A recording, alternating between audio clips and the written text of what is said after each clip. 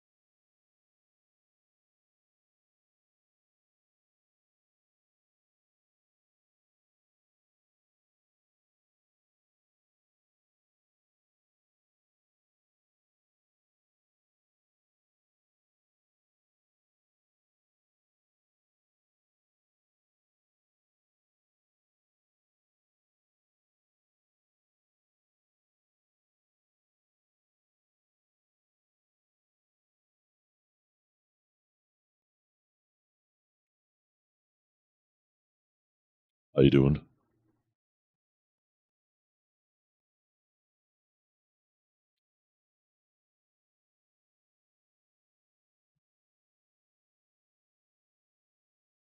How you doing today, Fiskin? Let's see. How's my microphone volume? I think I need to turn it up. There we go.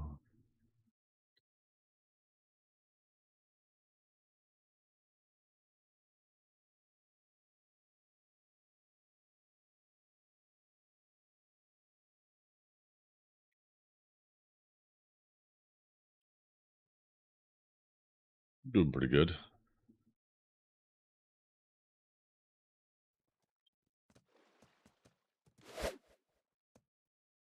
Hey, good morning, Valkia.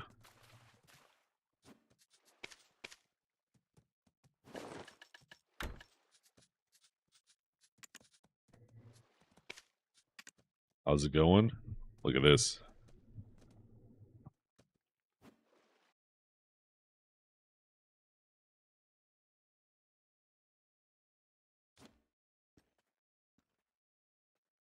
Let's just say I got a little bit of sun yesterday.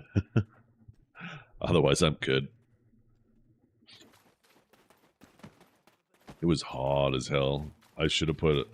I forgot a hat. I forgot my sunglasses. I should have put on some sunscreen. Standing up there at the track all day was yeah. I can't remember. Do I have a horse at this stable?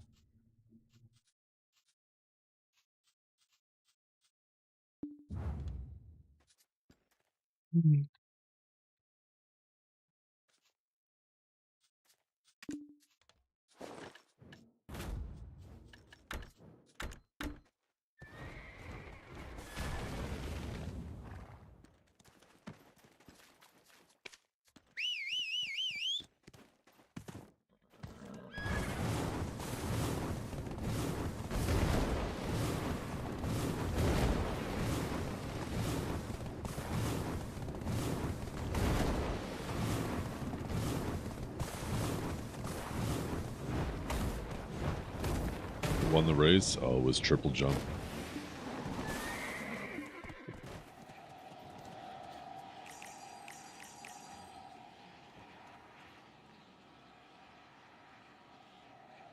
Oh, and I destroyed those kids.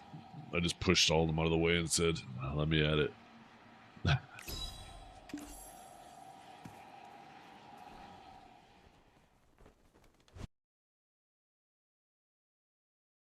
Get out of here. It's my turn to jump. You've all had your turn.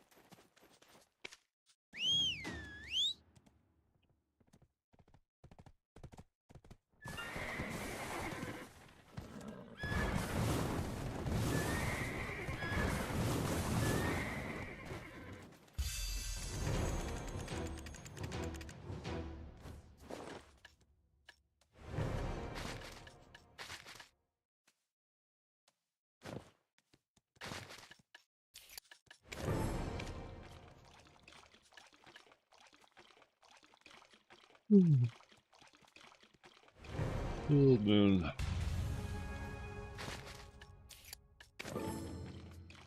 What's are popping? Still 2 more days.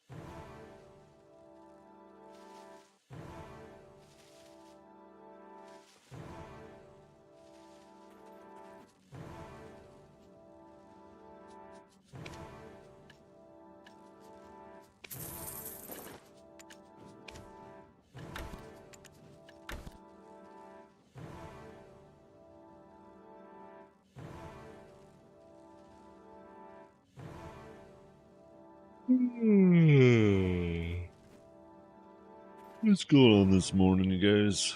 It is early. It is early. How did AOS finish last? Or I guess I haven't even checked in 2 days.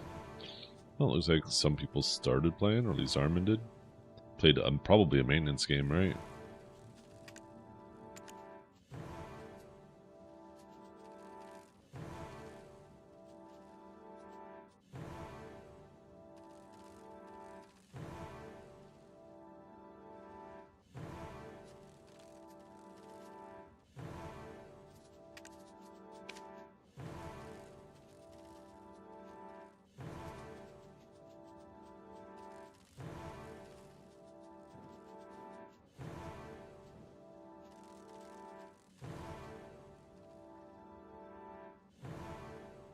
What are Warriors doing now? Not Warriors, Seraphs.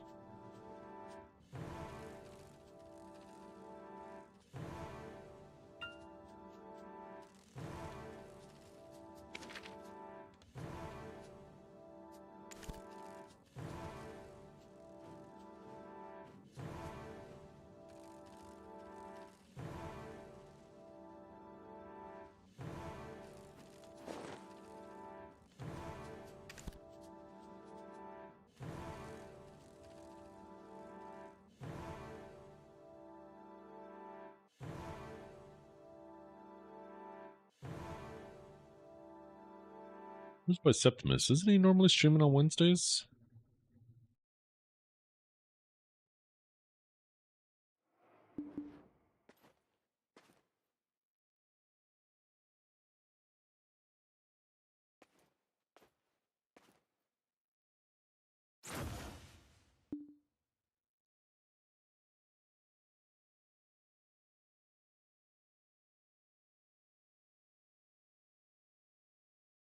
Doing YouTube catch up? Gotcha.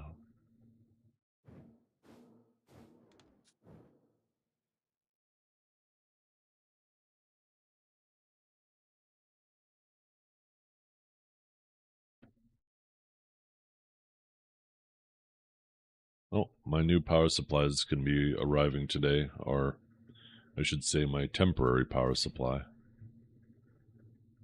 Ordered a 1000 watt power supply so I can RMA my 1300 watt power supply. Obviously doesn't make sense to take 2 weeks off work to wait for this RMA to go through, just for a $300 power supply. But, yeah, I got the RMA approval here on my desk, which there's nothing on there. I just got to package it up and send it out once I get this other one installed today.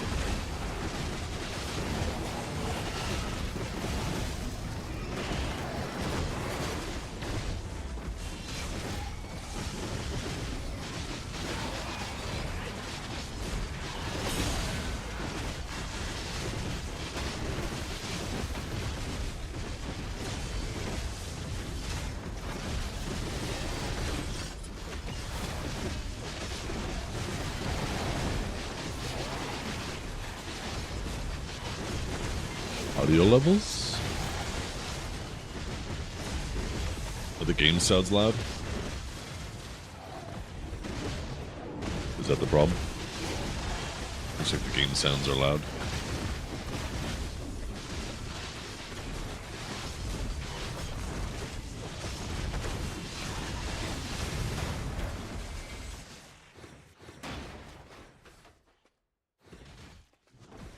Okay, tell me how this is.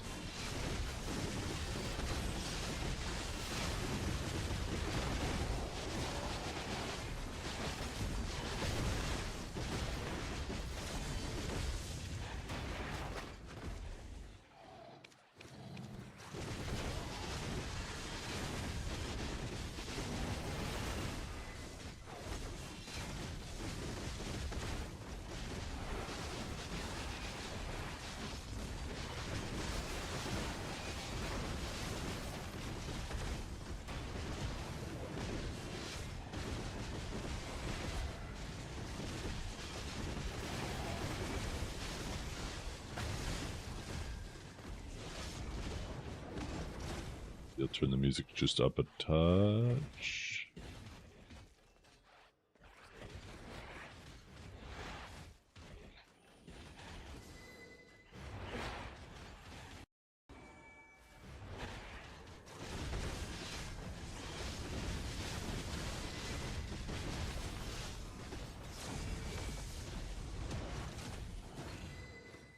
Second.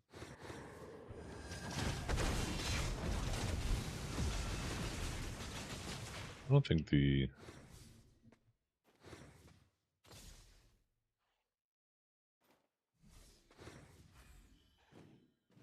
Oh. The speakers were turned right down. How's that? Is that better?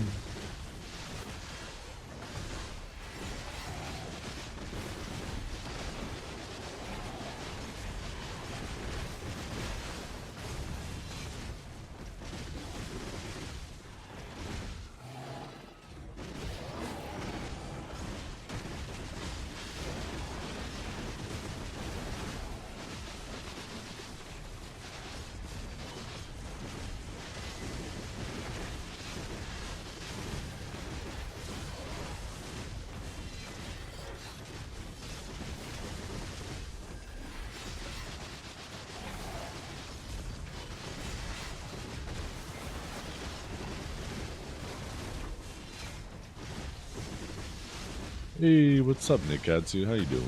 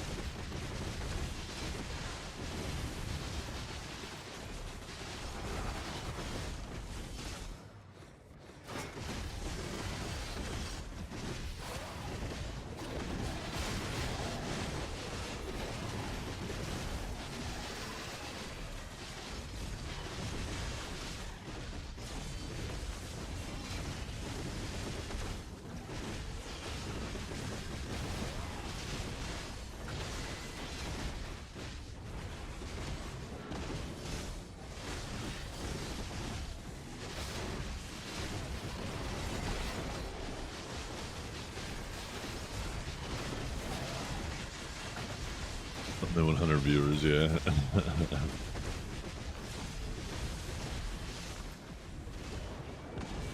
And then next will be 200 viewers. What? What's up, Joe Bell?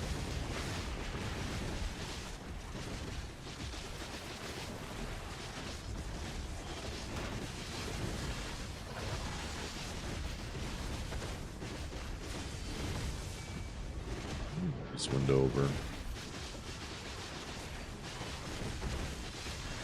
Getting ready for work, Joe Bell? I feel like I've seen you around a little bit more often lately. Maybe you've been on holidays. That's where I want that window.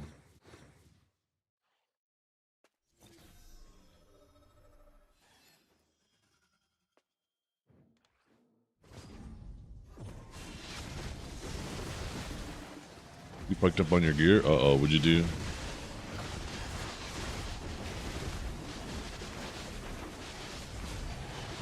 How'd you fuck it up? Focus on the wrong stuff? Oh. So you didn't really fuck up, you just took a detour. You took the scenic route.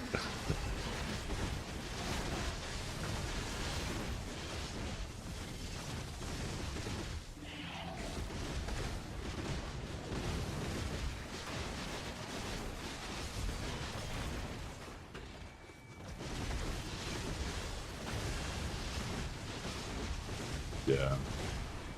Probably a combination of that and just me streaming earlier, right? In the past, I didn't start streaming for like another 2 hours. At that point, you're probably already at work.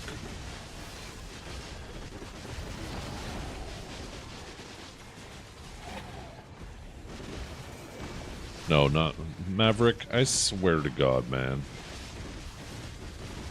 There is no way you're asking that question. You hang out here all the time. Are you fucking with me, Maverick? Are you doing that on purpose?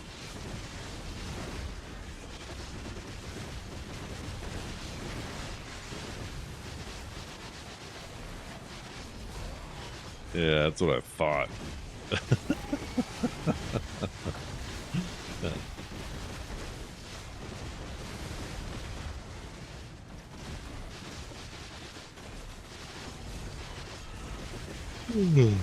Hey, coffee.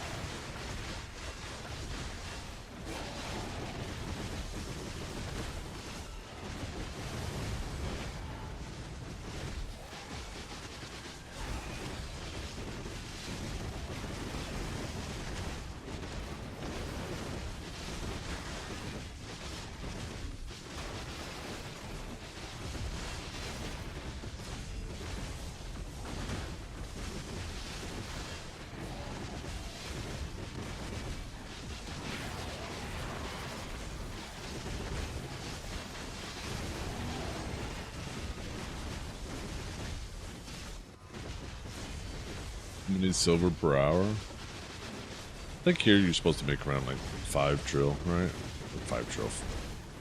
4 or 5 bill an hour. Really depends how much I'm getting distracted with my stream.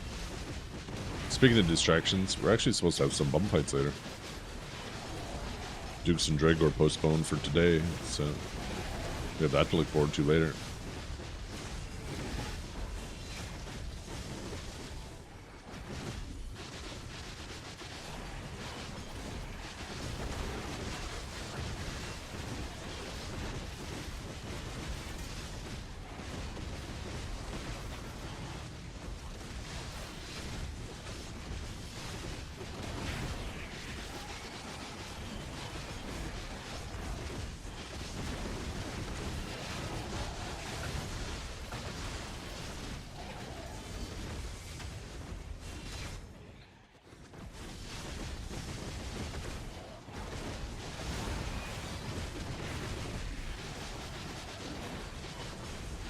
I say many word when few word do trick. Hey, Winston.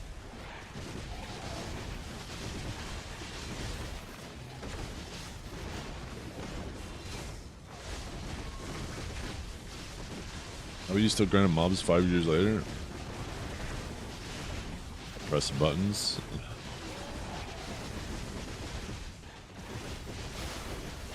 Circles are circles, my man. No matter what game you play, you fall into a circle. So just find the circles you enjoy the most and do it with the people you enjoy hanging out with. Because that's what it's all about.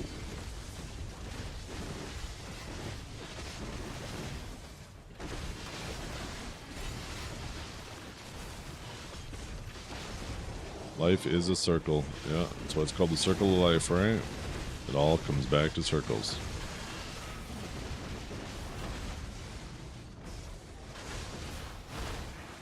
They're relatively similar. Zephyros, Stars In, and Underwater, all three great spots.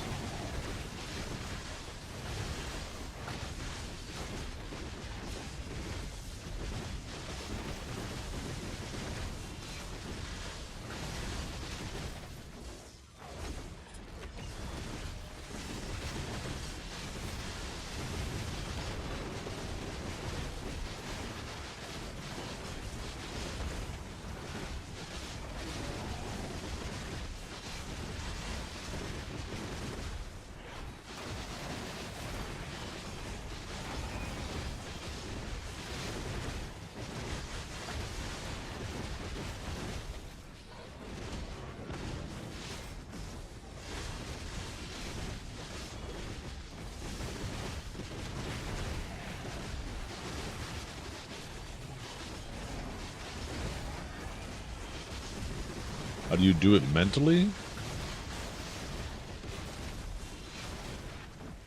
I don't know, you just do it. I mean, if you don't enjoy grinding, don't grind, right? You can't force yourself to enjoy it.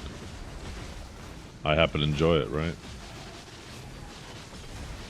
That's why, like, when people complain about grinding, I side with them. I'm like, okay, I enjoy grinding, but I understand why not everybody does. I wish there was more ways for players to make money outside of grinding. And Pro Abyss is doing a pretty good job. I mean, gathering is definitely comparable to grinding. Even better than grinding when you have the double minigame events. But there needs to be, like, other life skills that have fallen behind. But just... yeah, I happen to enjoy it. It's not something I have to mentally prepare for. I mean, I wouldn't be grinding nearly as much if I didn't have a community of people to hang out with, that's for sure. That's for damn sure. Because if that were the case, I'd be grinding while the stream is offline, and I don't. I typically mess around with other games and stuff during that time. Also, you know, a big contributor of that is obviously I get paid playing this game. If I were to stream, like, my other favorite game at this moment is Path of Exile 2. And if I were to stream that, I'd get, you know, I think I'd be lucky to pull 200 views.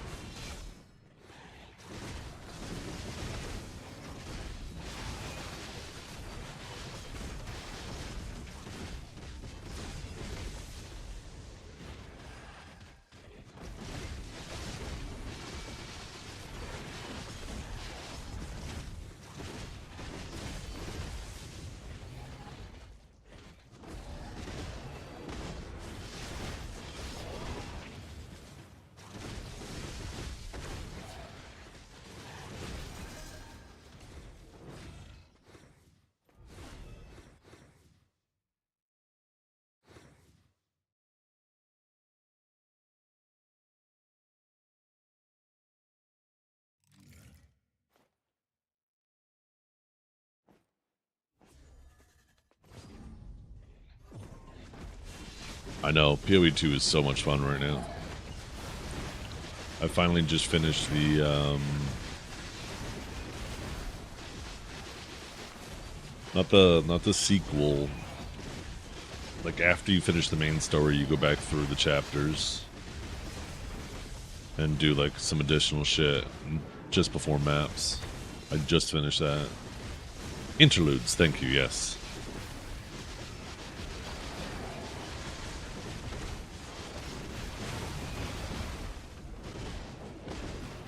Although I was a little bummed out. So, you know the, what's the thing where you take the Djinns to it? And you can get 2 more ascendancies if you beat level 15. Or I guess the third wing. Sakama, yeah. So I just got my second Sakama that allows me to do that, right? That allows me to go far enough to do that. And I didn't expect to make it far in it, but I got all the way to the Scorpion boss. I was just about to complete it, and like, I got stuck between 2 shitty choices, and one I had to gamble with a minor affliction, and the minor affliction I got was minus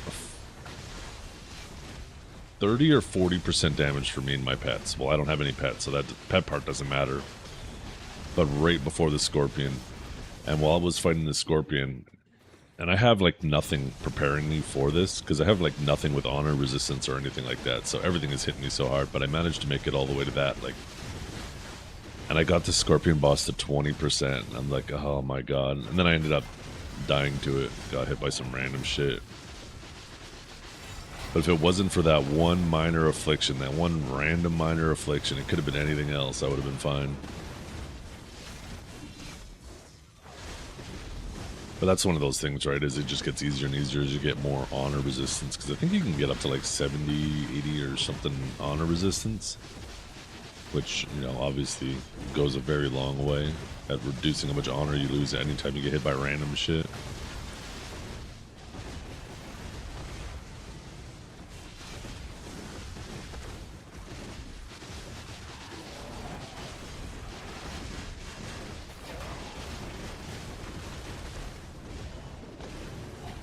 Oh yeah, everything is,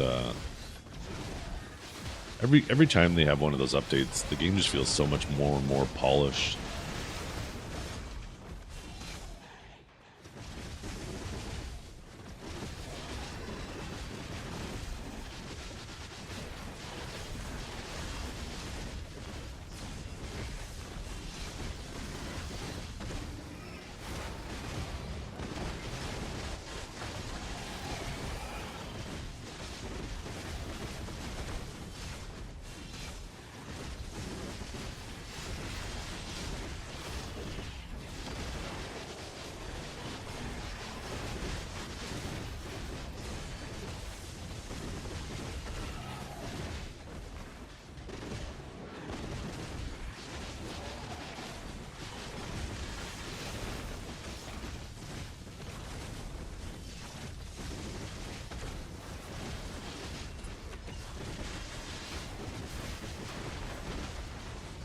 Want to hear a hot take? Okay. What's up? So, way. No way. And if it's the price I pay, some say tomorrow's another day. You stay. I may as well play.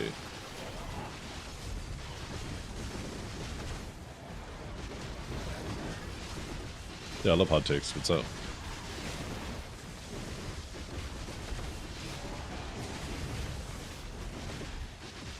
Honestly, loot scrolls are just something that's annoying now. To be completely honest, it's something that everybody has so many of. And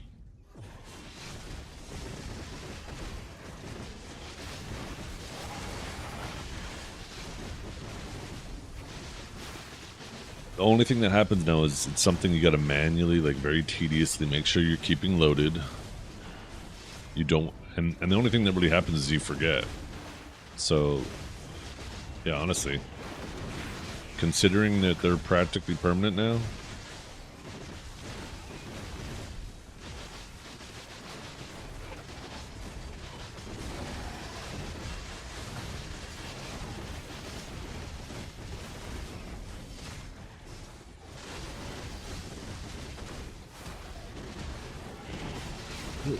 I am not against that.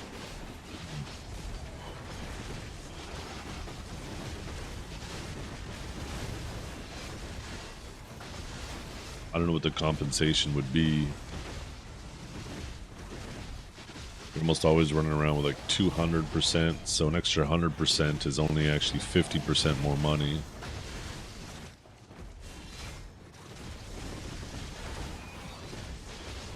That's also 50% on top of 50% of your income. Since like half the money you make these days is usually from trash.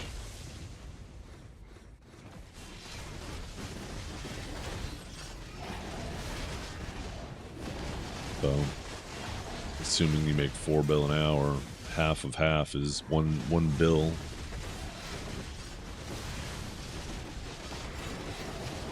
I don't know if you could definitely value it that way then.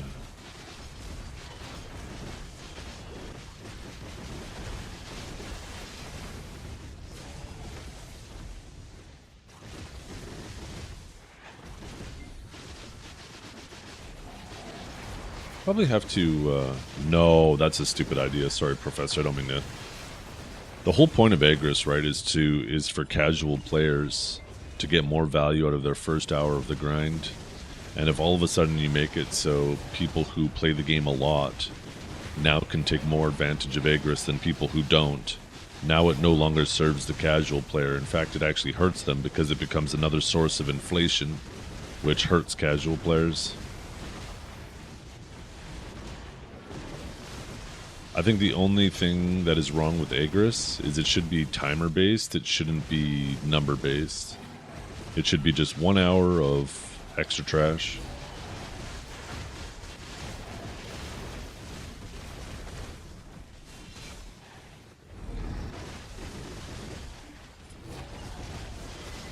I think if you save up 100 Agris, 100k Agris, you should be able to convert it to like an Agris coin. I think that'd work too, because yeah, there are some people who don't get to play for a while, but maybe they're still doing their maintenance on their account. I think that's fine, yeah.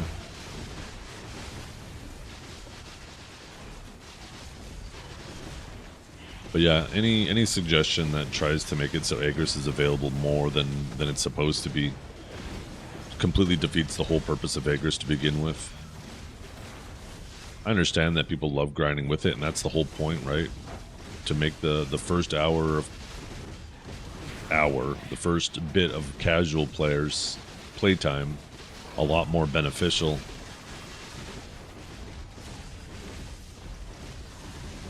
But yeah, just think of how much more money per hour I'd make if I had ways to recharge my Agris. And then anything that generates raw silver, since like loot scroll and Agris and all that stuff generates trash. Trash is raw silver, right? And raw silver will inflate the economy. So if you have all the people who are grinding like fiends like me having Agris 24/7, because that's what would end up happening, right? And I understand your point of view. You're probably like, well, we need a way to get rid of excess loot scrolls, and I get it, right? But you know what would end up happening, right? Is the whales, or the people who play this game like it's a job. Now they're going to be swiping like crazy on loot scrolls to make sure they can always keep their Agris full.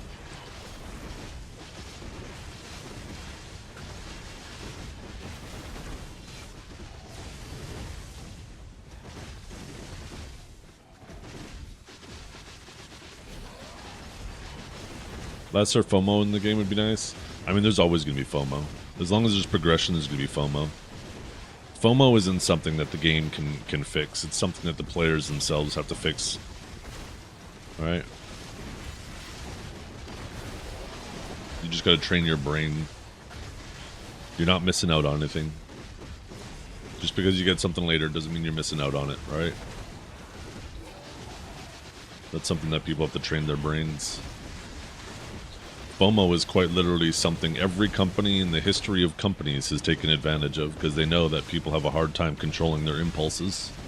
Because that's really what it boils down to, is impulse control.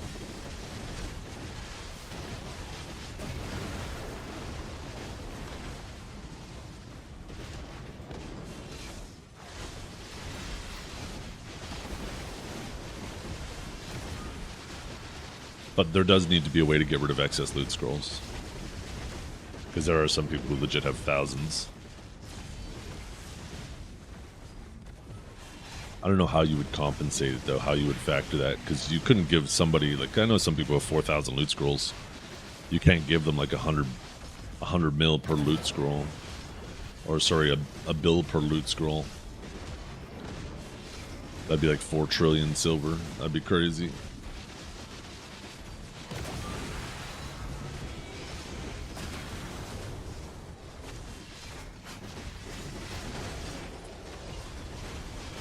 I don't think it could even be the full value of, like, I don't even know what you would, I'll take the bill idea. Let's keep going with this idea. Yeah. Exchange for furniture or life skill scrolls? Well, you can't exchange them for life skill scrolls. There's actually a recipe to convert them into, like, these scrolls.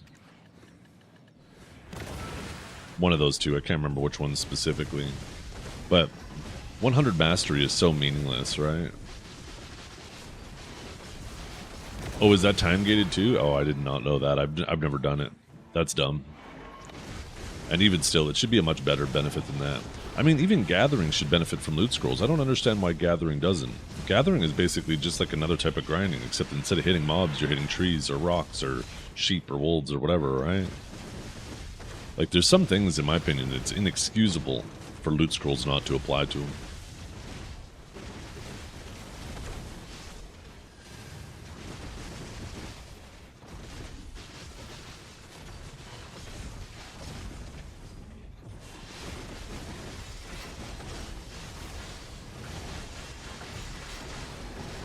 Ooh, cosmetics. Now we're talking. I like that.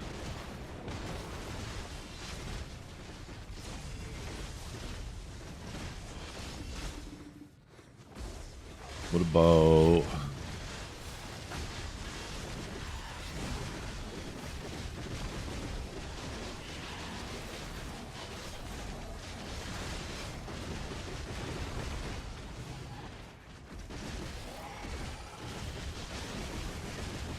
Ooh, 1 second, the song request might not be working. I didn't check it this morning. Oh no, it should be working.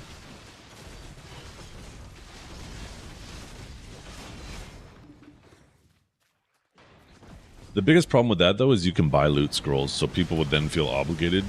I feel like they would have to take loot scrolls out of the shop, because then people would just spend real money on loot scrolls and then keep sticking them in the machine to try to get Adania stones. That would turn the game even more pay to win.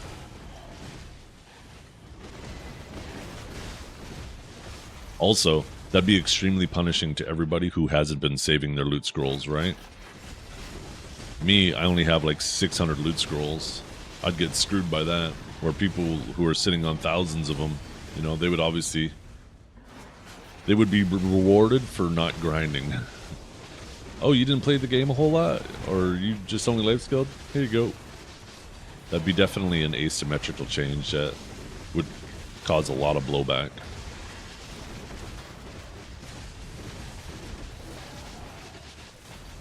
Oh, I know you get so many scrolls, but people would then have to start swiping for it. If you had it like tied to your progression, like Adania stones, right? Nobody would ever grind with the loot scroll ever again, because you'd be better off using loot scrolls to attack your time gate. And like I said, it would encourage people to swipe just for loot scrolls. Everybody would feel obligated to be starting to swipe for loot scrolls to push their time gates faster, because that'd be the only way to bypass the time gate, right? Just make them tradable in the marketplace. That's another thing. The thing is I don't think you guys understand. Like, nobody would need to buy them. Everybody gets so many loot scrolls. The only time somebody needs loot scrolls is newer players who don't know all the sources to get loot scrolls, and once they do figure out the sources to get loot scrolls, they don't need loot scrolls anymore either. Like, look how much I grind, and I never need loot scrolls. Those things would be sitting on the market, unsellable. Like, you'd probably have to wait a year for you to sell a stack. Who knows how big the stack would be. Maybe even longer than that. Which, don't get me wrong, is still better than never being able to sell them at all, but you gotta remember, nobody needs them. Everybody has so many, right? Everybody would be sellers.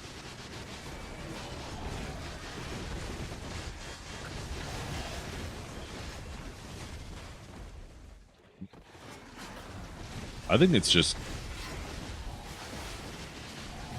give more ways to use them on, like, gathering is just like one of the #1 ways. Figure out a way to make it so if you're doing like alchemy or cooking too, you can use a loot scroll for that.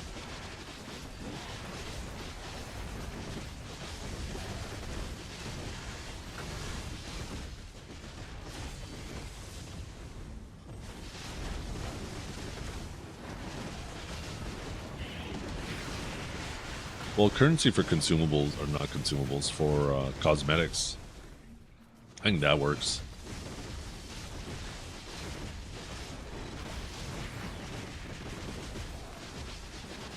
No item percentage cap? That'd be crazy. How would that even look? Could you imagine? You pop 100 of them and then somebody comes and starts to troll your grind?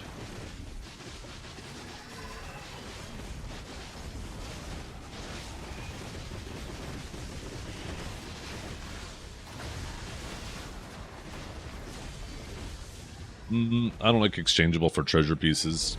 I think they've already made treasure pieces too accessible, and it's taken the magic out of them. People still do that. It's not common, but you know, just saying. Imagine it did happen. You have 100 loot scrolls popped.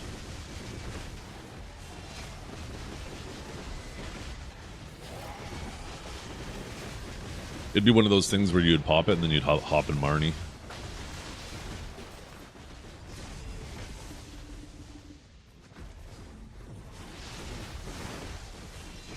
Oh, I misunderstood you. I thought you meant like turning loot scrolls for extra treasure pieces. You mean turning extra treasure pieces for cosmetics. Yeah, I'm totally with that.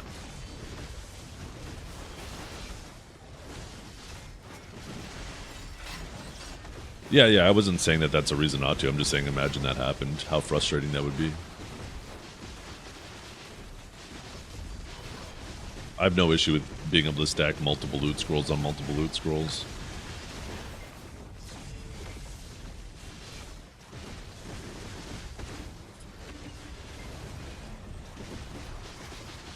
I feel like the market would be completely fucked though for the first like month as everybody burns all their loot scrolls. People like me would be able to make a fortune because what we would do is like people would go out and grind debos and all that stuff, and all that stuff would absolutely crash because people would be like getting a debo every single pack because they have 1,000 loot scrolls popped for an hour straight, right? So markets would completely crash. I'd invest in all of them, and then when they finally bounce back because people have exhausted all their loot scrolls and prices start to go back up, I'd make a fortune. I'd make an absolute fucking fortune.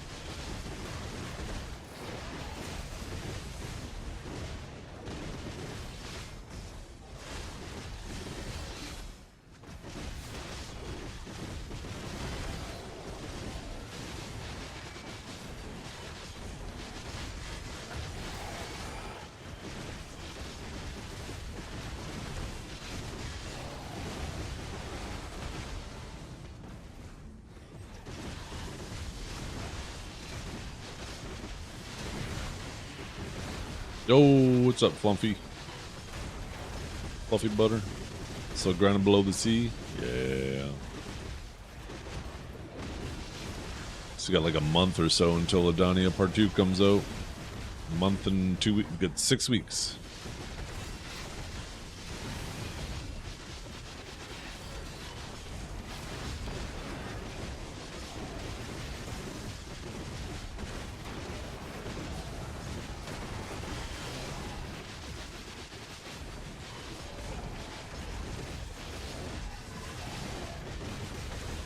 Oh, I have no idea. No idea. I try not to predict what Pearl Abyss is going to do with classes, because if there's one thing they're consistent at is being inconsistent, so...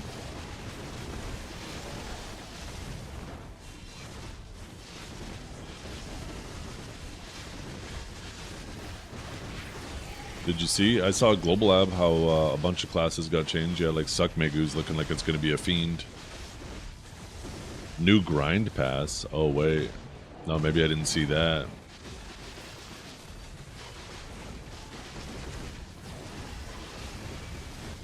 Do you have a link to that buff? I'll put that up on my side monitor.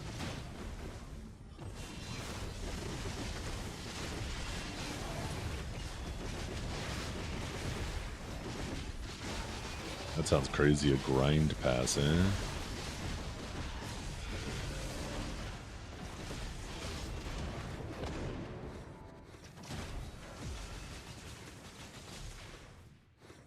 The hell? Oh, you linked as timestamped. I was like, why did this start at the end? I haven't watched this yet. Thank you.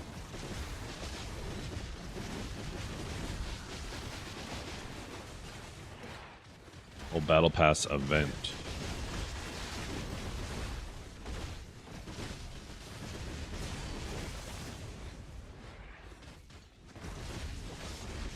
Hunting Special Pass.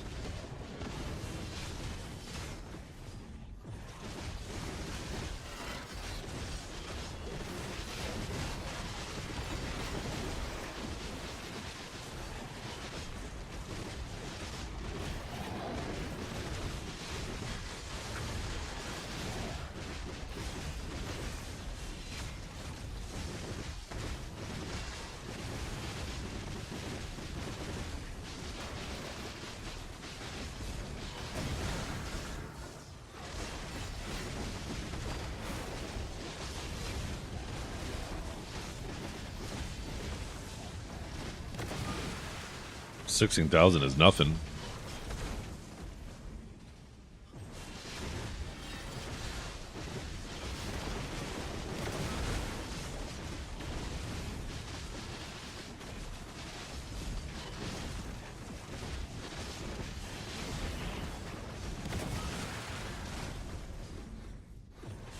People don't grind. I mean, you'd get this done if you're gathering like wolves or sheep pretty quickly too.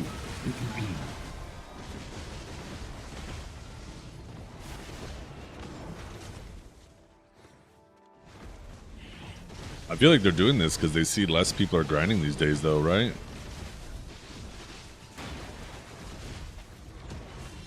They're probably like, how come less people are grinding? We gotta get them grinding. Let's do more drop events. Let's do this battle pass. I don't think they realize that people aren't grinding because they're doing their clicks just off their weekly rewards. You get too much free stuff handed to you. Why would you grind if you don't need to, right? I feel like they're trying to address the symptom of a problem instead of actually addressing the problem.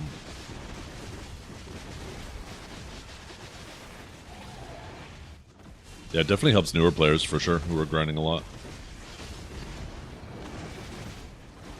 I mean, I'll obviously have that shit done in like a day, maybe two.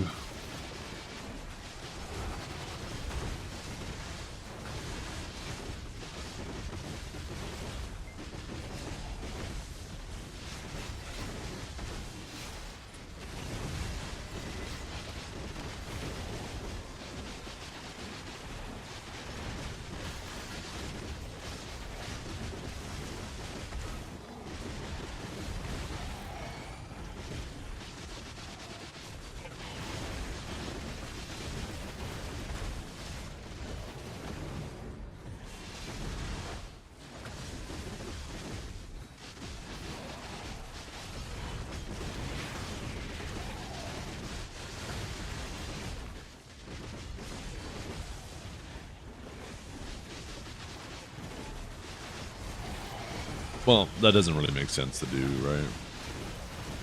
Doesn't make sense to go out of your way and spend an hour doing something or a few hours doing something you don't enjoy and doesn't make good money just to get the battle pass done.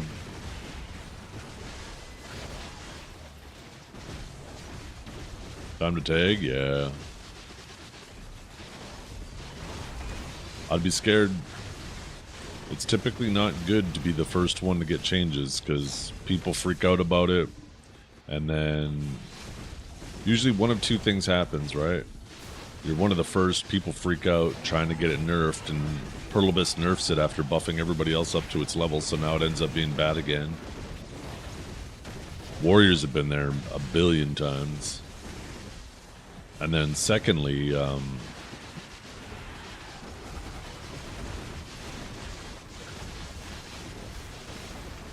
sometimes they just kind of like scale up the patches. So if you're first, you get the weaker patches. Although I can't imagine that being the case this time.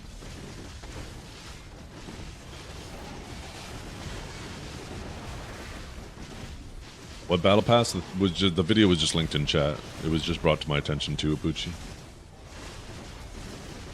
They're doing a grinding battle pass.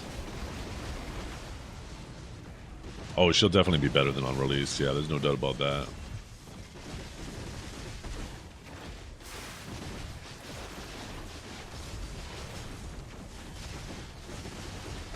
Ooh. I'll still be grinding on my Sage, all slow. I can't imagine her. I don't know, unless I just don't know enough about her and she's just really bad right now, but like here at Sakurai, I can't imagine her not just like keeping this shit permanently over cleared.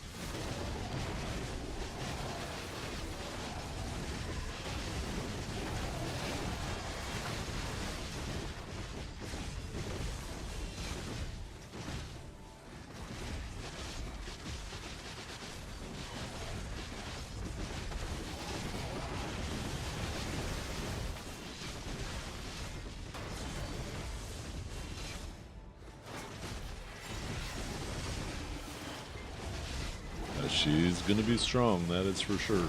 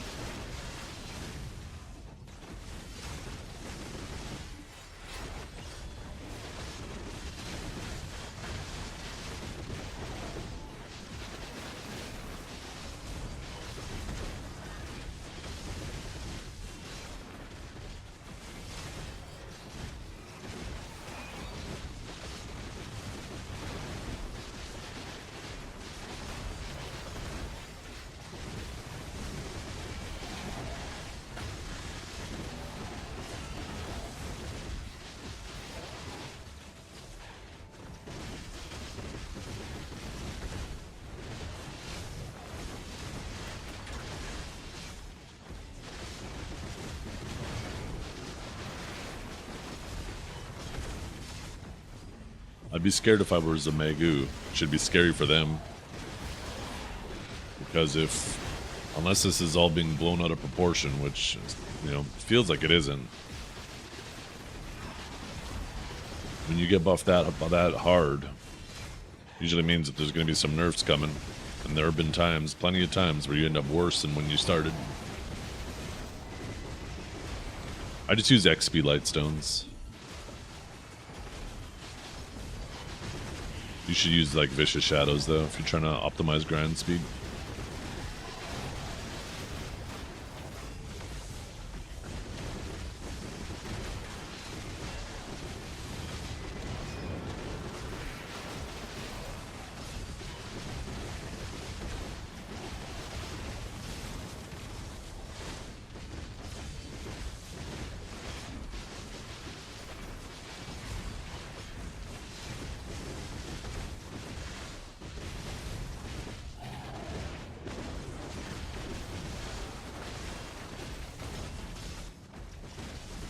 Yeah, right now we have one data point.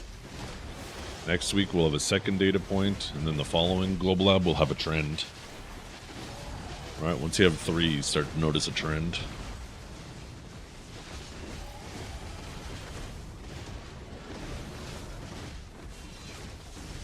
Oh, man.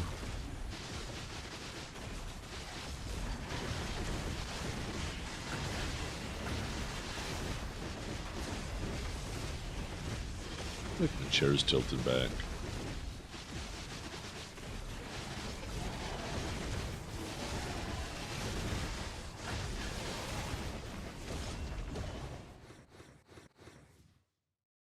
Oh, because it was.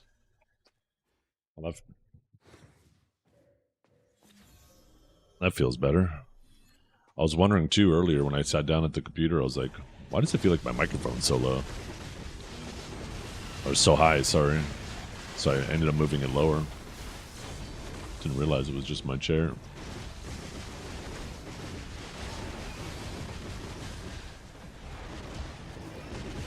Yeah. I mean, if everybody hits the cap, then PvE is perfectly balanced, but that's the thing is... People keep saying for years and years and years, if only my class could grind just as fast or reasonably close to anybody else's, then I could grind on my class. The reality is people are full of shit. They just end up moving to the next thing, right? And what I mean by that is they won't grind on their favorite class still. They're going to grind on if they all grind the same speed, they're just going to grind on whichever one's the easiest. This is a slippery slope, because that's going to become the next thing. If everybody's grinding the exact same speed because they're keeping everything cleared, then people are going to start saying, well, how come my class isn't grind as comfy as Guardian? Why do I have to press 10 buttons when Guardian presses 4? Right? I mean, that's obviously a bit of an exaggeration, but you get my point, right? Guardian obviously presses a heck of a lot less buttons than Awakening Sage. And, yeah, it's just going to become the new slope that everybody's trying to slide down, where everybody's like, well, I want my class to have just as few buttons as them, and it's just going to end up dumbing down the game. I feel like if Pearl Abyss keeps catering to this mentality, we're going to end up with a really shitty game in years from now. I'm telling you guys.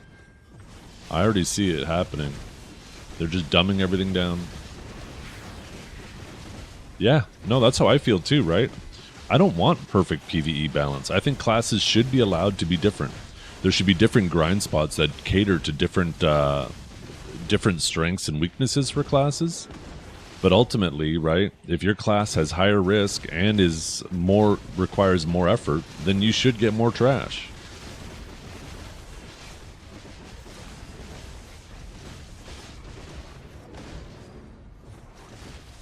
I know.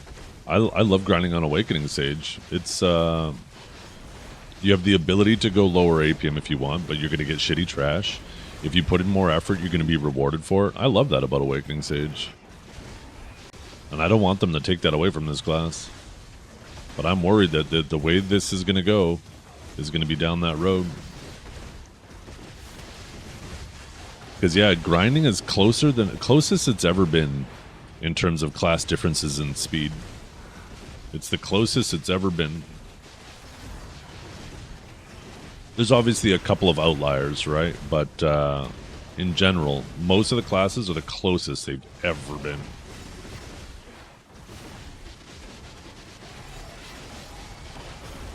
But people are still choosing now, instead of grinding on, like, putting emphasis on what their favorite class is or speed, now they're just putting emphasis on comfort. Look how many Guardian and Awakened Witch grinders there are.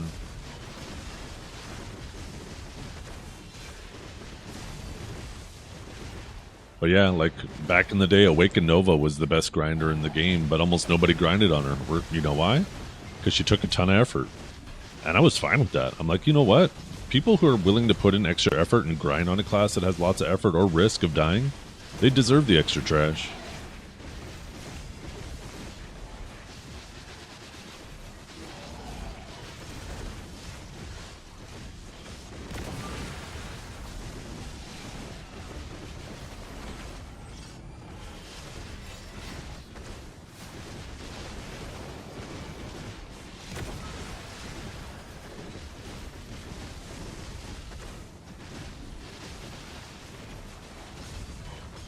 I feel like it makes the game more interesting when there's differences between classes, you know? And I feel like we're just headed down this path of ironing out all the differences. Yeah.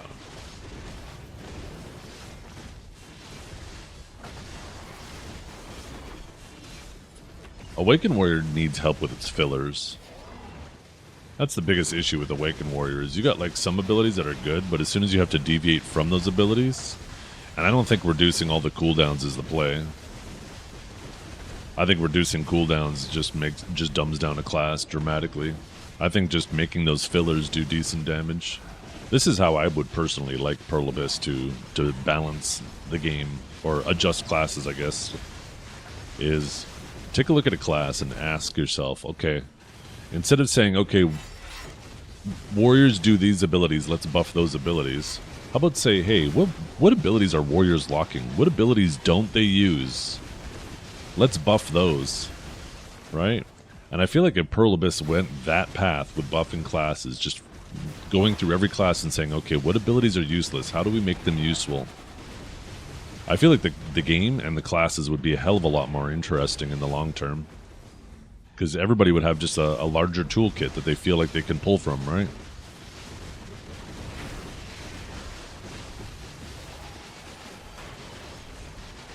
Oh, don't even get me started on Elvia abilities. What a waste of time that was for something that just... I mean, there's so many classes that don't even have Elvia abilities anymore. I think they realized like they might as well just remove Elvia abilities from the game. I bet that is such a crazy point of confusion for new players when they play a class that has an Elvia ability and they're like, huh? How do I use that? What?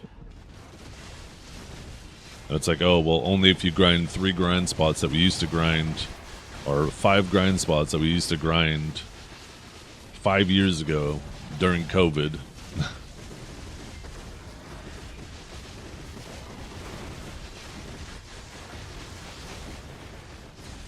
The thing is with that is adding another skill to the mix for when they develop new classes.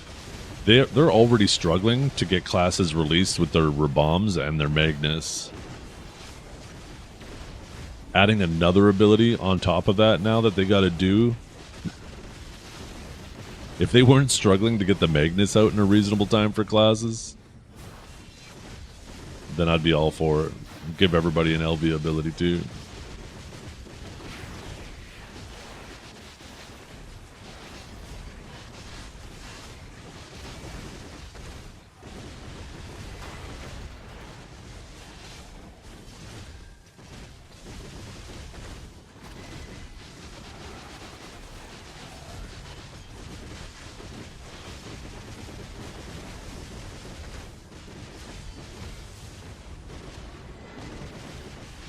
Oh, yeah.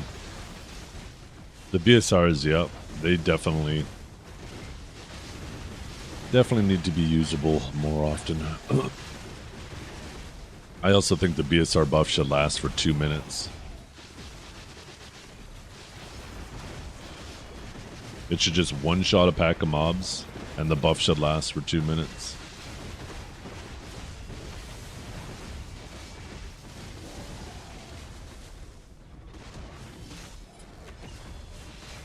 I don't know. It could be that too, Phronatos. It could also be something where they leave it in their back pocket as an option to complement a class, right? Where if they release a class that's weak, they could say, okay, so how can we improve this weakness through the Magnus ability? So maybe they just kind of keep that as a wild card in their back pocket, right?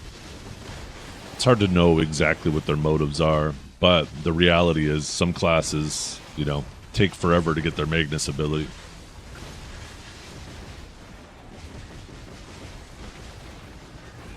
But we can only speculate what the true reason actually is.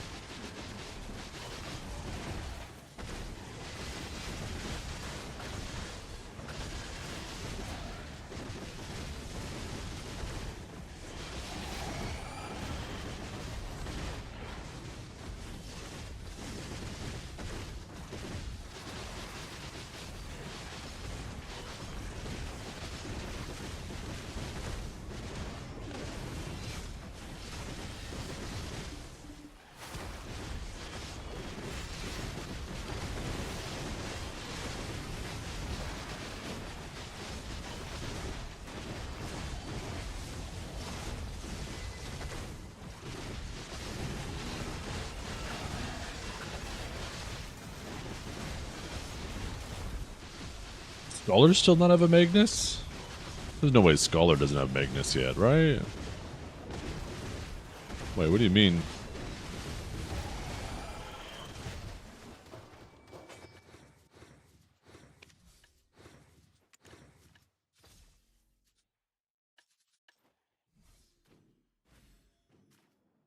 Oh, it took her 2 years. Okay.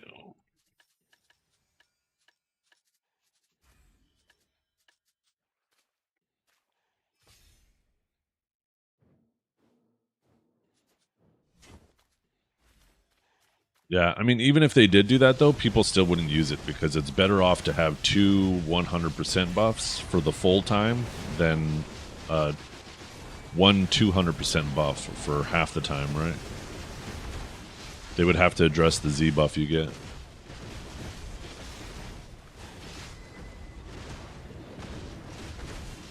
Because really, it's the attack speed that's the most beneficial thing, right? The attack speed for a minute. All the other stats are kind of meaningless. I mean, they're obviously good for their own reasons, but in regards to grinding, they're kind of meaningless. It's all about that attack speed.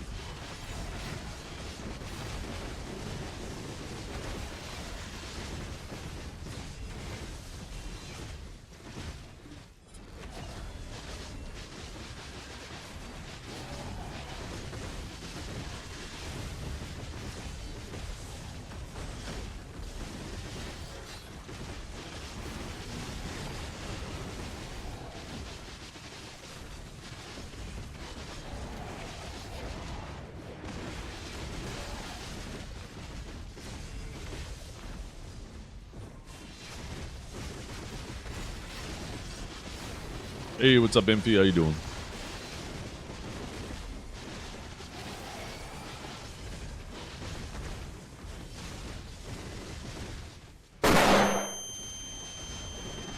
Grinding? Yeah, me too. Ooh, Golden Lineage revealed the treasure. Mr. Stu? Yeah, Mr. Stu Gullet, huh? Speaking of which, I gotta reply to the team about that. That's something I gotta check.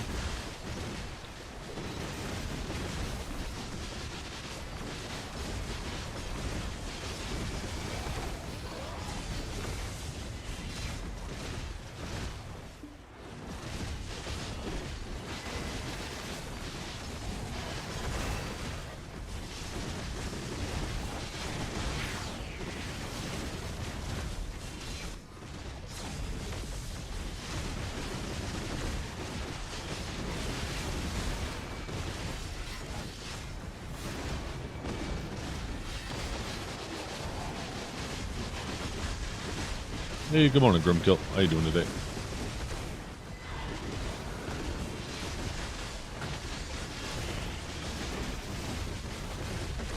Yeah.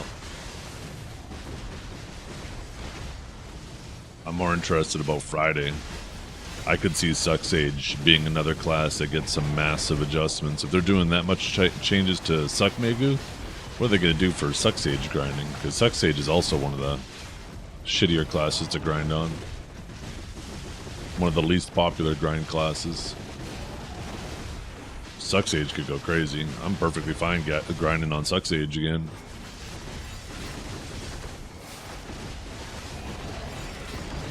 Heck, with how much they buff Suck Megu, they could very well be buffing Awakened Sage grinding too.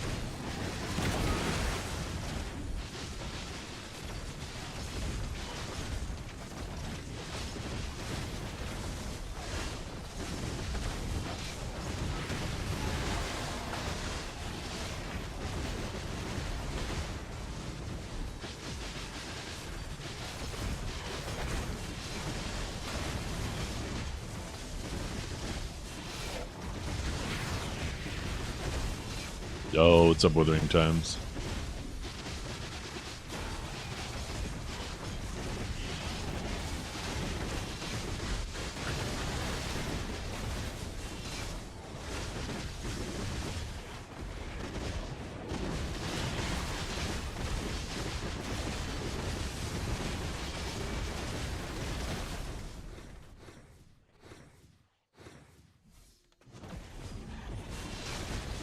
My left eye, okay? Yeah, why? What's up? I mean, my face is a little burnt. Same with my chest. Got a red spot right there from my fucking shirt.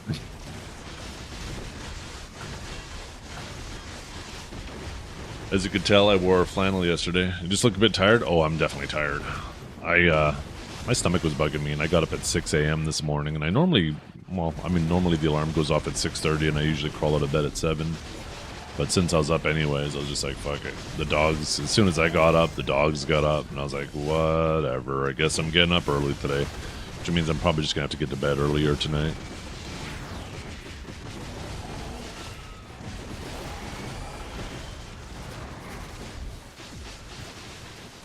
%? Should be 2%, right? You probably already have your Resplendent. And that should have 6.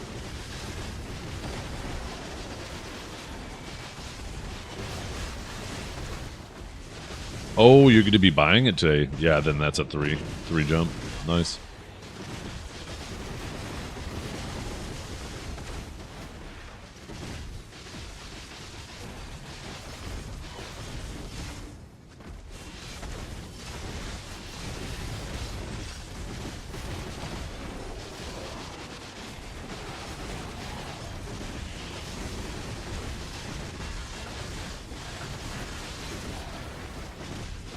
About 30 minutes here, you guys. I'm going to have to take an intermission.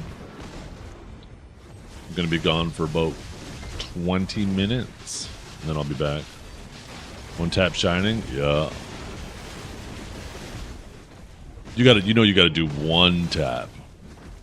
As soon as you buy your Splendid. You have to, because you could be him. You could be that guy. You have to do one tap. Would you recommend I grind Sakurai or Star's End? It depends on your class. Definitely grind which one you enjoy the most, though. I mean, in terms of silver per hour, they're close enough that you should just grind the one that you enjoy the most.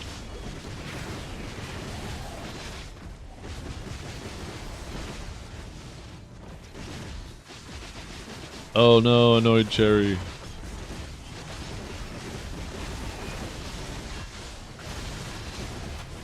Yeah. Yeah, even still. Like, I prefer Underwater because it's a better XP, but Star's End's a great grind spot. Zephyros is a good grind spot. All 3 of the top spots, whichever you prefer. They feel a little bit different, each one of them.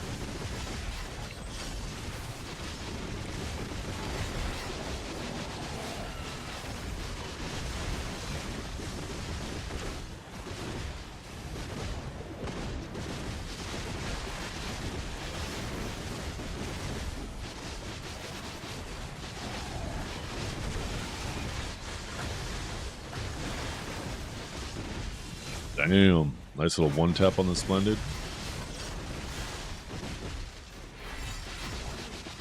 Yeah, Star's End is nice. Also a little more convenient to get to as well, right?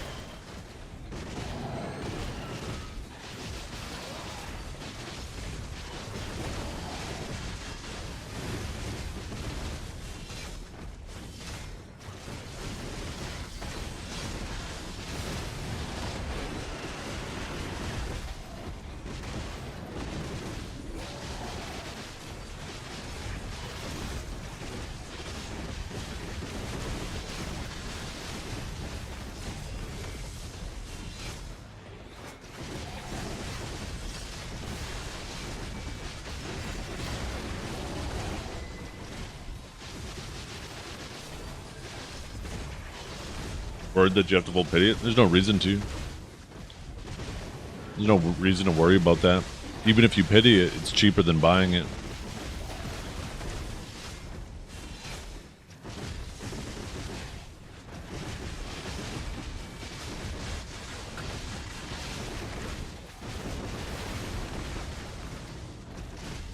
I'm not worried about pitting mine. I'm 116 clicks in now. Like I said, if you're patient and you don't have FOMO, you are guaranteed to save money by even pitying it. And on top of that, you could get lucky and save even more money on top, right?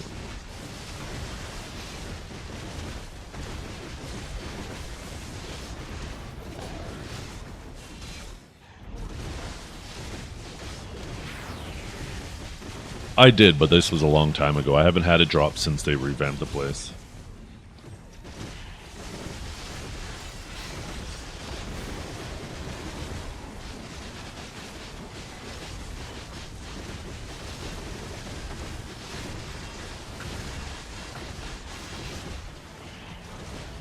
Any of them got it in under 10 clicks? I feel like you're exaggerating.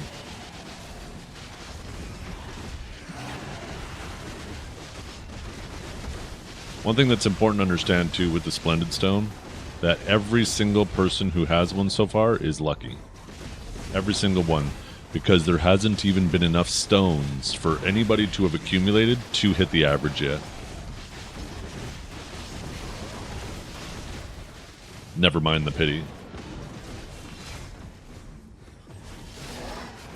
Yeah. I mean, 7 out of 100 isn't many.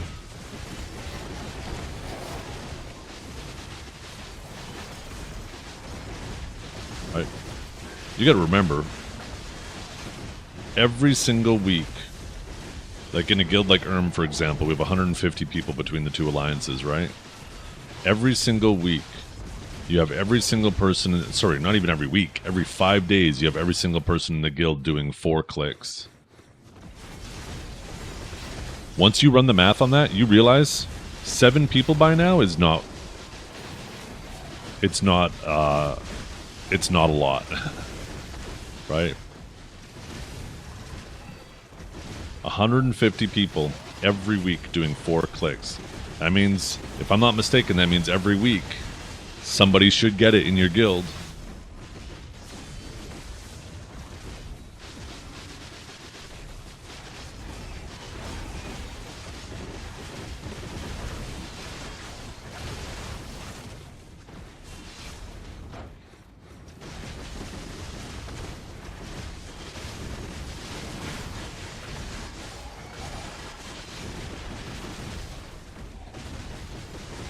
Think about it, right? Not even counting the 4 clicks. Not even counting the 4 clicks, right? Just, let's pretend, for example, everybody only is doing 1 click at a 0.4% chance. Well, with 150 people, I mean, statistically, there's like a, 60% chance that one person is going to get it?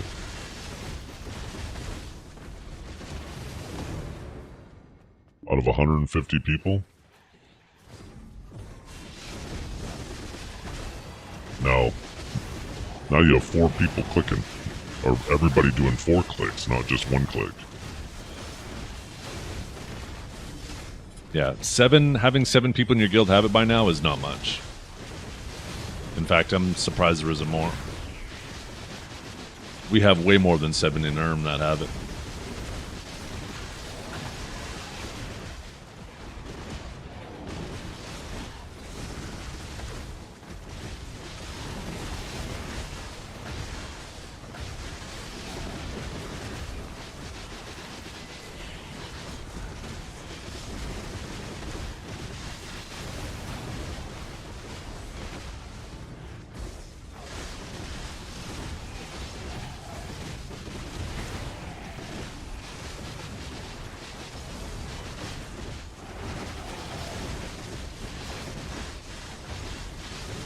Yeah, console's pretty much caught up with PC anyways now. They've done a good job at catching them up. You guys used to be behind, but that's not the case anymore.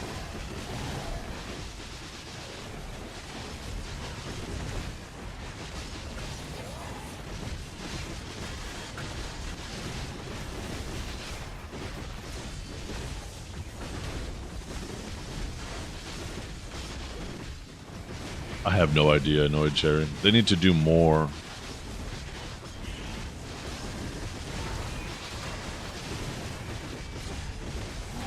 Yeah, that's nothing. You guys used to be years behind. You used to have multiple pieces of content, like expansions we would have on you. And you guys would still be sitting there twiddling your thumbs, waiting to get something we had 2 years ago. 2 to 3 weeks is nothing, right? We're a week behind KR. It's really nothing.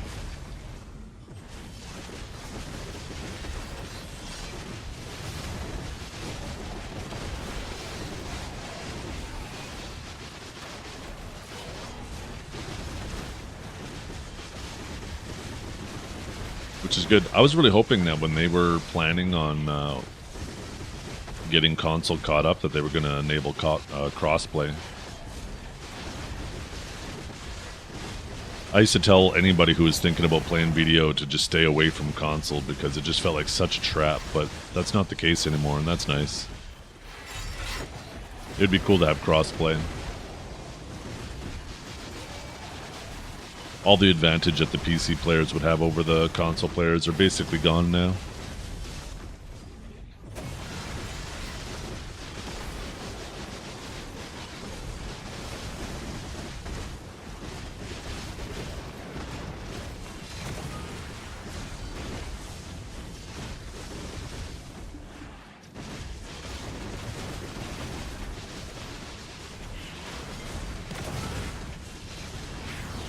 I think the only reason why they probably won't do crossplay is because of the validation or authentication or approval process they need to do patches on console, right?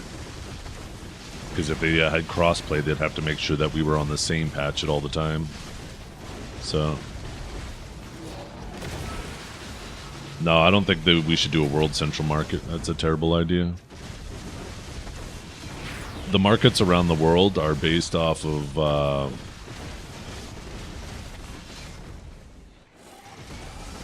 specifically the pearl items, right, are balanced around that region's currency and the average income in that region. And if all of a sudden you just open the floodgates, like, think of what that would mean in terms of pearl shop items. It would cause tremendous issues and strain. Why would you ever buy a costume for $30 US when you could buy it for significantly cheaper in, like, Mina, for example, and sell it to the same economy, right? I think the markets do have to be regionalized. Or stay regionalized, I should say. Issues equals content? No. We have zero content if the game economy crashes and nobody wants to play it anymore. Then the game's dead and you have zero content.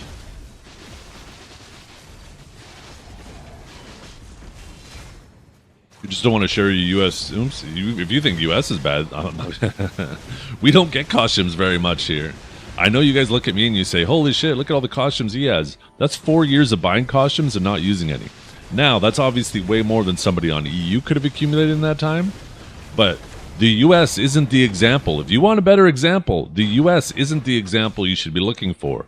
There's other regions that costumes are significantly more available. Because whaling's a lot cheaper. And one thing you need to realize is there's regional differences in terms of income. And I'm not talking about income in game. I'm talking about income IRL.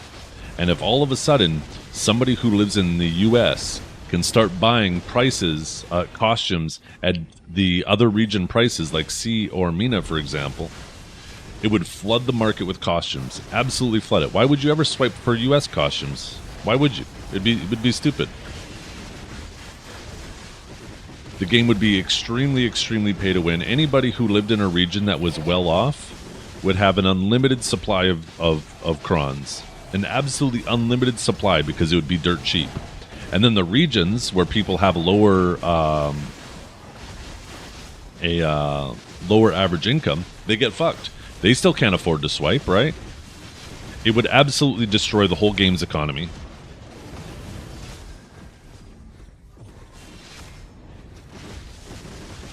And the game would die. It would be dead. It would completely destroy the whole game's economy.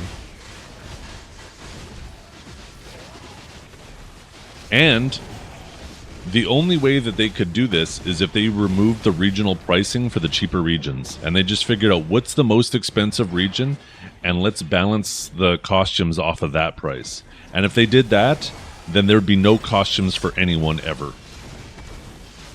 And it would completely destroy their monetization. Well, I mean, I guess there would still be the Gamba boxes.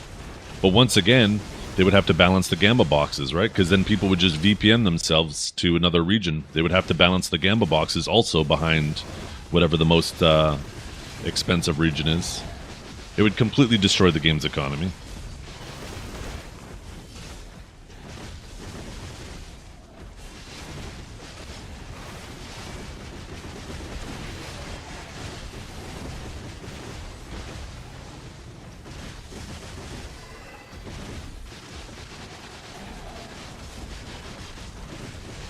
And I know you people in the EU are envious, especially during the time when people were clicking for Pendebos. You were envious because we got costumes more frequently on NA.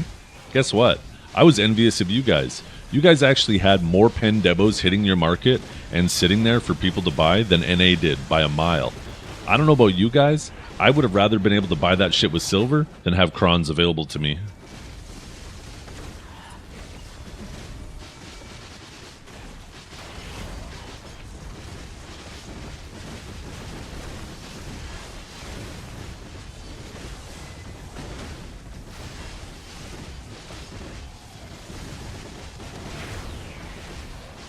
The Pearl items are directly integrated into the normal economy, Maverick. There's no way to separate them.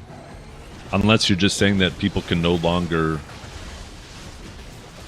sell costumes and shit, or trade other gear. Because that's also the thing, right? Is you can turn Pearl items into crons, which you could turn into in-game stuff to sell. So once again, you know, people would just go to those cheaper regions. Sure, maybe they couldn't sell a costume to another region, but they could sell Pendebos. You just VPN to like C, buy a bunch of costumes, turn them into crons, turn them into debos, and then sell the debos. It would destroy. Trust me, it would just destroy the economy. It's not something that they can do. It's better that the markets are regionalized.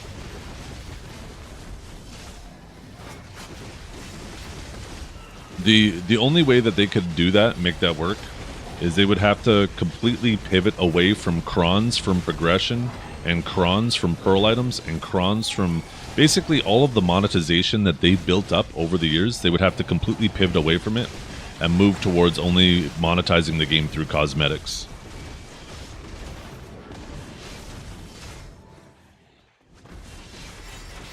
If they did that, then they could have one global economy, one actual central market for all regions. But I think we're all aware that's not going to happen.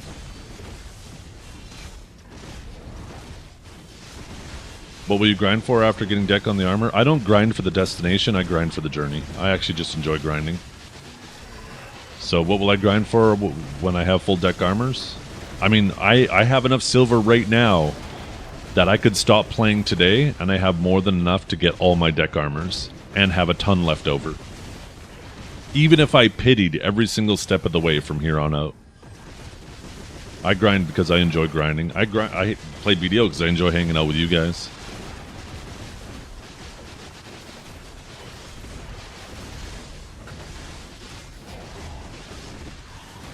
Well, that has nothing to do with what we're talking about, Maverick. That has to do with them not properly adjusting prices, max prices and min prices. And there's an easy solution to that too, right? You could just make it so every item on the market, whatever the minimum price is, just make it so you can vendor it for that price. Shit, even if you could vendor it for half that price. It's an easy solution. But that's completely irrelevant to what we were just talking about. That's a completely separate issue.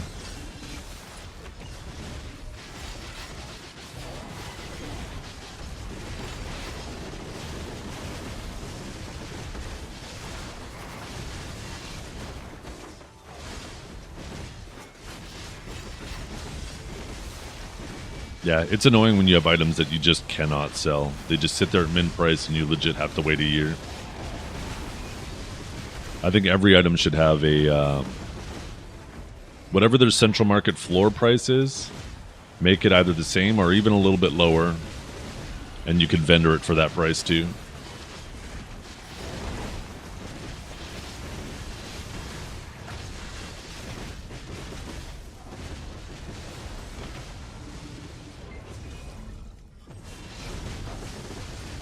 This game rewards hoarding, though. Those items that you can't sell, just let them sit. More times than not, they eventually do something with those items, and then they climb back up in price. And if you were willing to hoard them, you make money. This game rewards hoarding like crazy.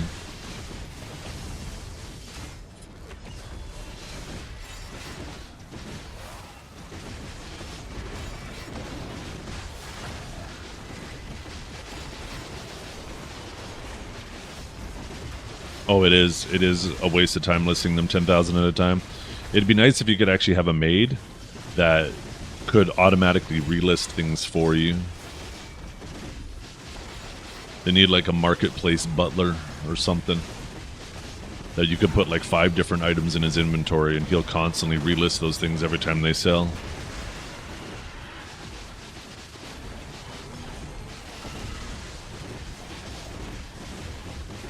It wouldn't even be so bad if you could fit more stuff in your central market, right? Like a lot of those things, like when you're trying to sell logs and stuff, you can only put like so many in your central market. So every now and then you got to swap back to a character in town to put more in your central market so you could get like 3 or 4 more sale cycles. It's really tedious to try to sell that stuff. I mean, that might be the only reason why some of those things have some value, though, right? I bet there's a ton of us sitting there with warehouses absolutely flooded with stuff that if there was an easy way to sell it all those things would probably crash to min price because everybody would start selling.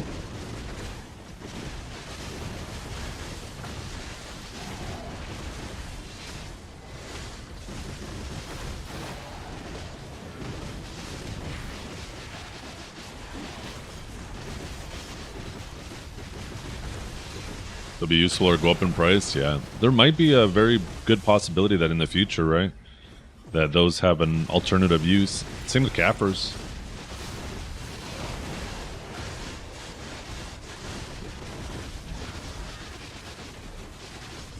Yeah, I believe it.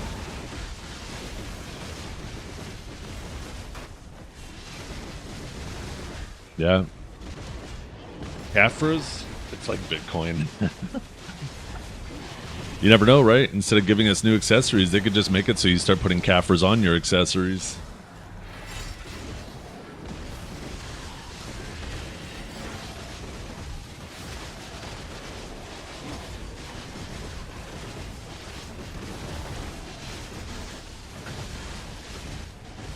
Oh God, please no.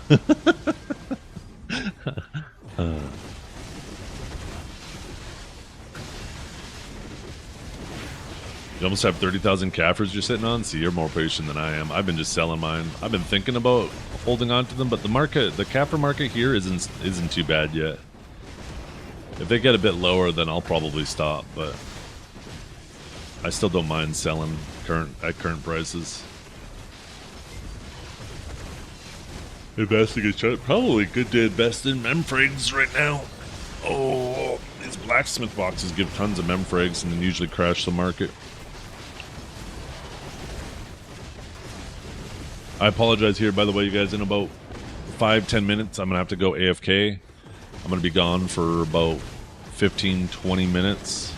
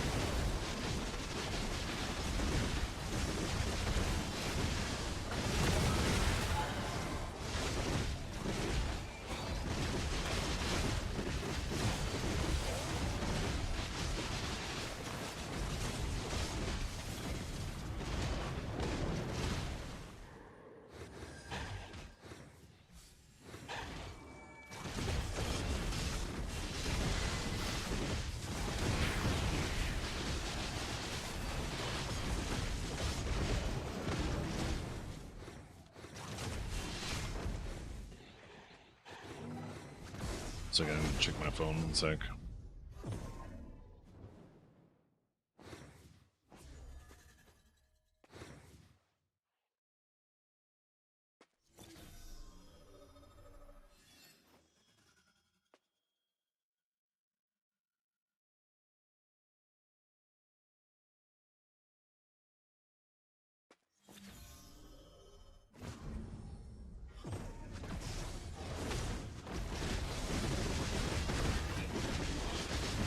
Stop your bell and loot scroll? Oh, well, the alchemy stone doesn't matter anymore.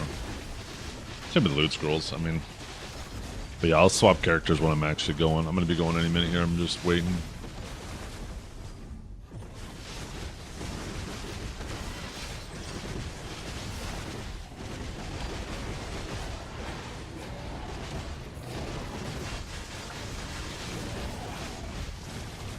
See. Yeah, I'll be back in a second.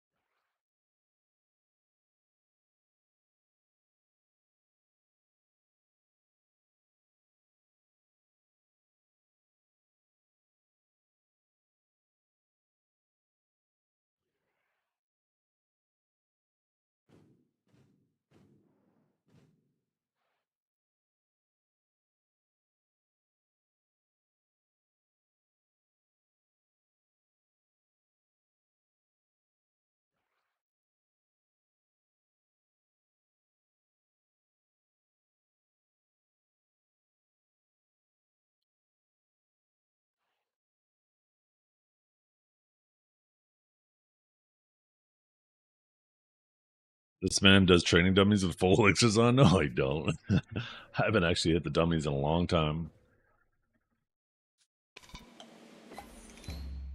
Get this dice off the damn screen.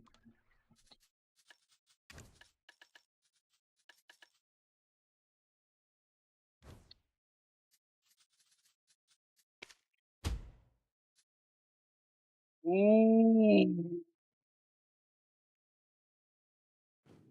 Oh.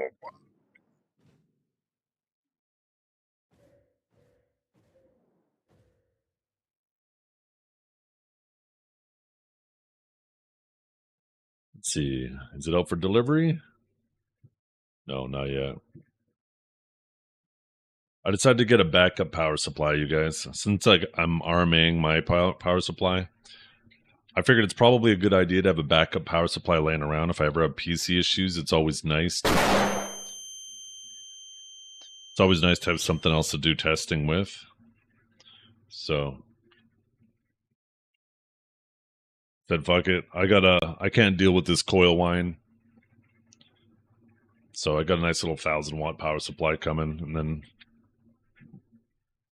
I don't think I'll throw it in the other computer. I'll just have it sit on a shelf, I guess, after.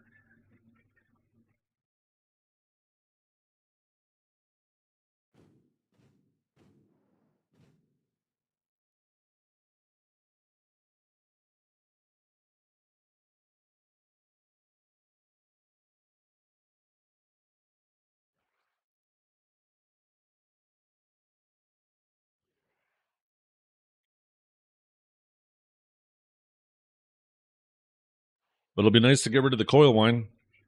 That'll be really nice.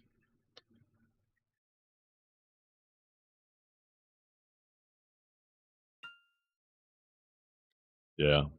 Well, I almost always have, right? And I would have been fine. I would have been able to use the 850-watt power supply if I still had a 5080. But with the 5090 and my 9950X3D, the 850 is like recommended is like 900 to 1100. So it's 850 would be seriously pushing it. And I don't feel like having PC instability for, for who knows how long. Like, would I maybe have been able to get by? Yeah. Do I feel great putting like this much expensive hardware on a power supply that's strained and old? No. No, I do not.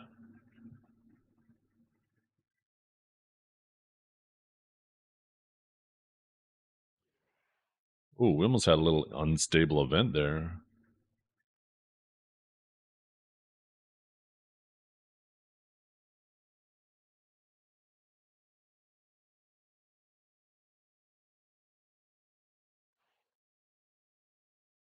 Okay, chat. I'll be back briefly. I will be back in a minute. Well, maybe not a minute. It's gonna be more like 15 minutes. Just one second, I'll swap to something a little more enjoyable to look at.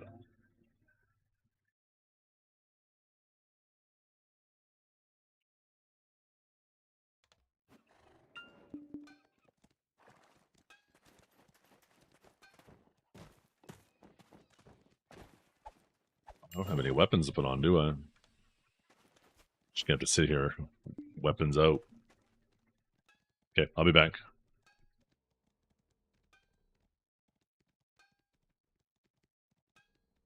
Look at that, the little fairy's in the way perfectly. Oh, oh, oh.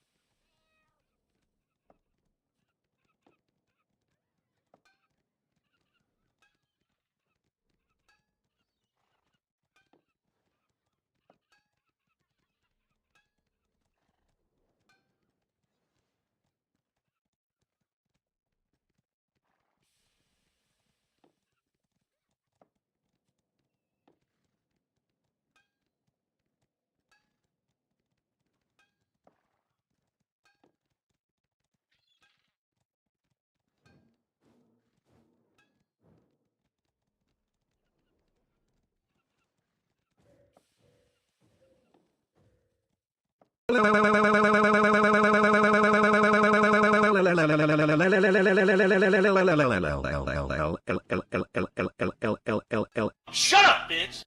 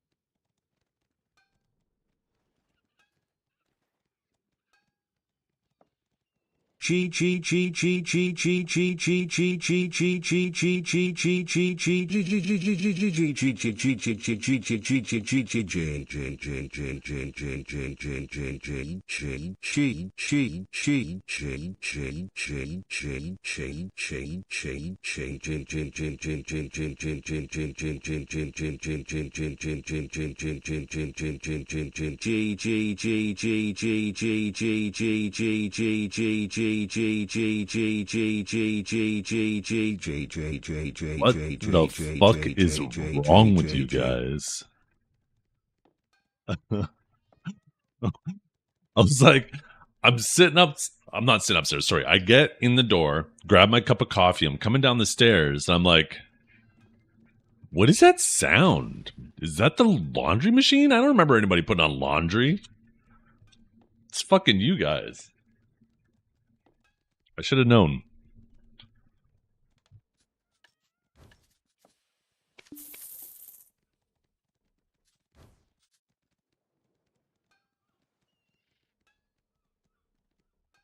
Okay, where's my phone at? I need to get the camera going because I got that new power supply coming today.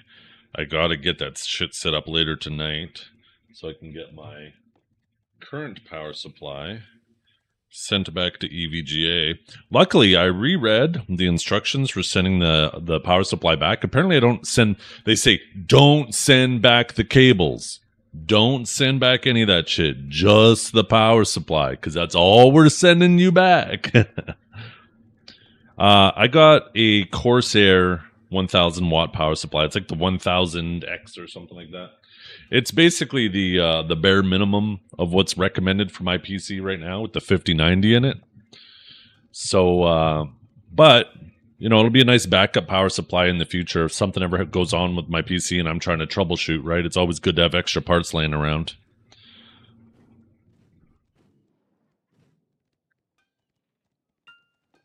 As much as I didn't want to have to buy a new power supply. I want my 1300 watt power supply back and I want it to not be loud, but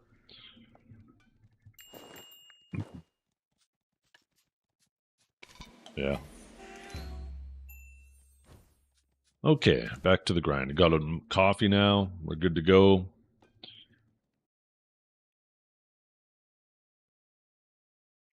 Did anything important happen while I was gone? I noticed I got a bunch more viewers here. Did somebody raid me, or are you guys just fucking digging the AFK drops? I always feel bad when I go AFK like that. I was gone for like, what, 20, maybe even 25 minutes?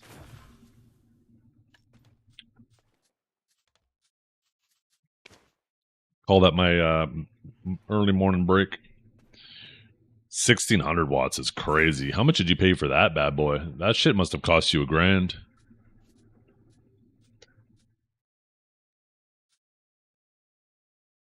Power supplies typically have like a 10-year warranty on them, right? So I was like, okay. When I bought that power supply, it was for the 3080. My system requirements recommended like, I think like 700 watts. But so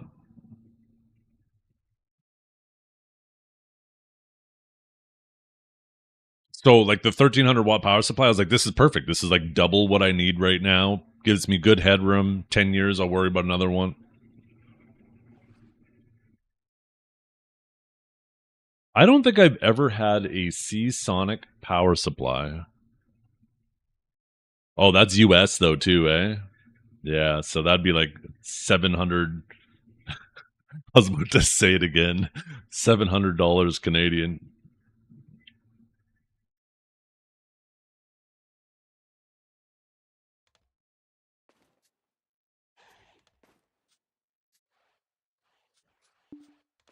Yeah, I have almost always used Corsair power supplies and never had an issue.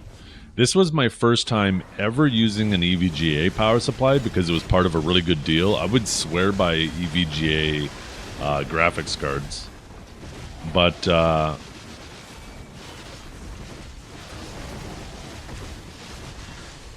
yeah, this power supply right off rip had a bunch of coil wine. I originally thought it was the graphics card. I never considered that the power supply would have coil wine. I miss EVGA making graphics cards too. Their customer support is amazing. They're always so good. They're quick to get back. I'm a huge sucker for good customer service. Even if you don't, and EVGA had great graphics cards, but even if you don't have the best value or the best product, if you have like good value, good product, but the best customer service, I'm choosing you. Because customer service just, whenever you know a company has good customer service, you feel like you're going to be taken care of if there's any other issues, right? I fucking love that shit. And EVGA has always been so good for that.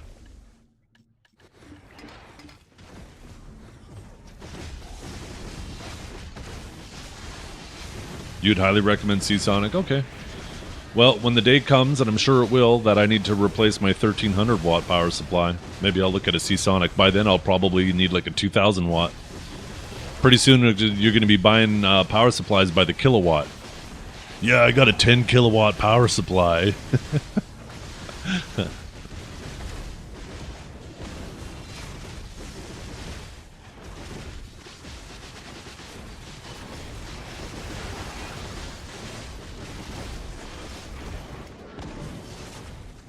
Yeah, EVGA, when same thing happened to me too. Actually, I had a it was a 1080 as well. I can't even remember now.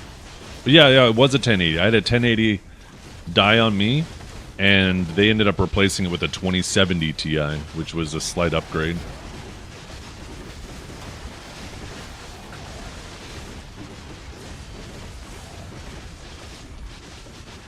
.21 gigawatts. Or gigawatts. Fuck. Was it 1.21? Was that the Back to the Future reference? I'm pretty sure that's what you're referencing, right? What kind of monsters game uses kilowatts? Hey. It's gonna happen eventually.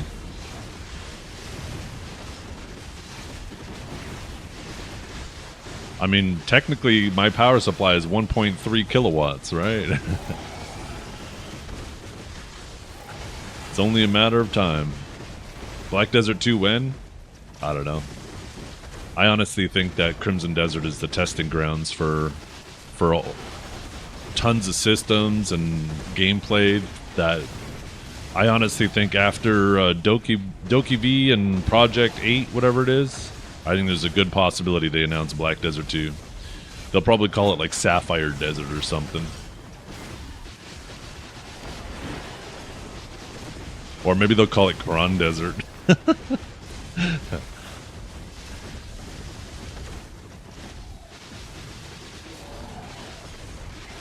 Pinball and claw machines? I did, yeah. I had Frost Goose and Kanjara telling me about it immediately. They've been on top of those Crimson Desert updates.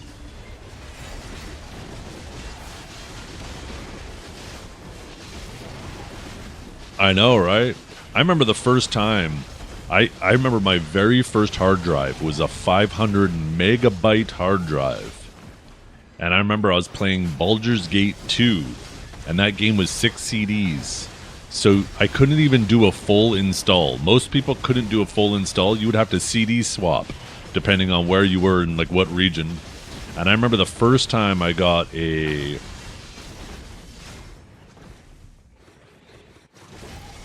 I can't even remember. I don't even think it was a 10 gig drive. I think it was less than that. But I remember the first time I was able to do a full install of Baldur's Gate 2, it felt fucking amazing.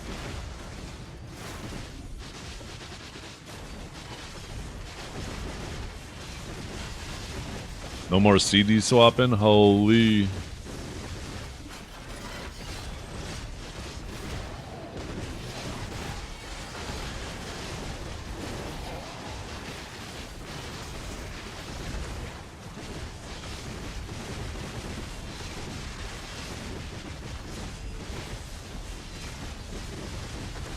What do you mean another sequel? There isn't a sequel yet.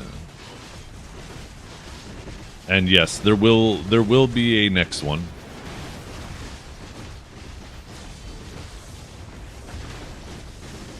There will come a day where someone is eventually going to make a game that scratches this itch that we all want scratched. That BDO currently scratches. There'll be somebody who makes one that scratches it better. So And the day that day comes, BDO will die. So it's obviously in Perlibis's best interest to keep improving Black Desert, to delay that day, and while they're delaying that day, continue work on eventually being the one that better scratches their own itch. Guild Wars 3, maybe. Maybe Guild Wars 4, who knows? Who knows when that day will come? But the day, it is inevitable.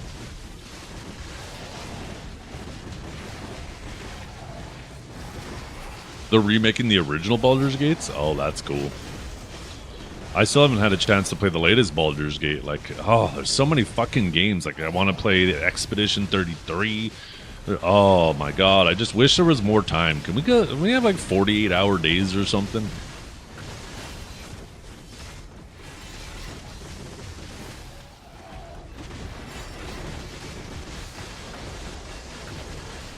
I know I am, Kinjara.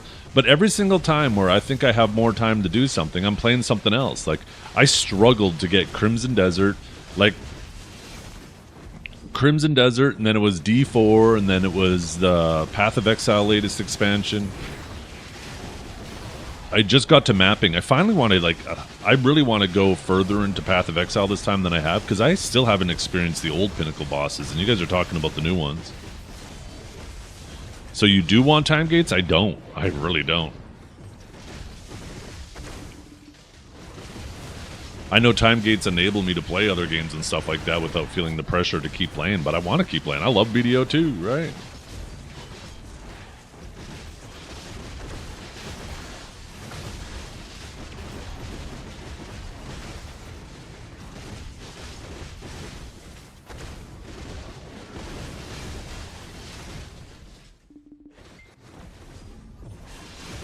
Finish your Atlas passes. Damn, look at that. Yeah.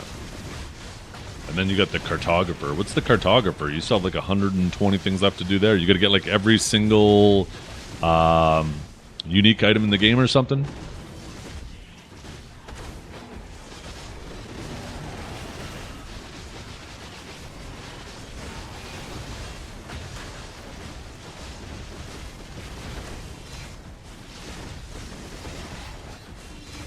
I didn't realize all the mana efficiency nodes stacked additively with each other. I was having like severe mana issues and I just grabbed a few nodes and it's like, holy crap. This is actually crazy.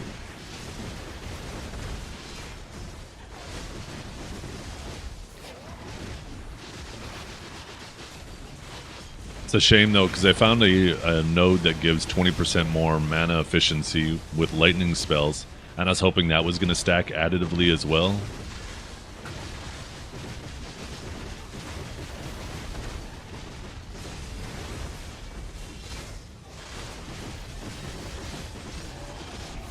But it does not. That one's multiplicative with the other one because it's a different source.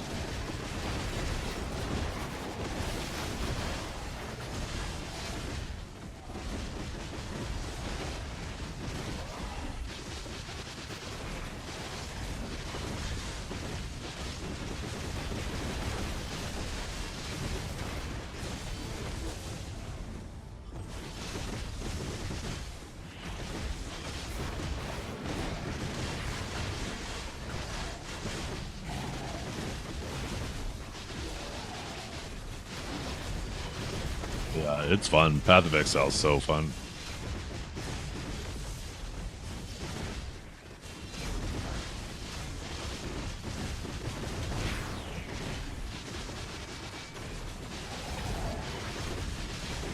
I made 0 silver yesterday though, you guys, so that actually set me back 500 million a day.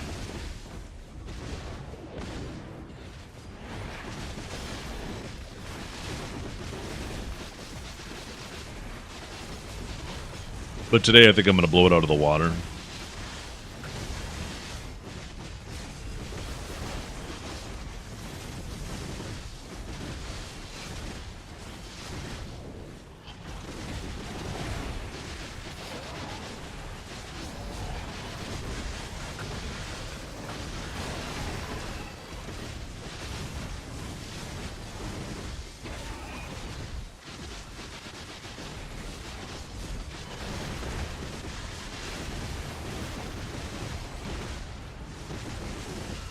Watch it all disappear into the Matrix? Well, we'll see, right? It depends.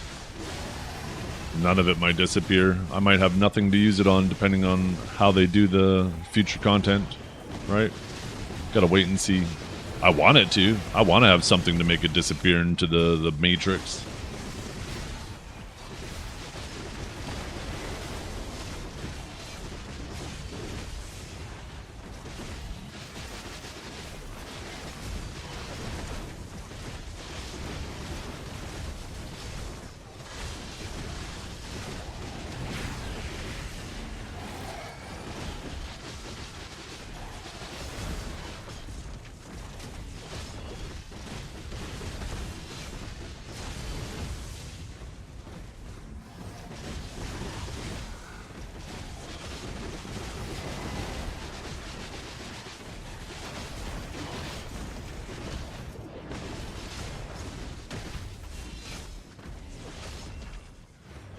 You hate PoE 2? Really? Is there a reason why?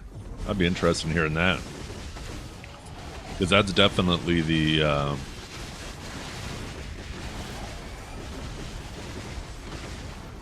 opposite of what most people feel about it.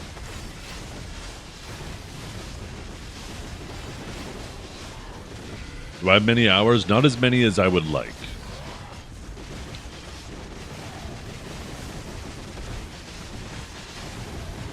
I'll keep it a buck. If I could pull as many views on Path of Exile as I did on BDO, I'd actually be playing Path of Exile right now.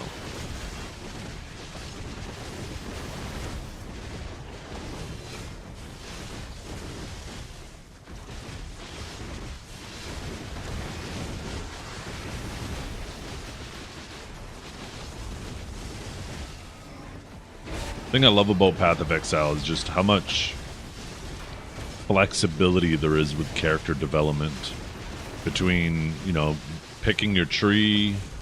I'm the type of person, I don't like to copy other people's builds, even though I know that I'm going to be running them probably more often than not a suboptimal build.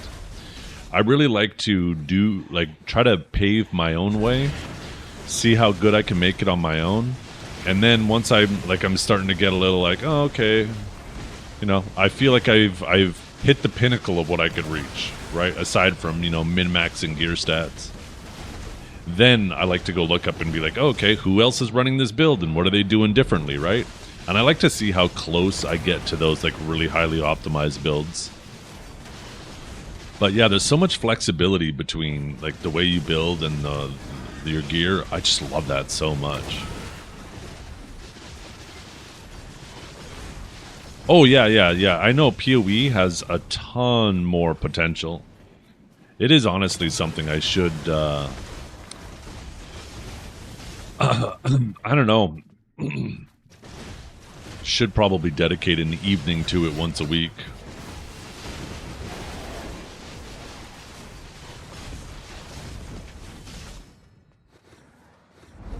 It's tough because it actually hurts my average viewership.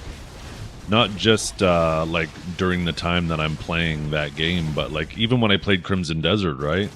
When I came back to BDO, it's like there's a lot of people who are like, oh, Zeth's probably going to swap to Crimson Desert, so I'm not going to lurk in his stream and collect drops. I'm going to go find somewhere else. So it took me a while to build that trust back from lurkers, right? I definitely actually felt it from like, what, 1 week of Crimson Desert? There was like a 2-week ripple. Yeah. No, I know a lot of you guys will, right? Well, you guys will watch no matter what. I appreciate the hell out of everybody, even the lurkers too. I don't want to make it seem like I don't appreciate them lurking, but yeah, the reality is this is my job, right? So it is, on one hand, you know, I wanna play what I enjoy the most, and I enjoy BDO too. Like, I don't want it to seem like I don't enjoy BDO. I fucking love BDO. But I'm also like really into Path of Exile right now. But at the same time, you know, I gotta treat it like a job and make money as well.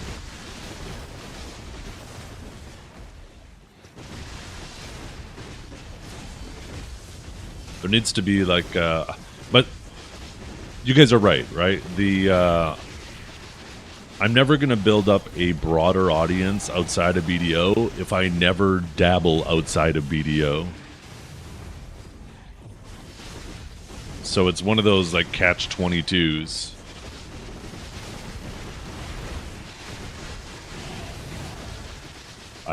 It's just something that I have to start doing.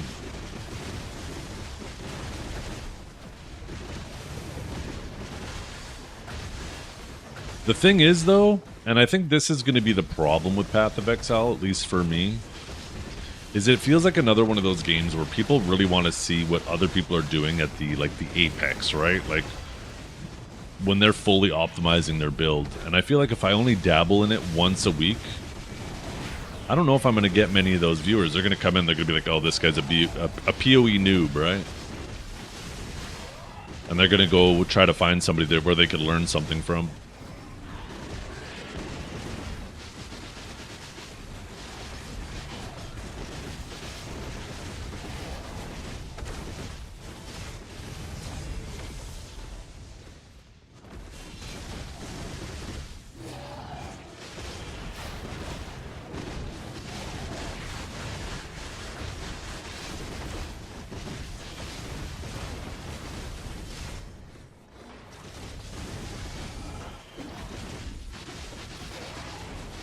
Yeah, I personally don't have any issues with the end game. I like the way the whole game feels myself.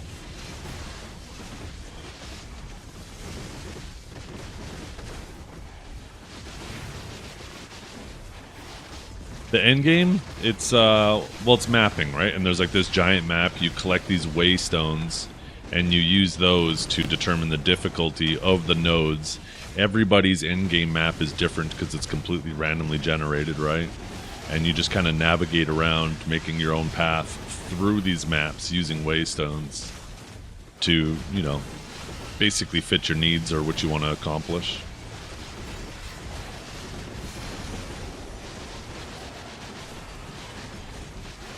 Because I don't think there is any border to the map, right? Like, you could just pick a direction and keep going and going and going, and you will never hit the end of it. It just keeps randomly generating, right?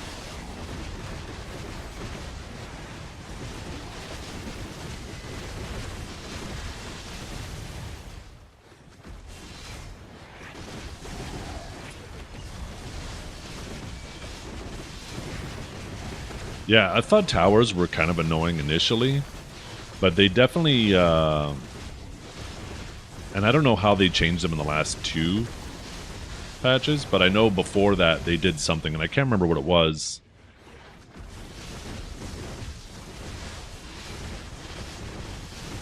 Yeah, it might be worth it. The game has evolved a lot, Spider. If you haven't actually played it in like 4 seasons, I highly recommend trying it again, because they've polished it quite dramatically every season.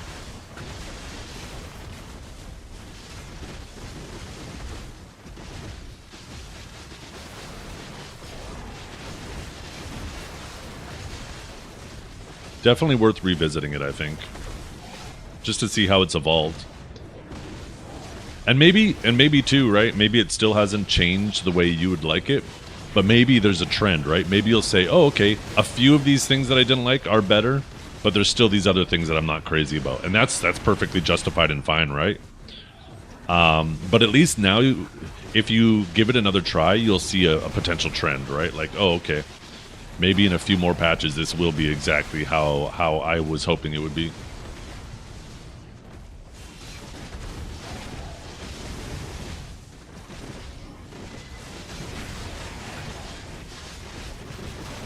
Oh yeah, yeah. I mean, the gear in that game is so RNG, right? Not only do you need to have like the right item level gear drop, but now you're trying to get all the best rolls on it.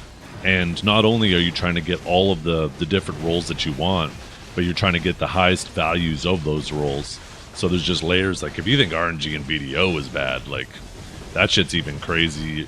I would argue that it's just as crazy, if not crazier, on there, because like on BDO, you got crons to protect your investment. There's no crons in there. You just got to get a bunch of currency and try to craft it yourself, and all the currency you use gets thrown in the void, which I mean, I guess is technically the same thing. So maybe it is kind of the same but different, you know?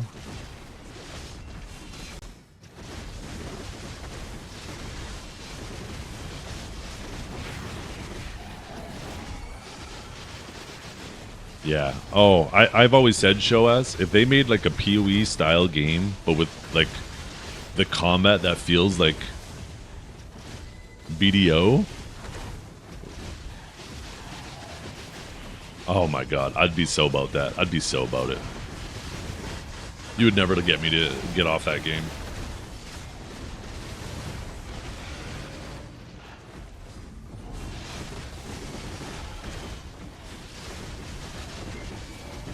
My wife would be at work and she'd be referring to me as her late husband, and they'd be like, "Oh, I'm sorry, I didn't realize your husband passed." And she'd be like, "No, he didn't pass. It's just this new fucking game that he's playing that I just can't get him to stop." It'd be so fucking fun, man, if there was like a BDO combat game with like Path of Exile character development.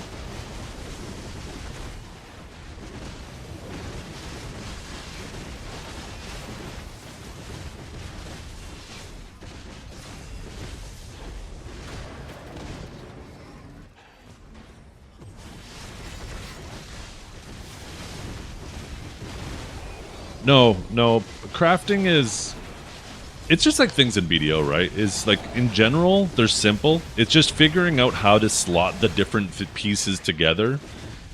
Like the different systems. Because there's kind of like an order, right?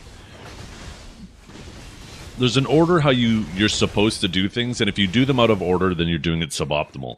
And learning like each piece itself is pretty simple. It's just figuring out that order and applying it properly, right?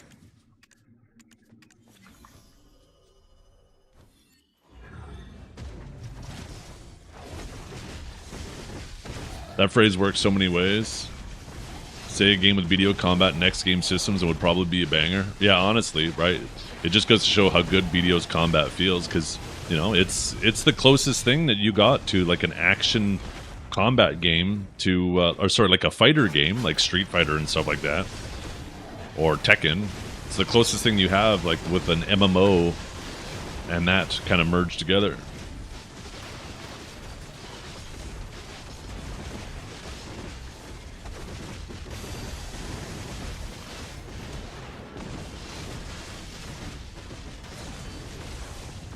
All we need is that third component now.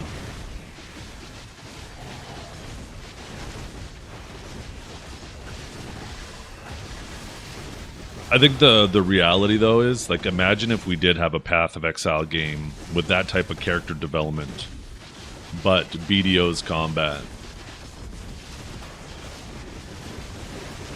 Imagine, is there even any PoE, or PoE, is there any way to PvP in Path of Exile 2? I can't imagine there is, because I'd imagine, like, it would be absolutely impossible to balance builds. It'd be basically whose build blows the other build up first. Who can kill the other person before they're even within, like, a on-screen, right?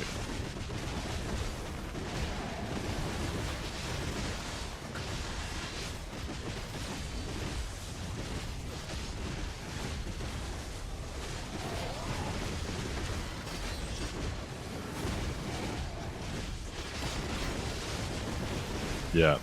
And I remember even in like Diablo 2 way back in the day, PvP in that game was kind of a joke too. You just had some builds that just fucking dominated. In games like that, when you have that much character development, and I guess Diablo 2 didn't really have a lot of character development. You just had like gear and runes and all that shit, but your talismans.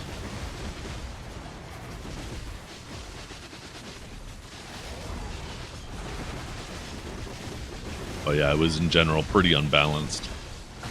I remember even Diablo 3 was supposed to have like a robust PvP system initially, and it ended up being, you know, what it was. Yeah, I mean, PvP is already hard enough to balance in games where you have fixed builds but a bunch of classes. Like, you ask any, like, even like a League of Legends player, Dota player, doesn't even matter the style of game. When you have a bunch of classes, you're always going to have people who are like, oh yeah, that class is busted right now. Because perfect balance is impossible to obtain. Just got to be reasonable.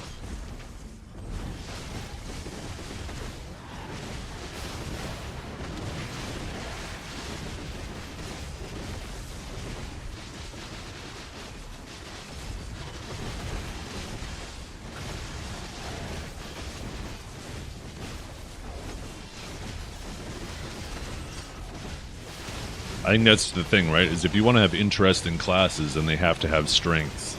And if that strength is really effective, like if that strength happens to be another class's weakness, then no matter what, that other class is going to think you're overpowered, right? Even though that strength might not be as strong against anybody else. But I think that's just the nature of the beast, right? That's how you make interesting classes. All you got to do is try your best to make it seem within reason. You ever played PD2? I don't even know what PD2 is. So, no, I haven't played it.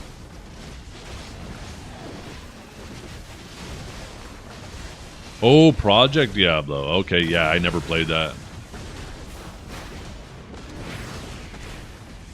I remember hearing about it.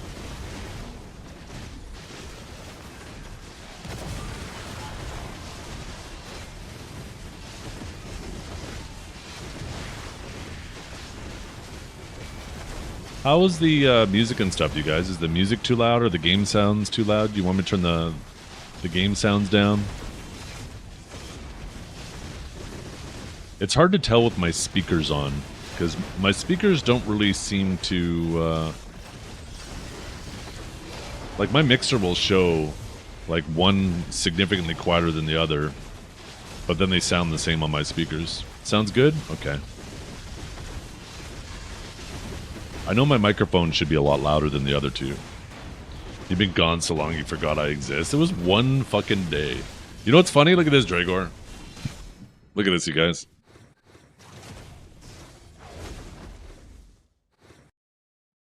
Look how fucking red my nose is. My face is burnt too. You can't really tell it. The lighting in here actually helps a lot. But I am fucking burnt. Look at this. Look at that V there. That's not a shadow. That's because I was wearing my shirt like this and the sun was hitting me right there. So I got a fucking V. A V burn right there. Diva. No, Diva is a female version of a hustler. Woo. Somebody get a bucket and a mop. Yeah, right.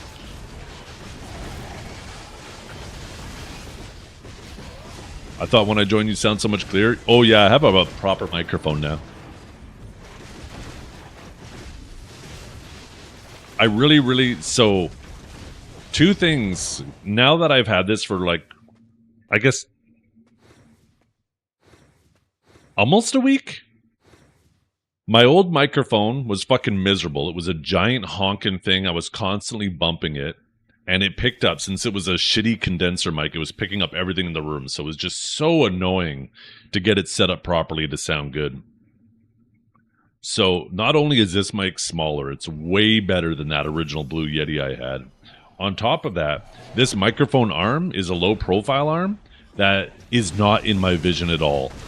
I am not bumping it. It is like just everything I disliked about my original microphone setup is not a problem with this one. The only thing that's pissing me off now is the coil whine of my power supply, and that should be resolved today.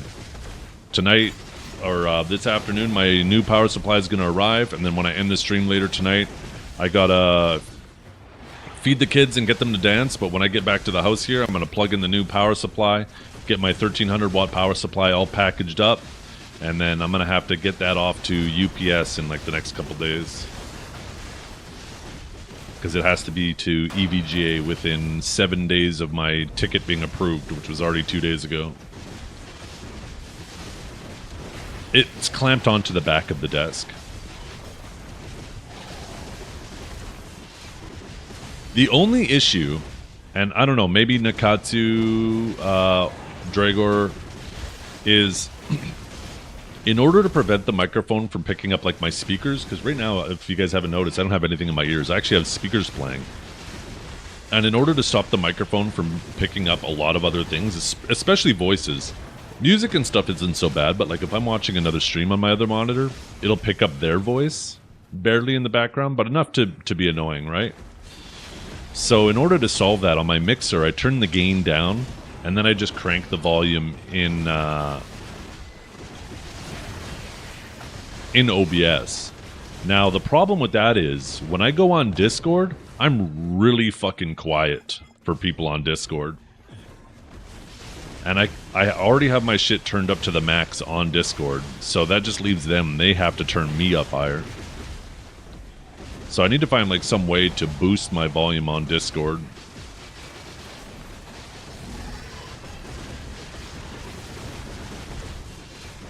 It'd be cool if I could use OBS as a virtual mic. The same way you can use OBS as a virtual camera, it'd be cool if I could use it as a virtual mic. And then just route all my audio through OBS.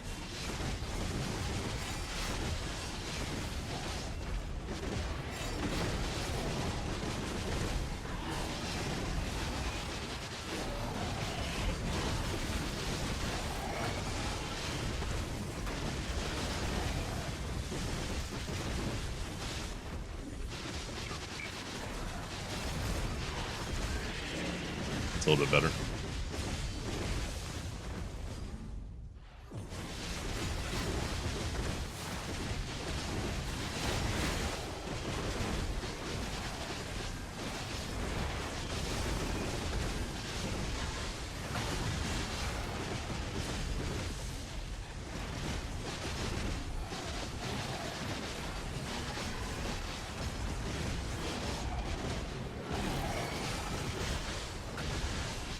Yeah.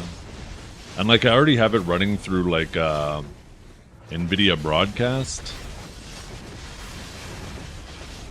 But there's no way to, like, I don't know why they don't have that built into NVIDIA Broadcast. There should be a way to boost your volume on there. I'm surprised that isn't a thing on NVIDIA Broadcast.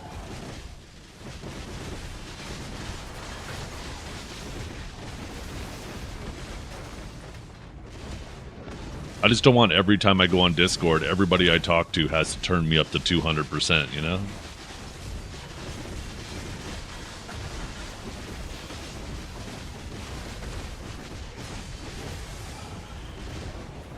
There's additional filters in OBS? Well, I don't need anything on OBS. OBS is perfect. It's when I go on Discord because of the way I have it set up. When I'm on Discord, it causes issues.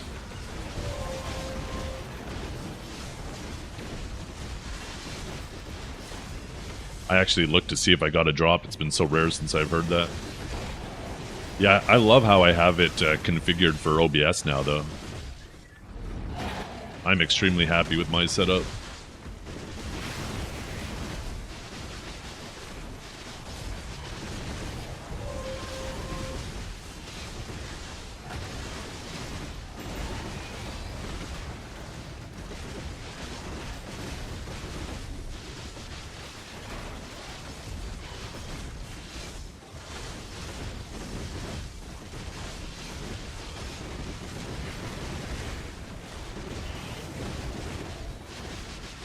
How funny is it going to be if later today I plug in that other power supply and the coil whine is still there?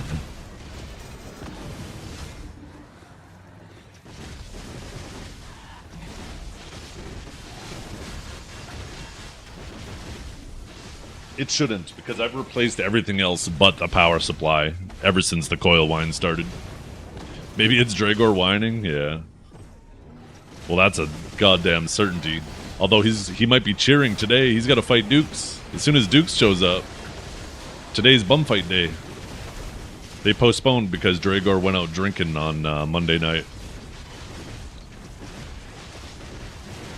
But today could be a problem for us. Today Dragor could get his mod back. No, it was Monday.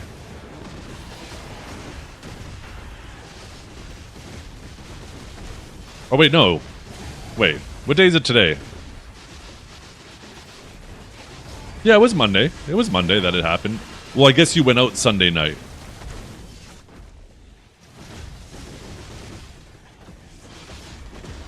Because Dukes originally offered to delay it one day, and I said that you guys couldn't because I was going to be away yesterday.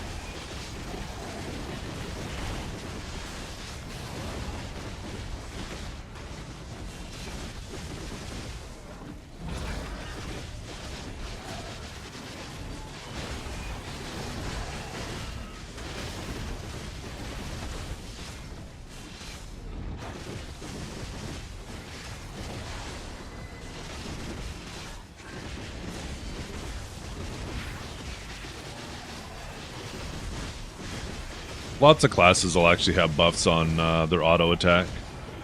It's best off just to ignore it. There's almost no situations where it applies value.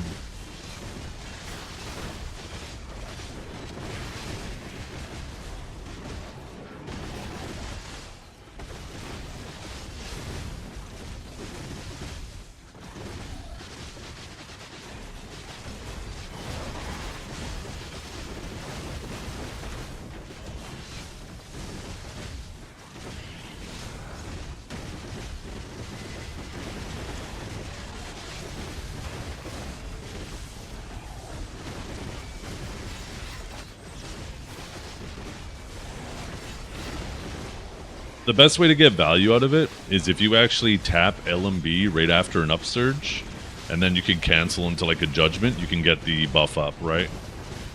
And then it's mostly protected. Like, watch this. Right? So notice it's not on my bar right now, right? I can do like... See, now I got the buff up. You could also cancel with other abilities and stuff too, but you could also use like a lightning surge. So tap it and then instantly lightning surge to get it up. But it doesn't stack with your Z buff, so it'd be only something that you really want to maintain when your Z buff is down.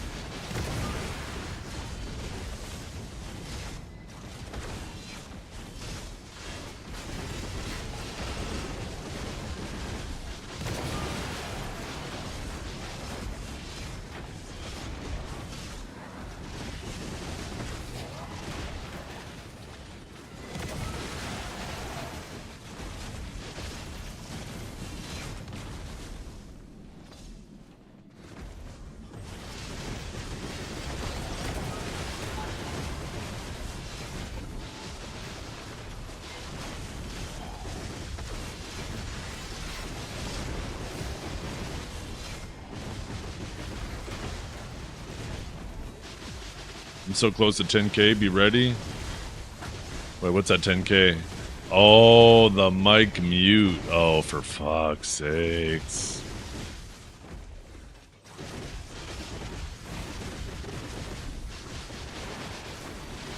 Time to up it to 20k.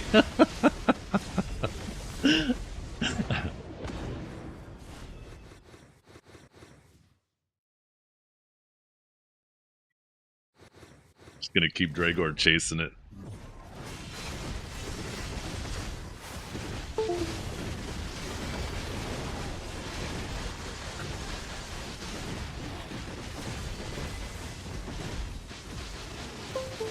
Is there a mic on toggle? Maybe I should add one for 1,000 points so somebody mutes me. You guys can unmute me. I feel like I'd have to increase the time of the mic mute though, because like it's 10 seconds and it's delayed for you guys, and then by the time you find the button to unmute it, it'd probably be wearing off anyways.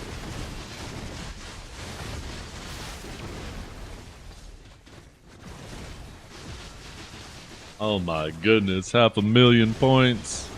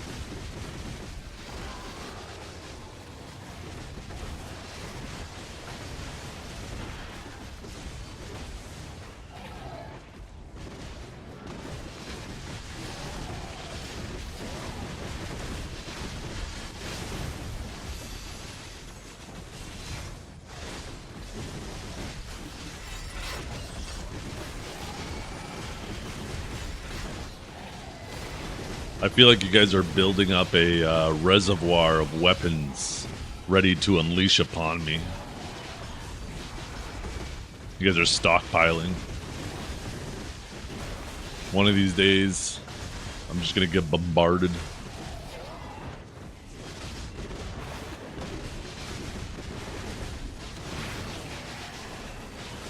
Rocky numbers? I think you mean rookie.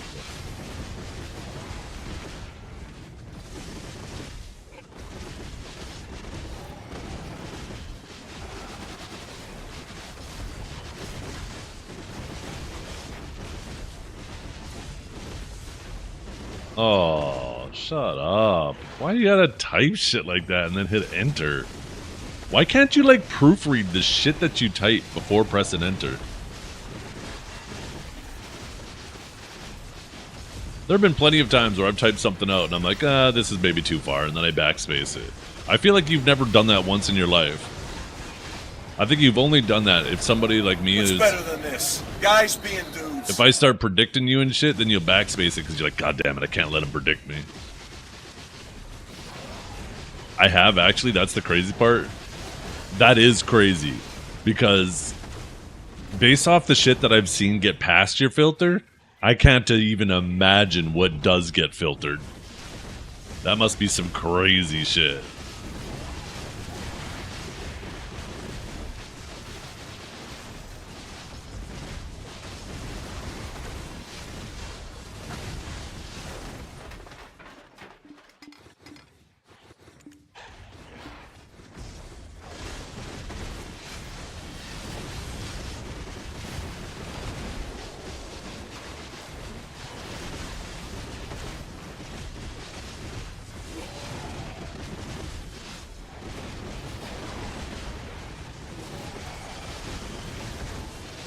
I can make it so the microphone is even visible too, right? I can just be like, bing. Look at that. Look at that, no mic now.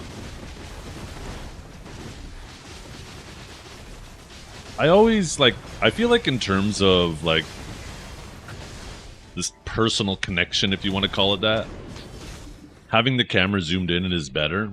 But at the same time, like, I put so much work into the background here that I kind of like showing that shit off too.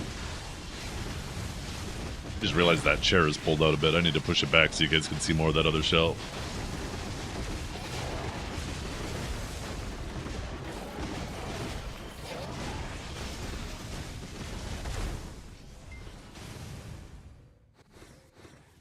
You know what I could do? I could set up multiple presets for the camera and then make redeems so you guys can redeem it. I could see your nose hair. That's not fun.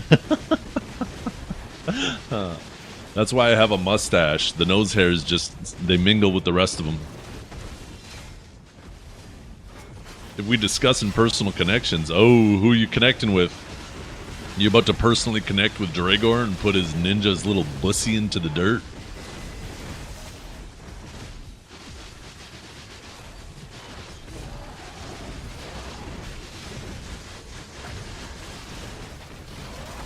Damn. He's about to turn you into a popsicle, Dragor. How do you feel about that? Actually, maybe not a popsicle. That would imply you're cool. Maybe more like a pogo, because you're going to be all hot and bothered with a wiener in you.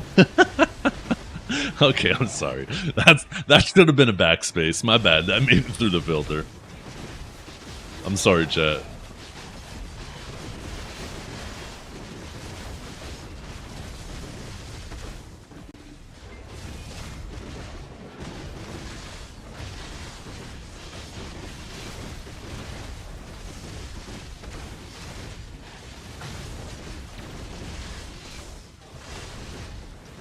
Or I guess I should have said pogo. I bet there's a lot of people who are like, pogo? What's a pogo? Like the stick you jump on? I don't get it. I guess I should have called it what it really is, a corn dog. Speaking of corn dogs, I actually fucking wish I had some right now. Corn dogs in the air fryer are fucking amazing.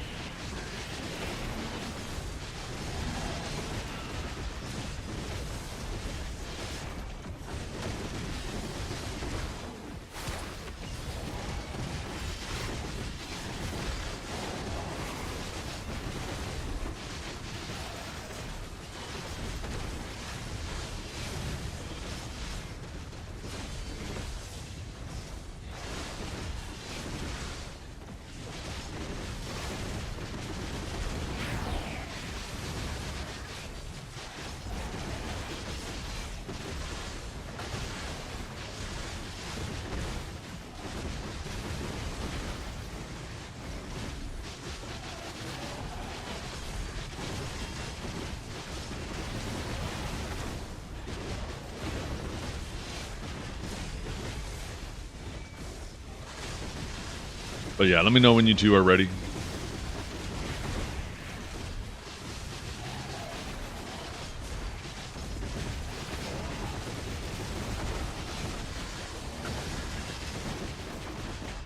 I believe Dukes is going to put him in the dirt today. And then Dragor's going to be all emo again for another week.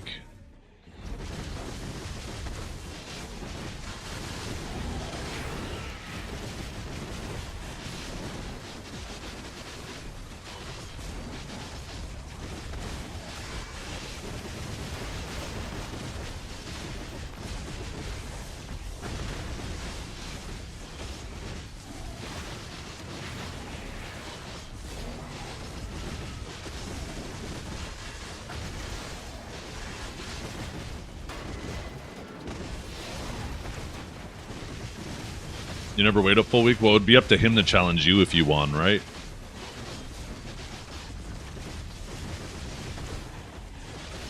Because you're right, you don't wait. You just challenge right away.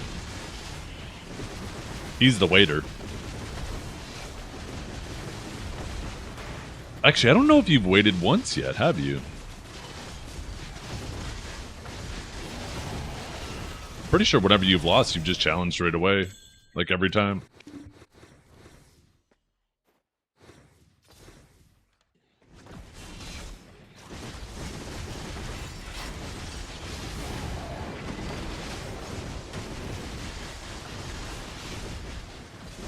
He gets mad when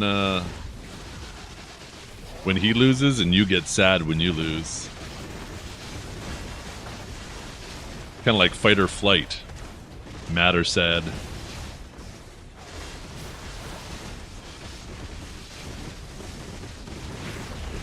Every victory for him is a rare treasure to be savored. For me, it's simply par for the course. I don't wait to accept challenges either. God damn. What do you gotta say about that? It's true. It does sound true. That man had a clip of him killing me while he was on his Musa from like 3 years ago on speed dial the other day, so he definitely seems to treasure those rare victories.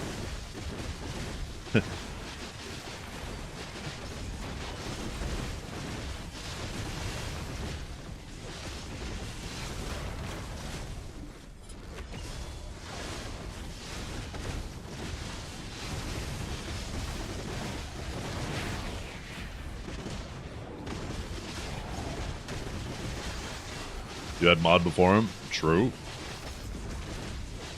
That is true. That's a big true.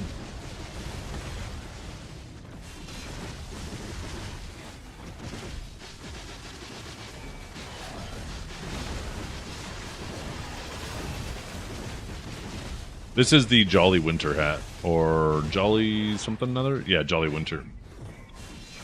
I want the Sleepless Sun hat. That's my favorite. That's a wizard hat. I just didn't need an OP. Ooh, true. That's right. You did get it when Seraph was busted. That is true. Oh, shit. I feel like the match has already started and we're not even in the arena.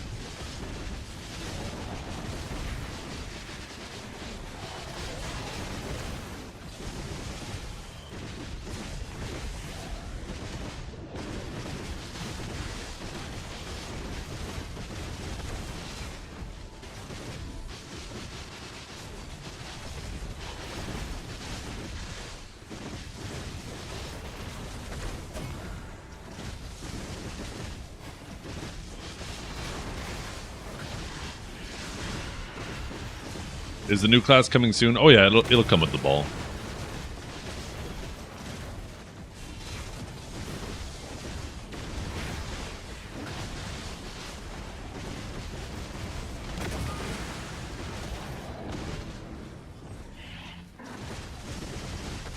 I mean, if you're gonna make it a pissing contest like that, Dragor, let's be honest. You took Awakening Sage, Ninja, and Seraph to these fights.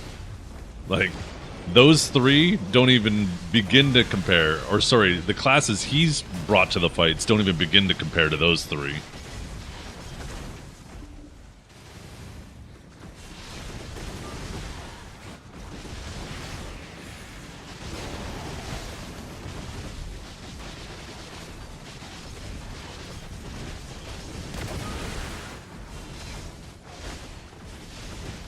Although, to be fair, he also brought Awakened Sage once to a fight as well, and then you brought the Seraph. So maybe the Awakened Sage isn't worth a mention because they cancel each other out. You both brought it at one point.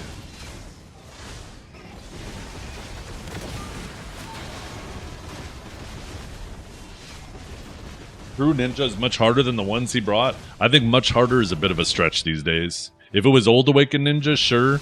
New Awakened Ninja, with all the lingers it has, it is not as hard as it used to be, and ninjas need to stop pretending like it is. Sure, it's still higher APM, but you don't get immediately punished if you don't keep up the pace anymore. And that's a massive difference.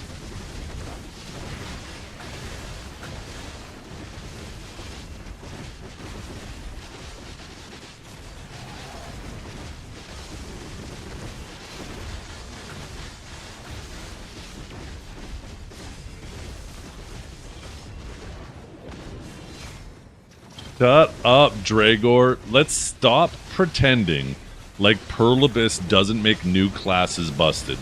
They have like a 90% hit rate on new classes being busted. I'm so tired of this mentality of people being like, I'm not a flavor of the month reroller, I played it day one. You're a flavor. If you quit a class after it's nerfed, you're a flavor of the month reroller. I'm sorry. It has nothing to do about when you start it. It has a lot more to do with when you stop playing it. Even Flowers tried to say that bullshit about Deadeye. It was so fucking goofy. I played it since day one. Like, Pearl Abyss doesn't make almost every single new class overpowered. If you quit after it gets its nerfs, then you're that's the confirmation. Now, playing a class day one doesn't mean you're playing it because it's flavor of the month. But it's certainly the first data point.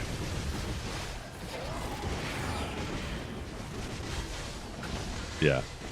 But, I mean, Wukong definitely isn't fought him. I genuinely believe that they are also downplaying it like you do. But I do agree with their characterization of it, that it is definitely a class that is very team reliant. It is really good at surviving, and if your teammates aren't there to collapse on your catches or take advantage of your catches, you're doing like nothing but surviving a lot of the time. Sure, you get lots of CCs, sure you're staying alive, and because of that you're getting lots of damage, but you're really doing nothing. So it does seem like it is one of those classes that it's going to be tough to get out of ELO hell with it, but once you do and you start getting to competent players that listen and communicate, it does well.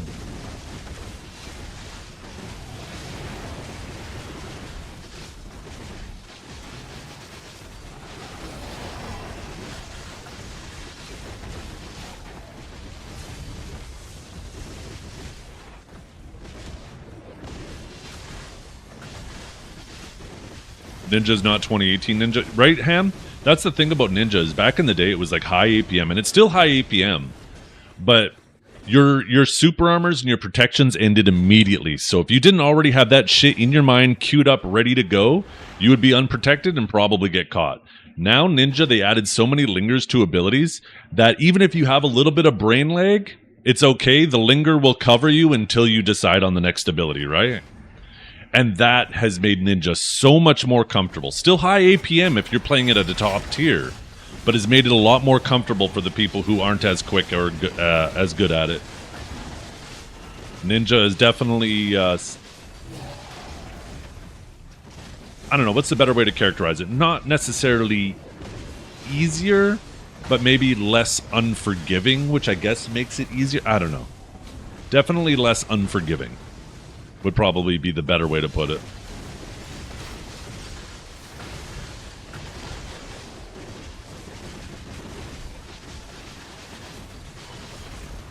But yeah, Awakened Ninja used to be extremely unforgiving.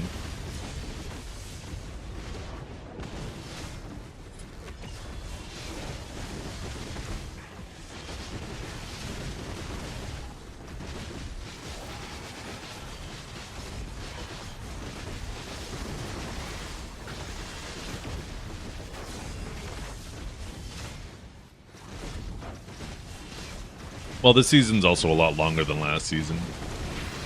last season, if I'm not mistaken, last season too, like Elo was cooked. Did we even have? I think we only had like a couple incarnates. So I don't think you can comparing points to points is apples to oranges because they change the points every season. I think it's better noting. I think it would be a better argument to say, you know, going from somebody who's, you know, barely top 20 on their class to somebody who's now top 20 overall. That's more of a relative difference, right?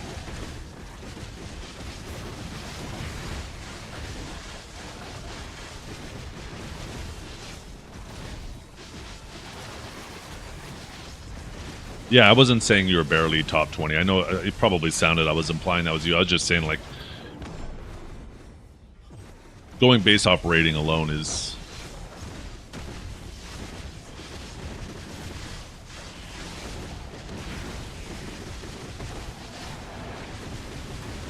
You were also top Wukong last season, also 300 points behind Divios. I was about to say, how are you top Wukong but 300 points behind Divios? How does that work out?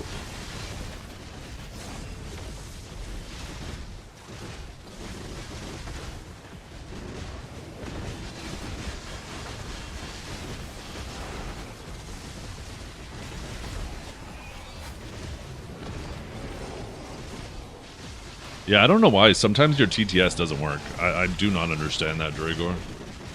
Let me,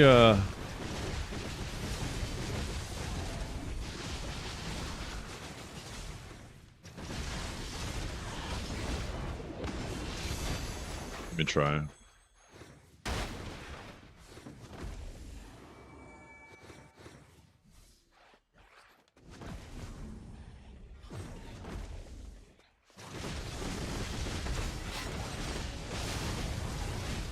Yeah, keep yapping, you fat chud. Yeah, it worked for me. It just doesn't like you. Maybe your nickel got rejected. I was worried it wasn't working.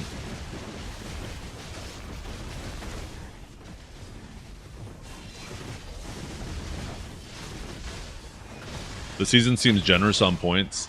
It is and it isn't, right? They've made it easier to climb, but they've also made it harder to... Like, as you get higher, right? Earlier on, when you're playing, there's no losing streak, and you get, like, a lot more points per win. As you get higher and higher, all of a sudden losing streaks come in, you start earning less points. You end up having to start maintain a higher win rate in order to just break even. Where early on, you could just spam games, and even if you're a negative win rate, you can climb. So... It's definitely something where they clearly wanted to try to make it so even your average players can get most of the rewards, but it's harder to get, like, points above that to get to, like, Incarnate, for example.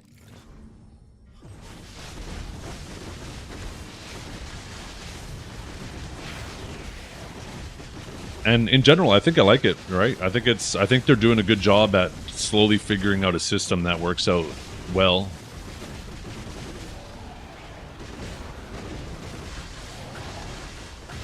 I still think that they need to have, like, your season elo and a hidden elo, and the hidden elo carries over. Because good players can get carried on the very first few days when they queue up against just random people and just get, like, massive win streaks, right? It would be better if they had,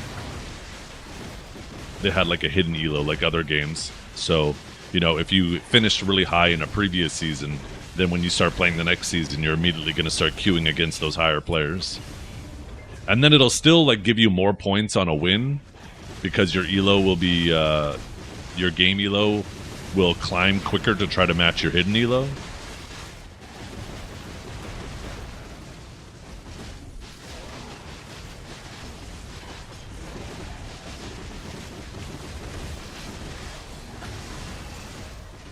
Yeah, I'm surprised. How are Scholars doing in general? I mean, Scholars aren't nearly as much iframe as they used to be.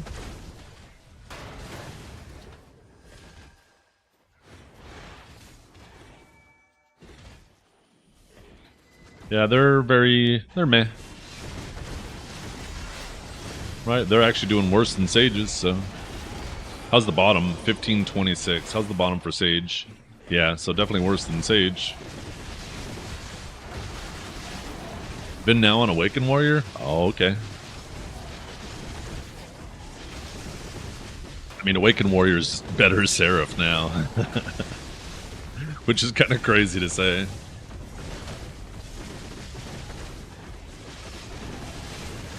That didn't take long.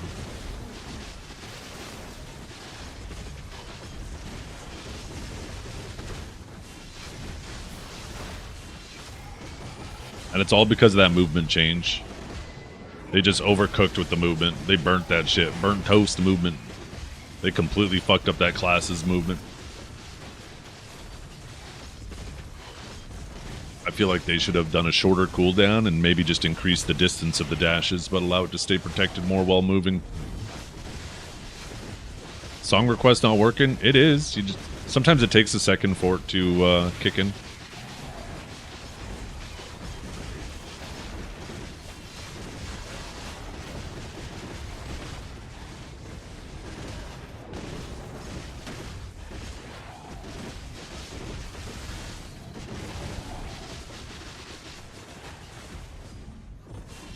There we go. Hey, pretty good, Renegade. How you doing? Oh my god. Oh no.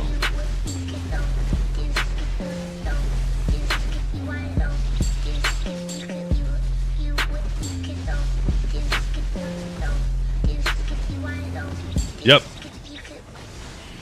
I agree too, Dukes. I think the Shift F needed to be changed. I think the WF, taking away the CC on that, was good. I think the compensation of closing up their combo was good too, because they were extremely punishable during their combo. I think that was good compensation. I think the movement was a bit much. I think the movement needed to be addressed, but not the way they addressed it.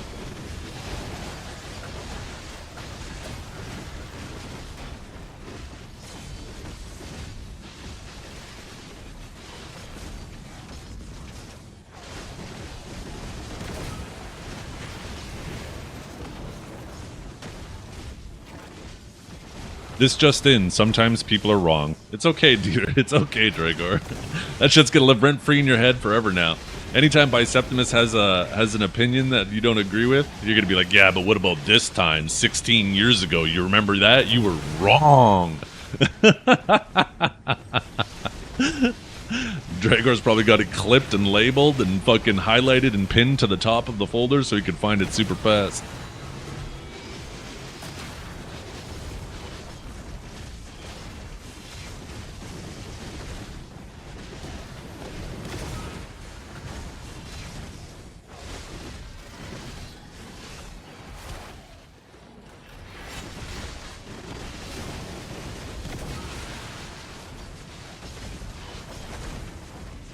Nah, it's more of when someone insults you and says you don't know what you're talking about. Oh, well, I'd never do that, so I can't relate to that.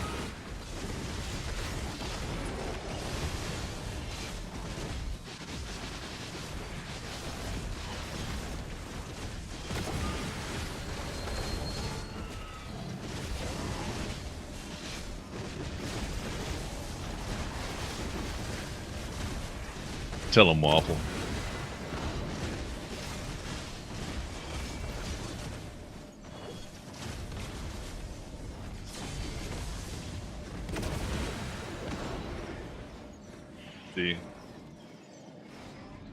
Yeah, I have my bitrate turned down right now because I was having connectivity issues.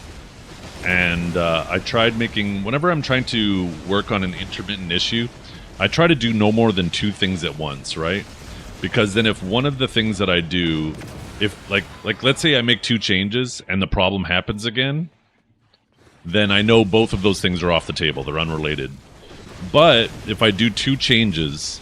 and the problem doesn't happen again, then I can dial 1 back, right? And as soon as I dial 1 back, if the problem comes back, I know it's the one that I adjusted, right? So right now my bit rate is quite a bit lower than I want it to be, but it's one of the things I'm testing. Once we reach...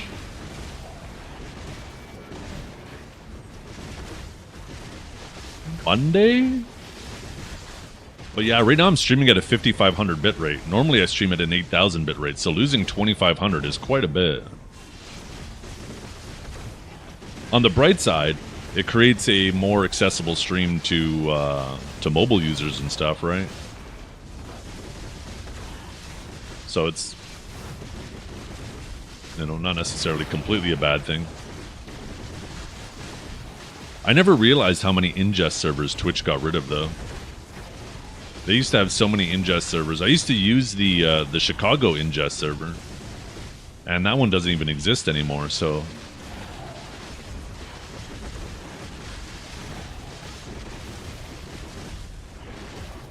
I don't know when that happened, when they dramatically cut down the amount of ingest servers they're using, but I'm starting to wonder if maybe that was related to it. It was a few weeks ago. Okay, that's interesting, because a few weeks ago is when this problem started happening. So that's why I'm partially inclined to think that it was the other change that I did, right? I reduced bitrate, but also picked a specific ingest server instead of having it on auto. And I wonder if maybe auto was picking like just a server that was either that server or one of the hops between me and that server were, you know, potentially having issues.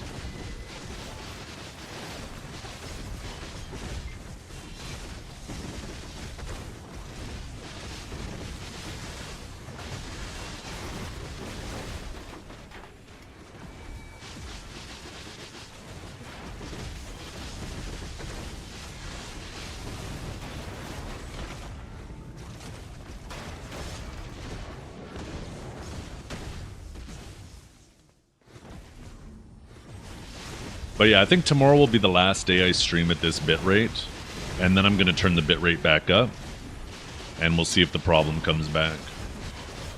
If it doesn't come back, then it's a pretty good... It could have still just been like rare ISP issues. My ISP is usually extremely reliable, but you know what?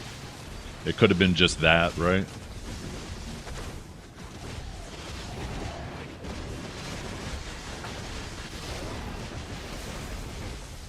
I'll just go right back to 8K. Because I streamed for years and years and years at 8K, as long as they've allowed it and had no problems.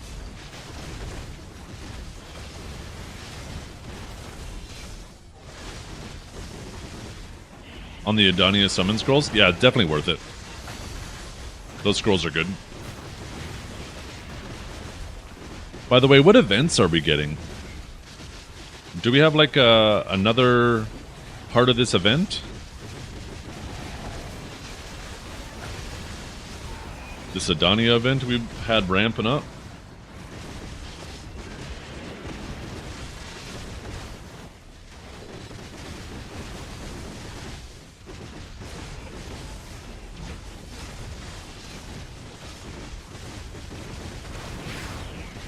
Yeah, I saw the grind premium pass. I just wonder if there's another part of this Adonia event. Maybe I need to get back into horse training for a little bit. It would be nice to hit guru training.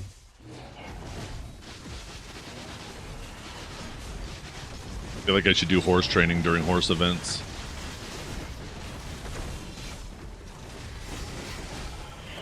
Yeah, there's a new like grind pass where kind of like a battle pass. You got to pay for it, but it'll give you extra rewards for grinding for 2 weeks.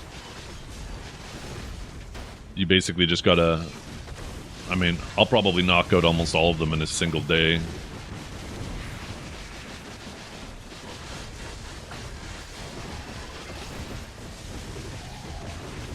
Yeah, I feel like they...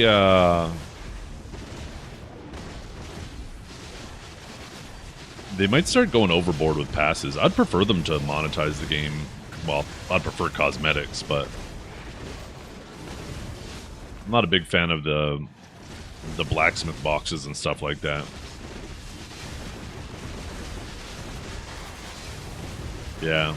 I mean, if they keep selling another $20 pass every 2 weeks, like that's going to get crazy, right? That's too much. There should be one pass that includes all the different things, and it's like $20. And you buy it once a month, right? That's it. then it becomes like a substitute for a subscription, which in a sense we already have with all of our frickin'... The pass should also include things like Value Pack and Old Moon and all that shit too.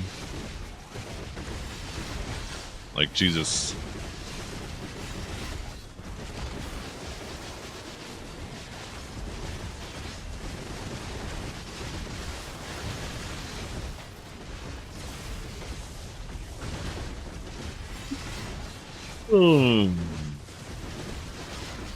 Sork Amulet glove issue? What's going on with that?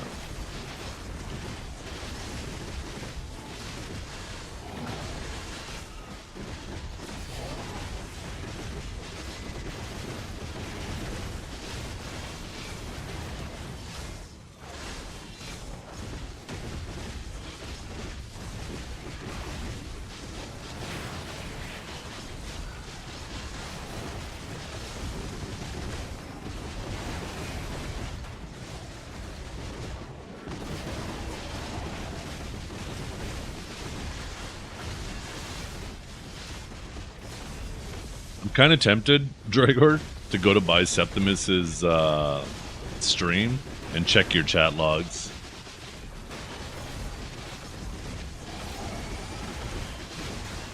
I feel like you're mischaracterizing how that conversation went down and probably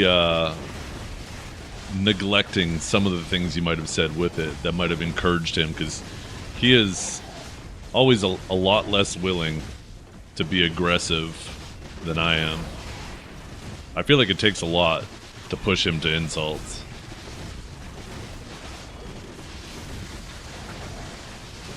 I feel like you probably said some shit in there.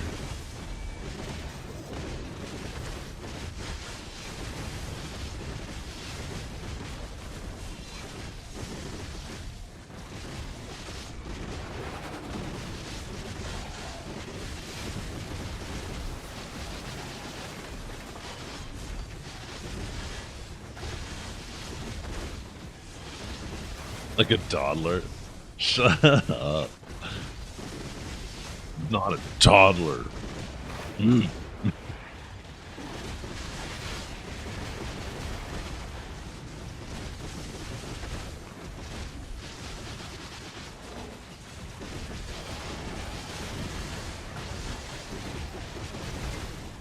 A premium outfit for stats? What? Please, no. You ready? Okay. What about you, Dragor? You ready? Mom, nuggies. Actually, that's what I'm gonna make for dinner tonight. I already planned. I'm gonna make some dino nuggies and some tater tots for dinner, and I'm probably gonna make some mac and cheese to go with it too.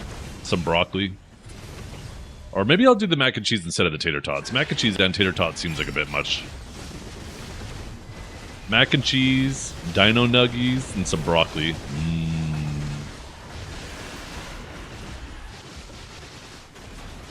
You need 20 minutes? Okay. Oh, yeah. Yeah, I get that now. Yeah, I never realized it. If you wear those outfits, you don't have that, do you? I had never considered that. Yeah, all there is the 4 set.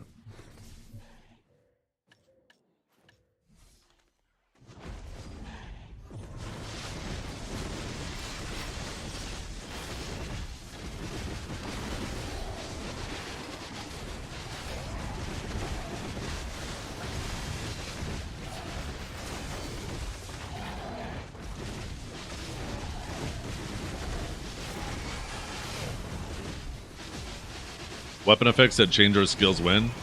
Yeah, the thing is I don't think they can do that. Like, I know they can do that, but it's not as easy as it should be, right? In most games, all it's going to do is just apply a different value over it to change the color of it. But clearly, that's not how this engine is able to do things, and they have to redesign the whole thing to make it a different color. They can't just adjust a line of code to change the color of it. Because just take a look at the Sovereign weapon color changes. They had to design it as a whole new thing, which is crazy to me.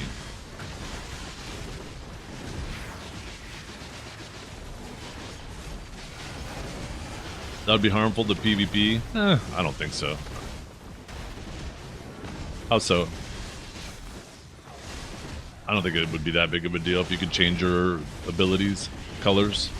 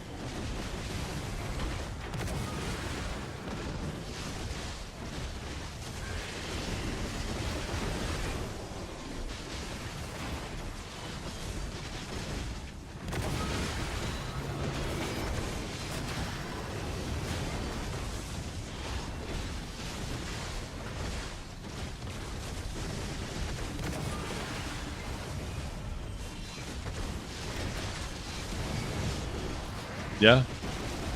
You could also add a toggle on the other player's end, sure, so you can't see other people's. I mean, you could make it so just the user sees it anyways, right?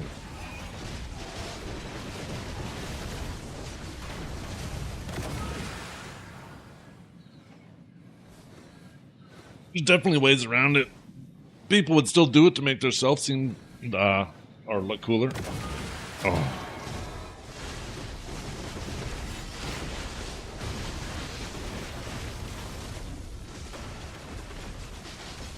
But yeah, I have a feeling that just like with the sovereign weapons, they are incapable of just like going in and having it change the hue in there.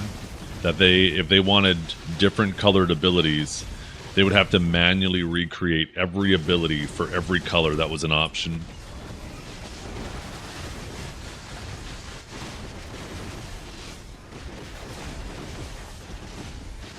Because it seems like that's what they had to do with these sovereign weapons. That's why we had all the colors delayed, right? And only got 2, or I should say 1.5.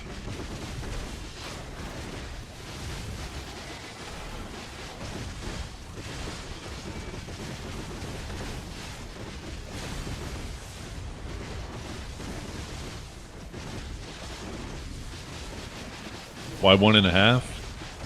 Because red was only half a color. We already had red armors, so they only added red weapons, right?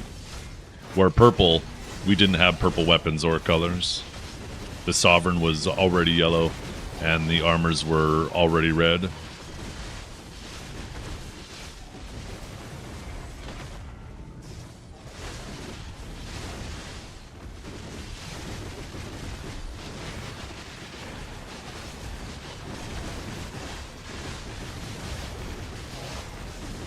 Yeah, but you can...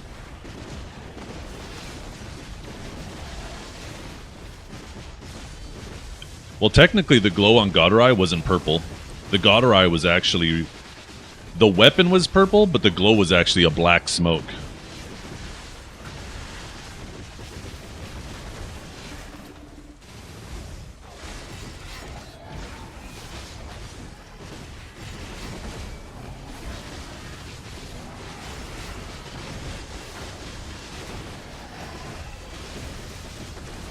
Did you know when Nova was first added to the game, you could actually color her Black Star?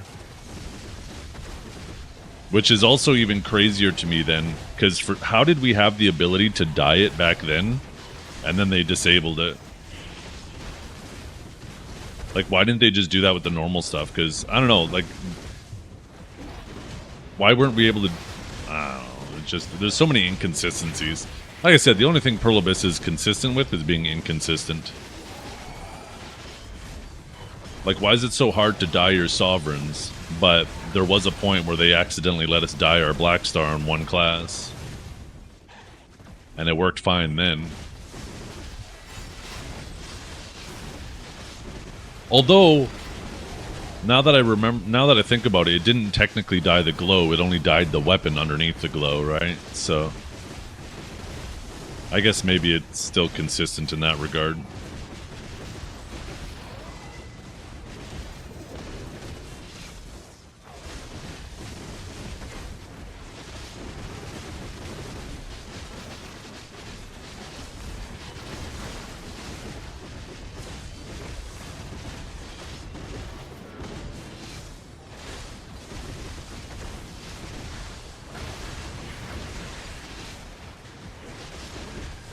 Man, I am not looking forward to having to change my power supply, though.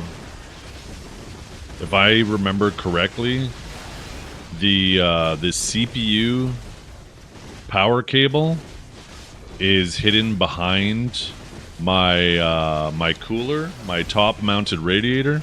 So I'm gonna have to pull that radiator out to reach that cable and plug the new one in.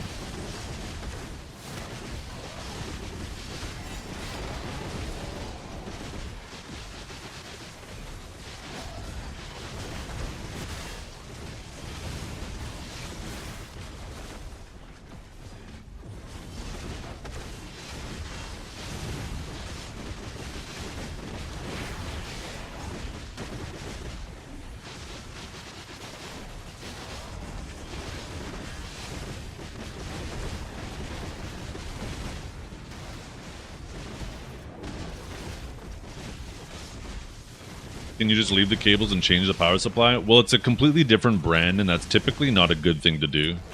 Sometimes, and I don't know if this applies to all the different cables, but sometimes they change the order of the wires and stuff to be different. And if you use cables from one power supply for a different power supply, it could send incorrect voltages to the wrong pins, and you can fry shit.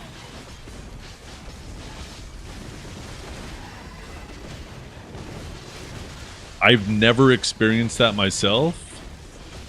I've always just made sure I've used the cables that come with the power supply.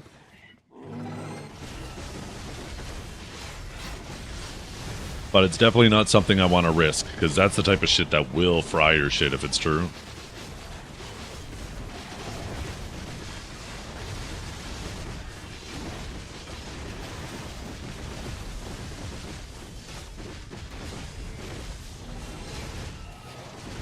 You ready? Fuck it? That's what I'm talking about.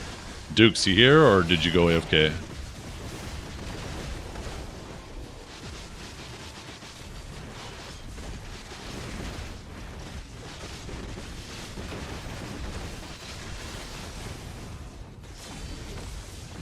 Already on Serenity 2 trials. This man is ready for you.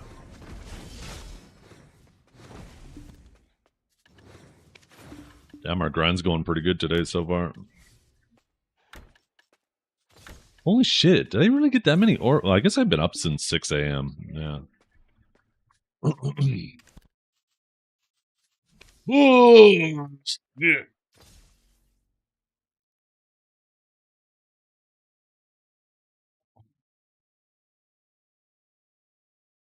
The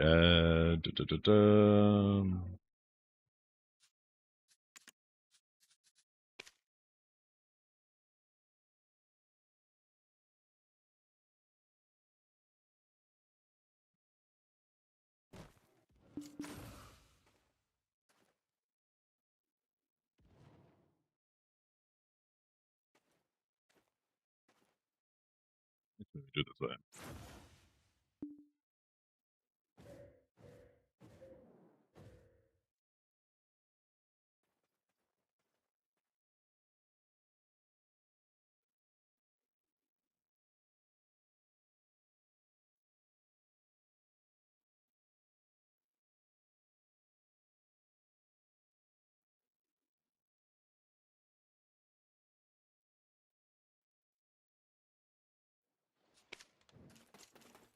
Okay. A little Wukong.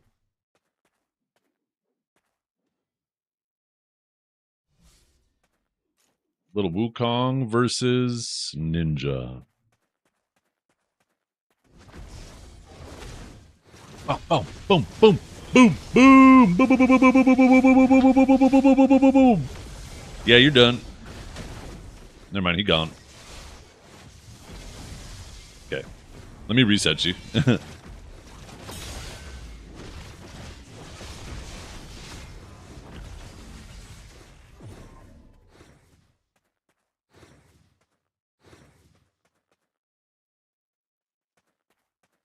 a little buff check.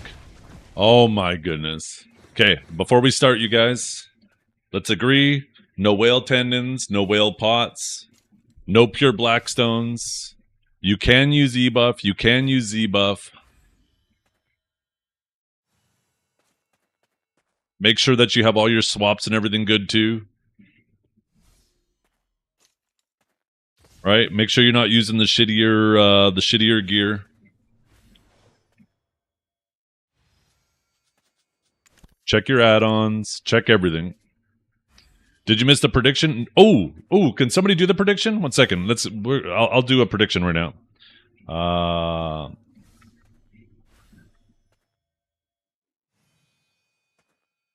Okay, let's see. Okay. Who will win Dukes Dragor? You got 30 seconds, you guys. Shut up, bitch!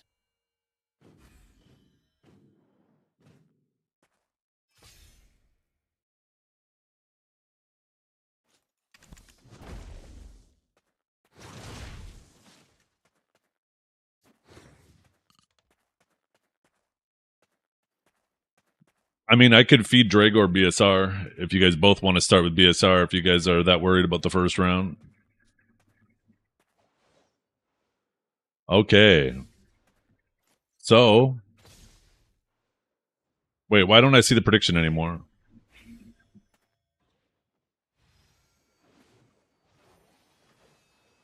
It disappeared off my screen. Is the prediction still there? I'm a diva. I know it's already closed, but shouldn't I see it? I'm a diva. No, a diva is a female version of a hustler. Oh shit, they're already going. Turn effects on. Okay.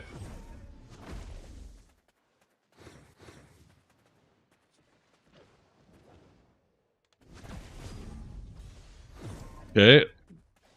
Little catch on Dukes. Gonna start with a kill. That's one for Dragor. The best subclass, the one you enjoy the most.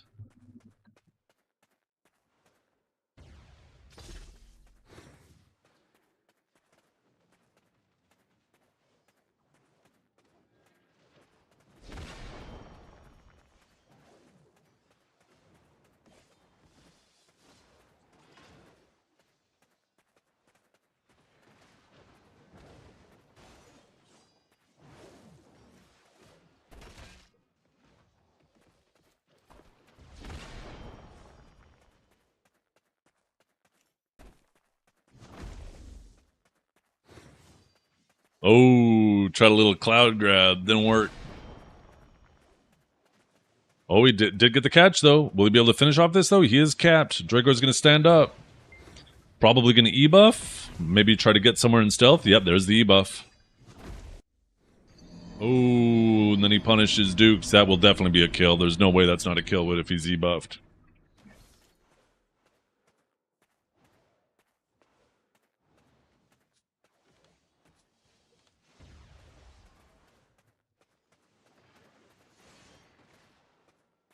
Oh, wait. No, maybe he didn't kill him. Wait. Maybe he didn't kill him. That's my bad. It's that stupid Wukong ability. Sorry. That's still just a 1.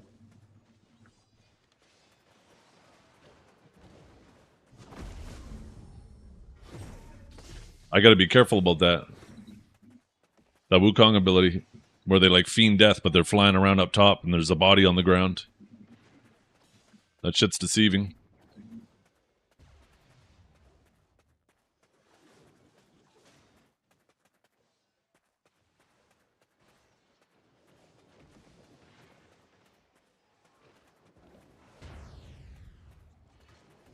Looks like Dragor might be having some stam issues, but that won't matter. He does get the catch here.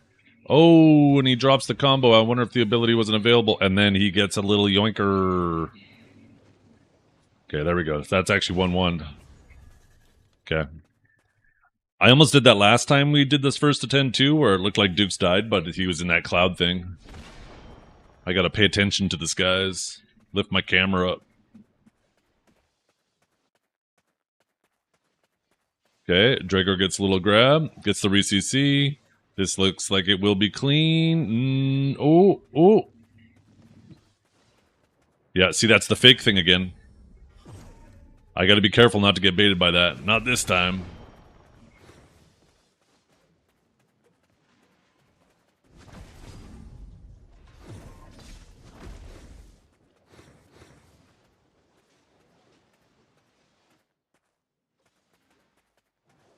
Okay, let's see. Bing, bing, bing. Gets the re-CC.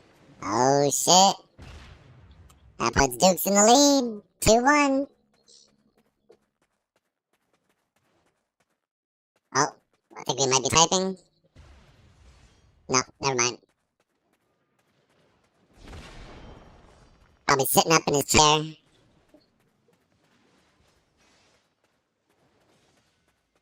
Party Duke so you can see if he really dies. Shouldn't need to. Like, if I put my crosshair over them, it lights up red. When Dukes dies, if I just do that, I can see if he's alive, right? Also, like, as soon as he appears, if he appears at low health, then you know he survived, right? Because if he stood up, he would stand up on the same spot, and he would stand up with full health.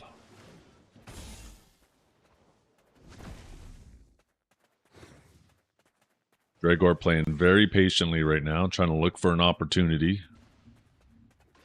Duke's trying to keep somewhat of a distance. He went in close there. Dragor went for the grab, but did not get it. I think Dukes is just trying to punish his stam. Okay. Dragor was in stealth there. Dukes did manage to fish it out, and we'll get the kill.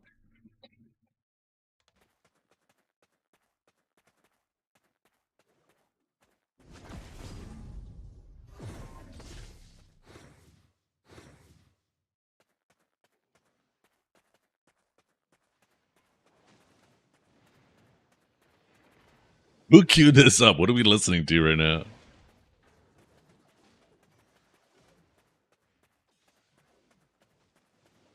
Does he have to get his gourd back each time? Oh. This should be a kill too. Yeah. It depends on how high his gourd is when he dies, right?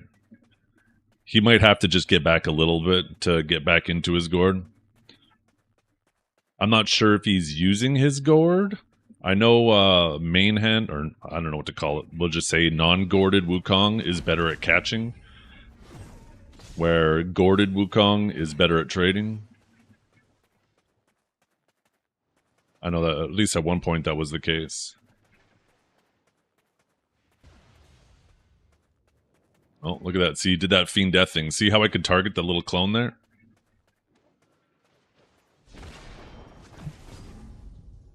And then also, now that I lifted my camera, I could actually just see him in the air.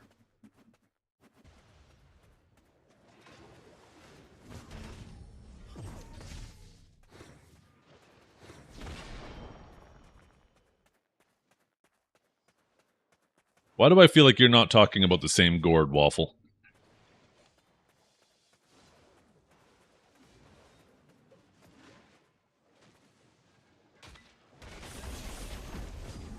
Okay, did get the catch on Dragor, but was unable to finish him off.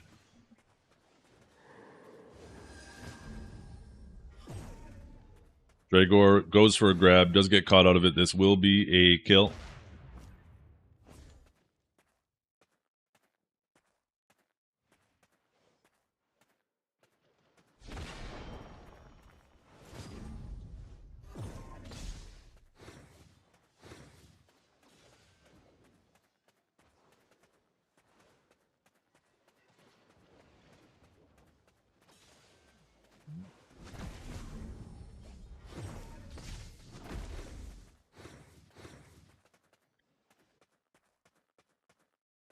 How long is this gonna go for? God damn it. I can't help but want to bounce in my chair, but I want the song to end.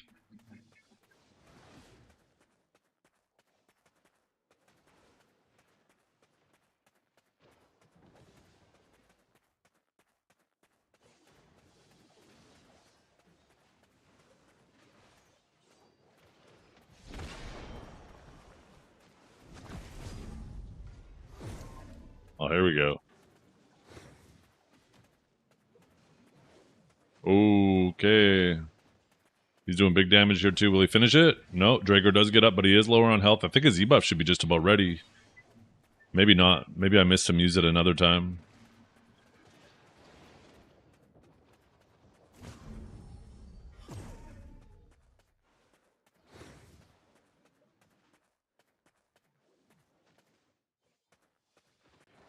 Ooh, okay, he's getting some good back attacks on Dragor. Dragor is still barely hanging on.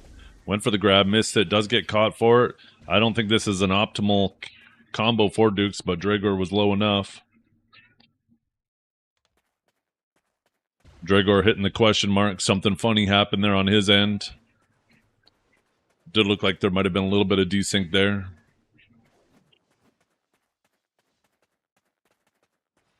Dragor doing a little bit of W key action.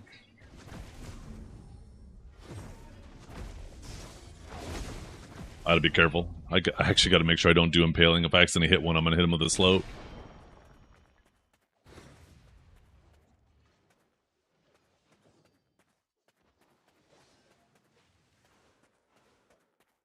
Yep. He's in the air there again. Try a little cloud grab.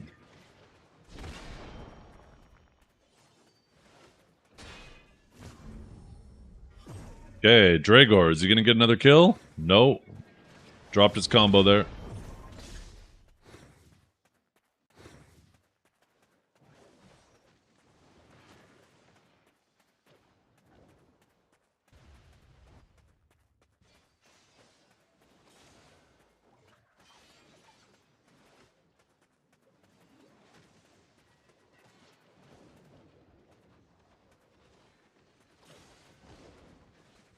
Okay. Duke's got a little greedy there. Saw Dragor bleeding all over the place, and Dragor punished it. That puts another one on the board for Dragor. Time for the comeback.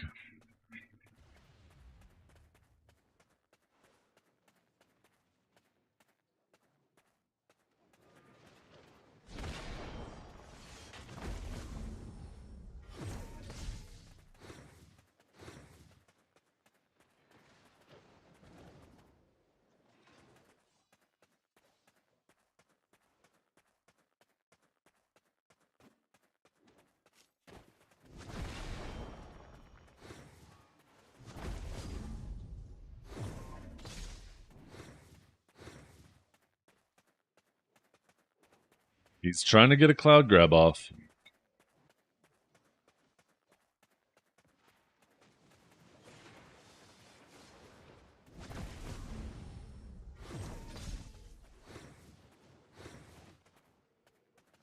Okay, Dragor does get caught here. That will be a cap.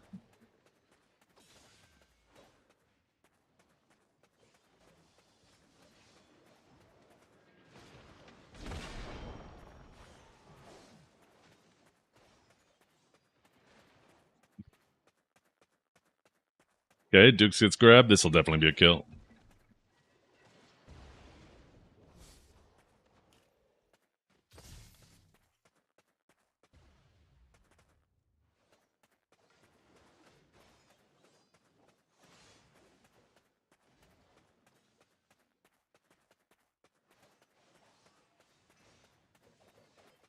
Okay, another one on the board for Dragor.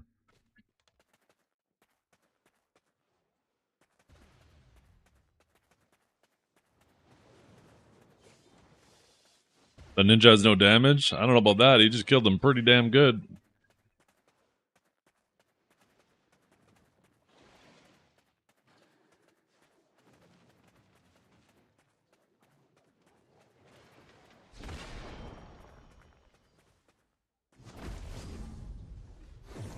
Okay, we got a little stealth mode. Don't know where he is.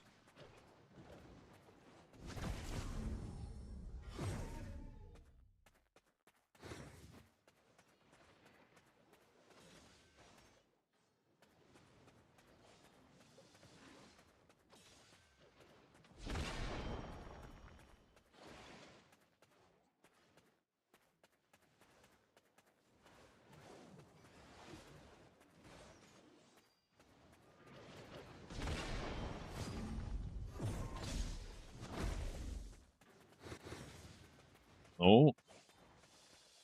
Let's see. Gets the re-CC. It's going to be a little bit short on damage there.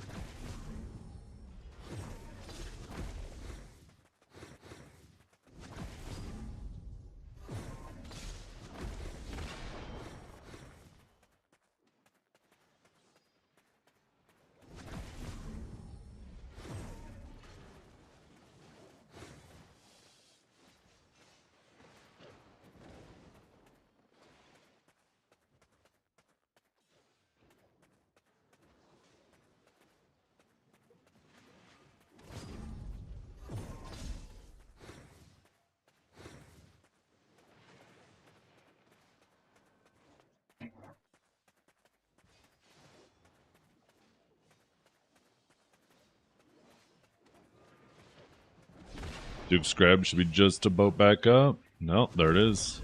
Use that shit immediately. Oh, gets a little long range catch on Dragor.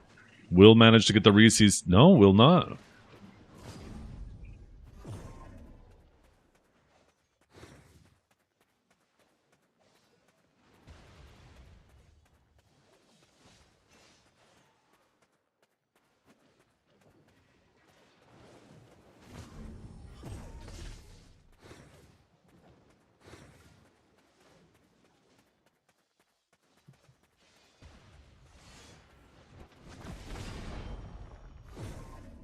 Yeah. Maybe a little stealth action going.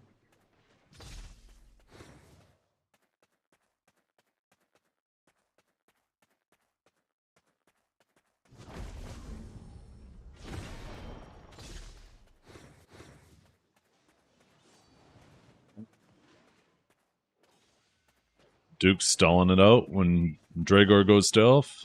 Okay, Dukes gets a little grab. Let's see what the damage looks like. Does get the re-CC, but it like moved his body in the opposite direction, so I think it messed with some of his damage.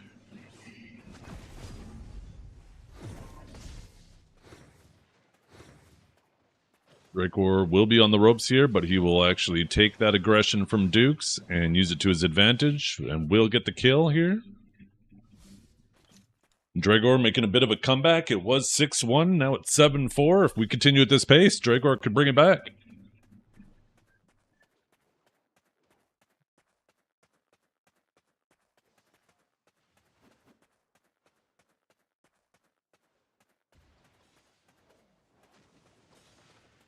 Dragor going for a couple quick, cheeky grabs, but now both the grabs are on cooldown. Dukes is going to know he's got a little bit more lenience to get close. Dragor going to say, nah, I'm invisible, motherfucker. But Dukes does have the advantage of trying to fish out that stealth, knowing that both those grabs are down. Instead, he is going to just fly away instead. Not going to bother risking it.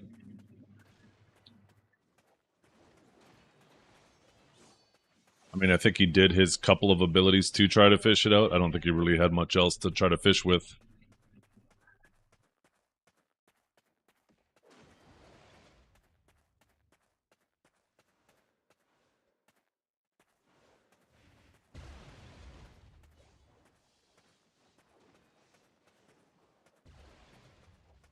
It's like Dukes is trying to fill his gourd.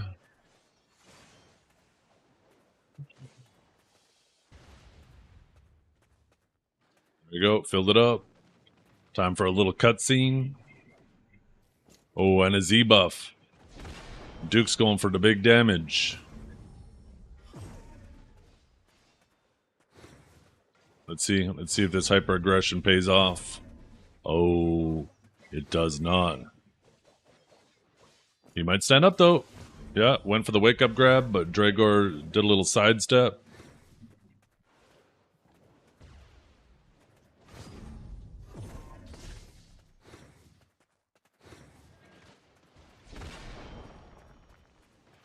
Okay, Dukes does catch Dragor here. Does not get the re-CC off. Dragor instantly E-buffs.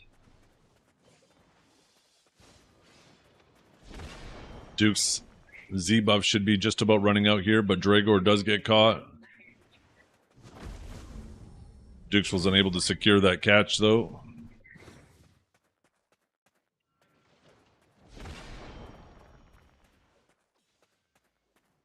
Dragor misses a grab. Does get knocked back. Yeah.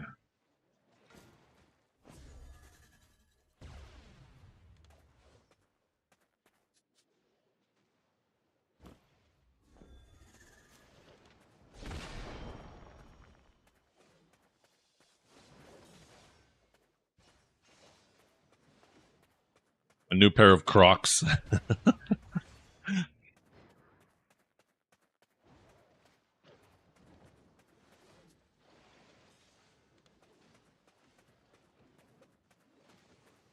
Oh.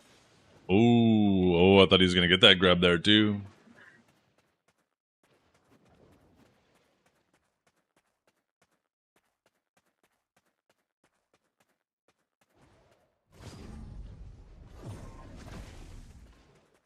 I don't know if I was just out of range, but looked like he was okay.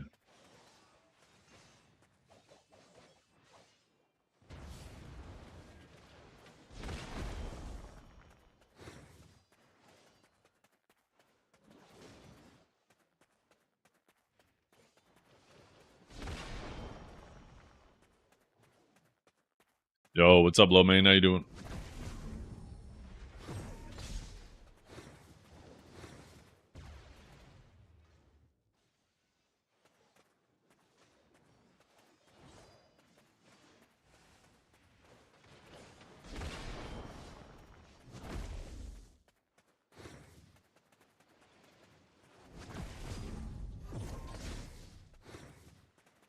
Okay, Dragor caught here. Dukes will re-CC with the grab. Will he have enough damage off this? No, he will not. I think Dragor was smart rolling through him there. I think he was able to avoid the last couple hits of that attack. Does get a re-CC on Dukes and secures it. Will he be able to finish him off here? He has him at a sliver of health.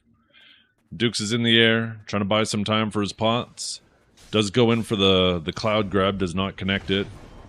Will Dragor get a little over aggressive going for this? No, he will manage to finish him off here. Okay.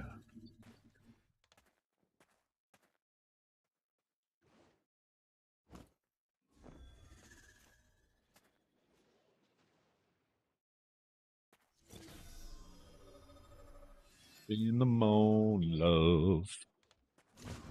And the sunlight hurts my eyes. And something with I wanted love bears heavy on my mind. Then I look at you, and the world's all right with me.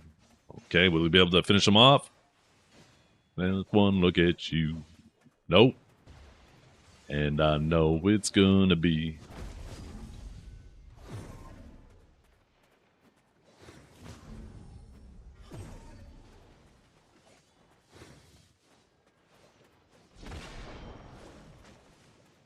Yeah. Ooh. Will he finish him? He's doing big damage.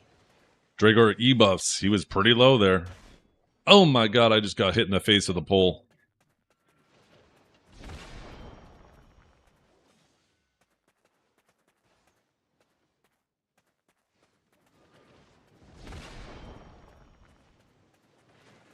Dragor taking some big chip here. Oh, okay. And that's it. That's definitely, whoo, goddamn. Dragor's coming back. Considering it was 6-1 in favor of Dukes. At this pace, Dragor's going to win. Come on, Dukes. You just need 2 more, man. 2 more. You need to save this stream from Dragor's tyrannical reign as mod.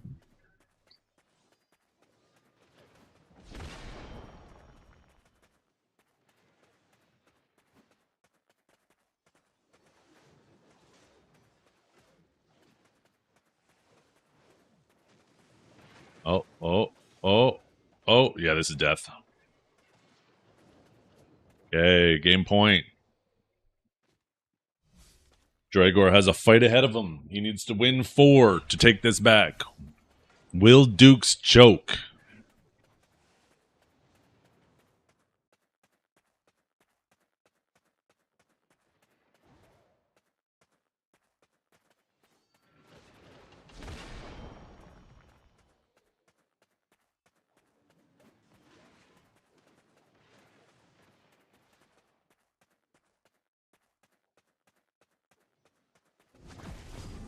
There we got Dragor hiding in stealth somewhere. Duke's just stalling.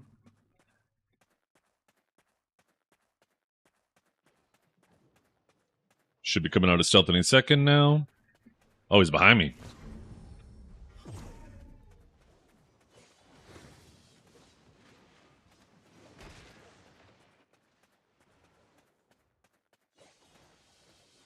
Hey, Dukes' grab is down. Dragor goes for one grab.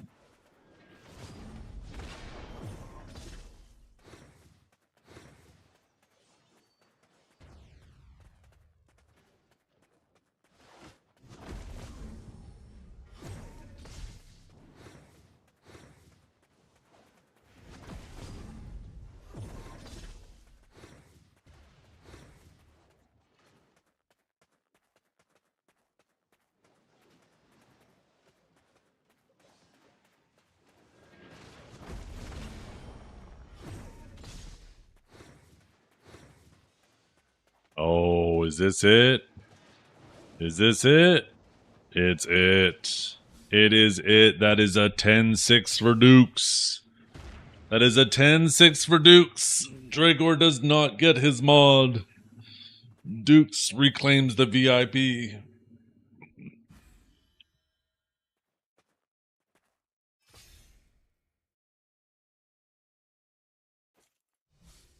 Good fight, you two.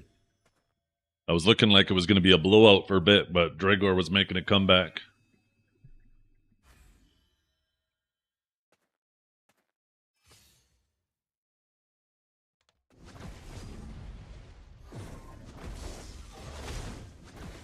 Oh. Someone's dogs are on my property right now. They're sniffing my bush. His dog's pooping. Okay, good. He's pulling out a bag. He's pulling out a bag, chat. And there he goes. He's picking it up. Hey, he's picking it up. I got a camera on the front of my property there. You guys can't really see it. Yeah, gonna dump it on my doorstep, light it on fire, and then knock and run away.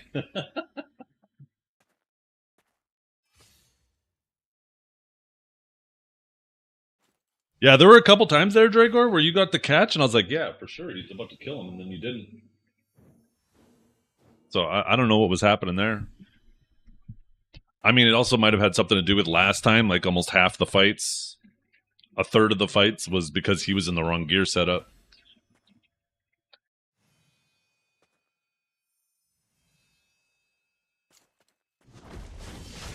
Kids today don't know about that? I know, right? Oh yeah, it was wrong weapon, not armor. You're right. Yeah, because you would have just been killing him standing if it was the armor. I don't know.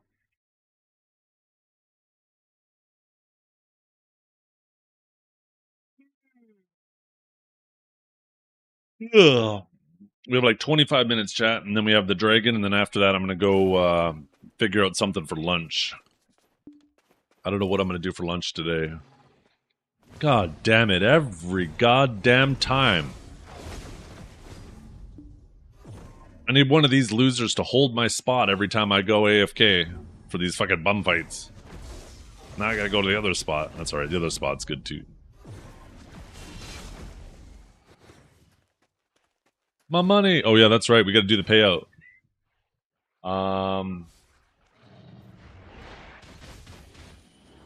Oh shit, I'm gonna die.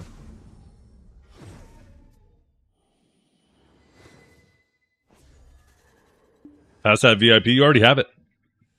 You probably just have to refresh. Okay, choose outcome. And it was Dukes. Dukes was the winner.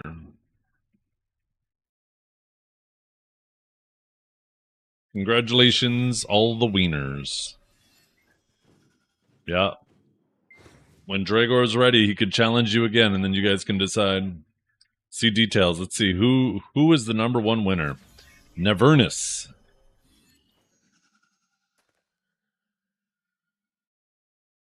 Nevernus and Amlusioner or Imlusioner? Lusioner?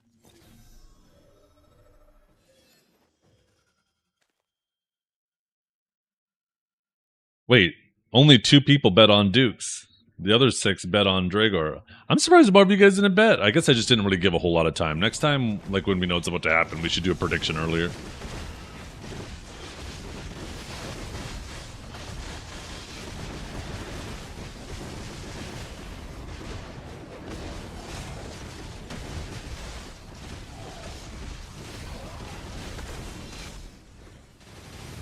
Yeah, I did a 30-second one, and probably like the 30-second poll begins as soon as I do it, and then when I announce it on stream, you guys probably have like a 5 or 6 second delay, right? So by then you only have like a little bit of time. That's yeah, that's a my bad. Next time we gotta bet it sooner. I blame my mods. They should have been on it. I'll dock their pay.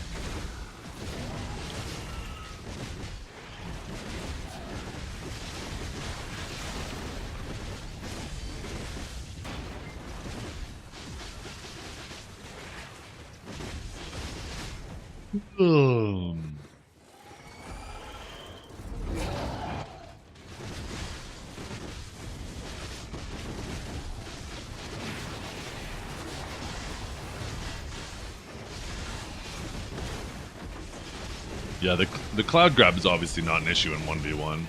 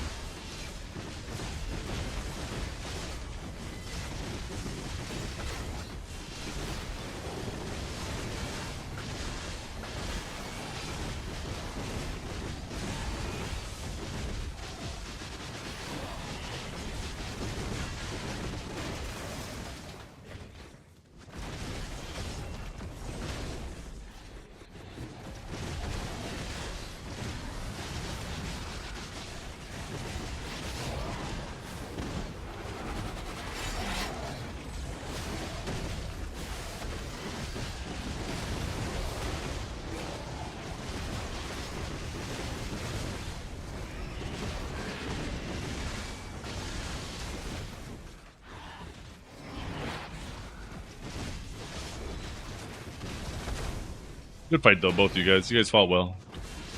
It was almost a reverse of what happened last week, right? Or kind of was almost like reverse of what happened last week. Or I guess just a bit over a week ago. Dragor was dominating. Dukes almost made a comeback, but the gap was just too big. Like, I feel like if that was a first to 20, at that change of pace, assuming that it didn't all of a sudden change back, Dragor might have won.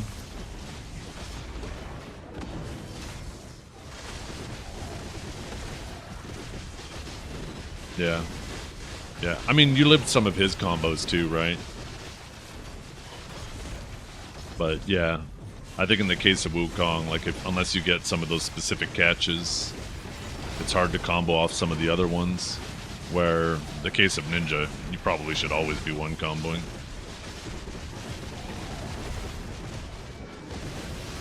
So yeah, I'm not sure what was happening there. I don't know if maybe the re-CC was too fast and you didn't get like a debuff in or a pre-buff or something.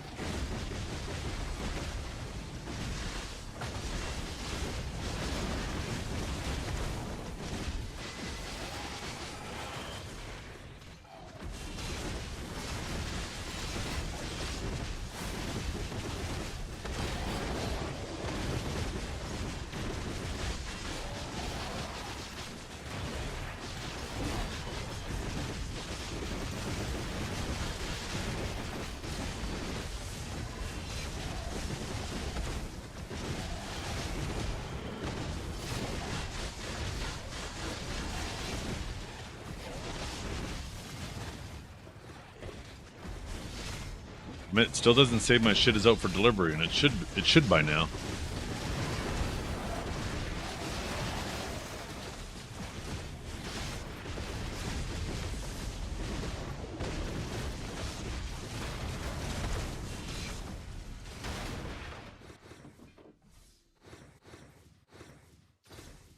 You made this guy rich? No, it's just I have no choice. I'm not dealing with coil wine. So, and EVGA approved my RMA on my power supply. But between shipping it to them and them approving it and shipping back, it's going to take up to 2 weeks. And I'm not streaming for 2 weeks waiting for my power supply to come back. The amount of money I would lose from not streaming would be more than the power supply is worth. Well over what the power supply is worth, so it makes no sense, alright? So unfortunately, I have to order a new power supply to use while I wait for this one to be RMA'd. Because I upgraded it to a 5090, the other power supplies I have around just aren't sufficient. And I'm not risking my, my fucking $4,000 graphics card and the rest of my hardware using a power supply that's 10 years old and insufficient.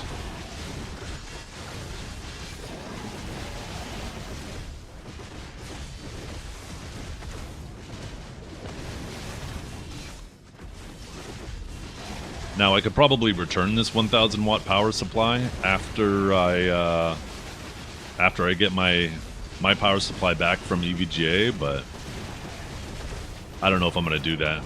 Because if I ever have a PC issue, like let's say for some reason one day my PC stops posting, right? It'd be nice to have a backup power supply around to help troubleshoot.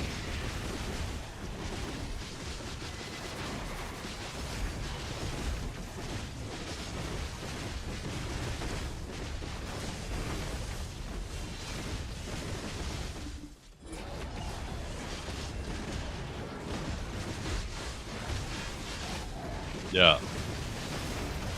Yeah, and a 1,000 watt power supply for my setup at full load is a little bit tight.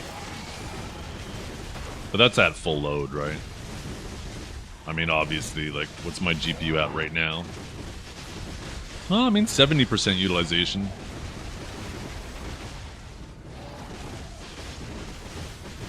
Also because I'm on remastered currently. Your mom's a bit tight. Well, I am not even going to comment on that, you freak.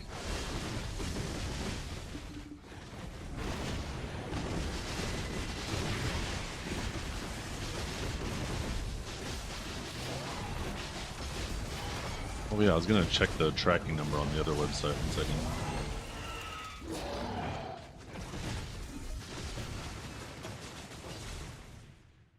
Wait, what's this AI with Rufus? I guess this is Brave's AI?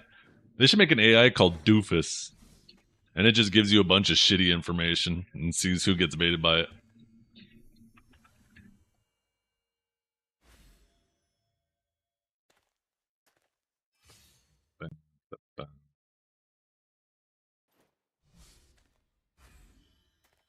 It says it's supposed to be delivered today.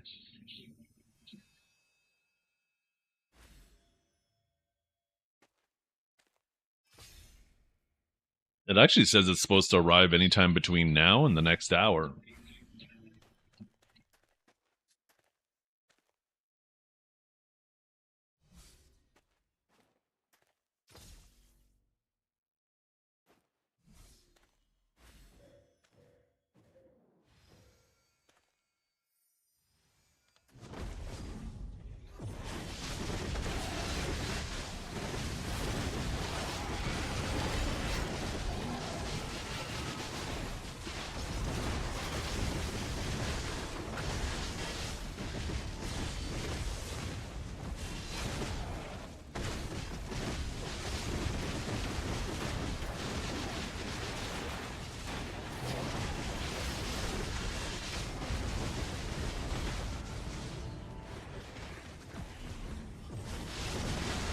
Ooh, 15 minutes, thank you. Remind me in 10 more if you don't mind.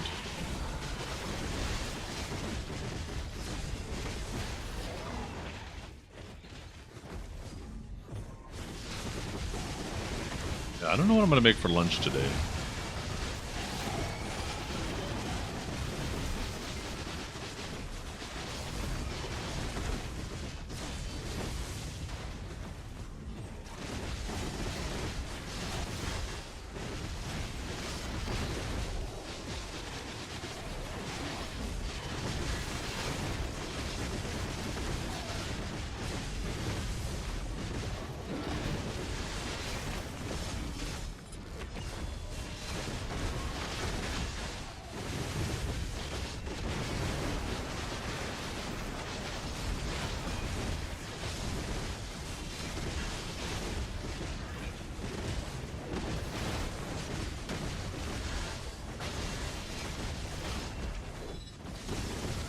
Fried rice with roast veggies. That actually reminds me, I got some rice in the fridge, but I think that rice is like almost a week old now. I should probably get rid of it. You don't want to fuck around with rice bacteria. Otherwise, fried rice with a fried egg on top sounds fucking awesome.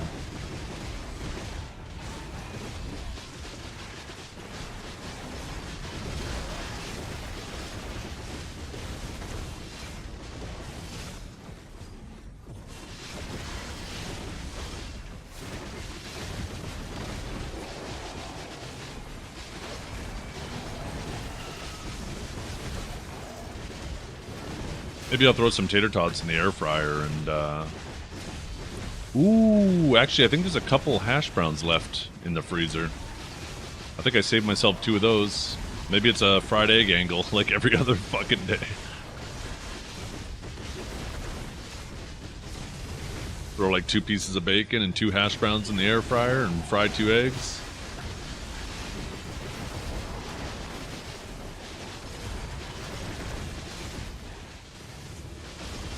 I love eggs so damn much.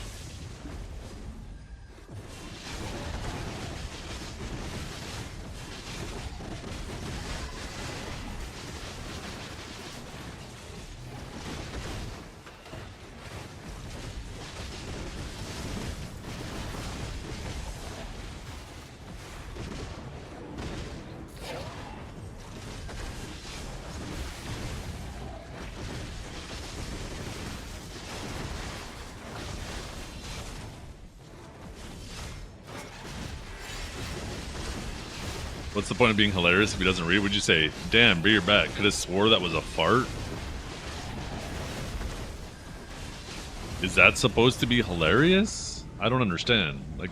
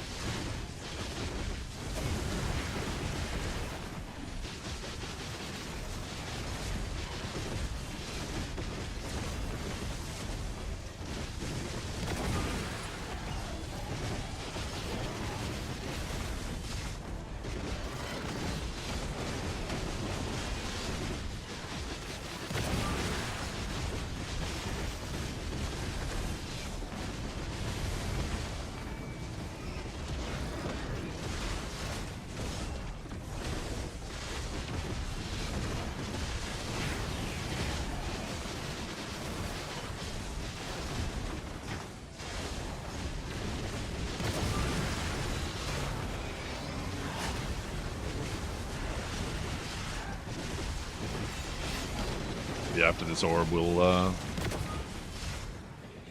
get ready and hang out at the boss. We'll do some drip checks at the boss.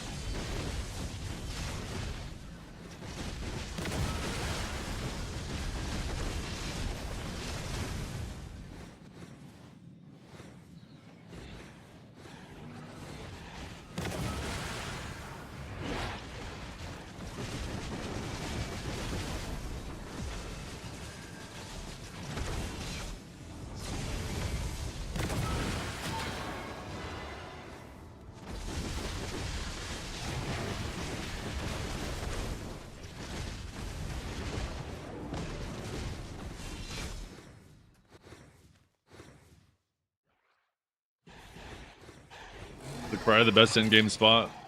It's a toss-up between Stars and Sakraya and Zephyros. Honestly, all three spots are close enough that you're really splitting hairs. You should just grind the one you enjoy the most.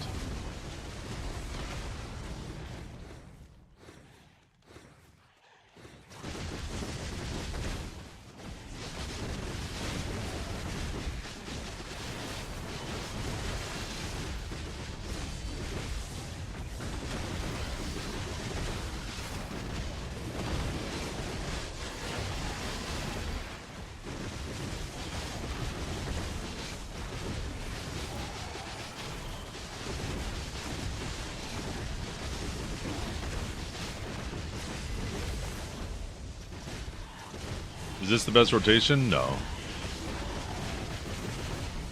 It's a little bit easier to overclear this one. I just don't mind it. I'd consider it the second best rotation.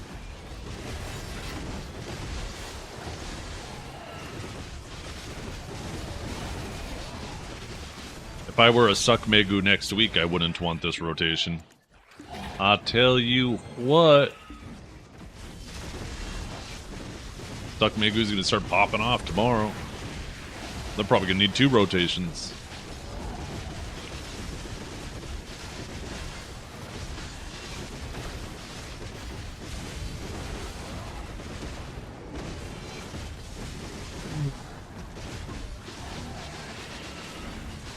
Deadeye probably pretty good too, yeah.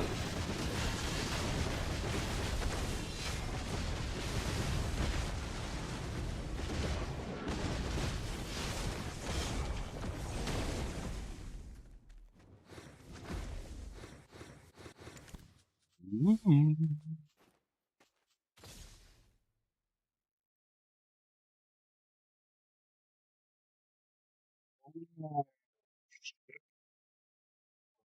Fuck.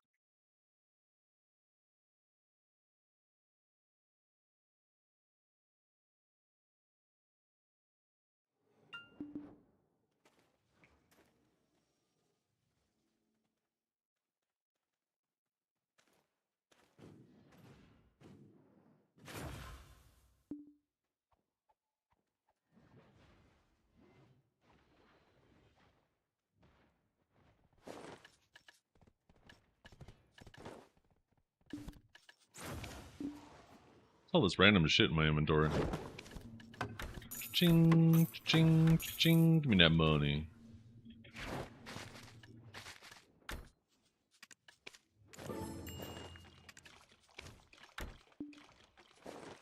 What do you do with these anyways? You probably just vendor these now, right? There's probably no other use for them.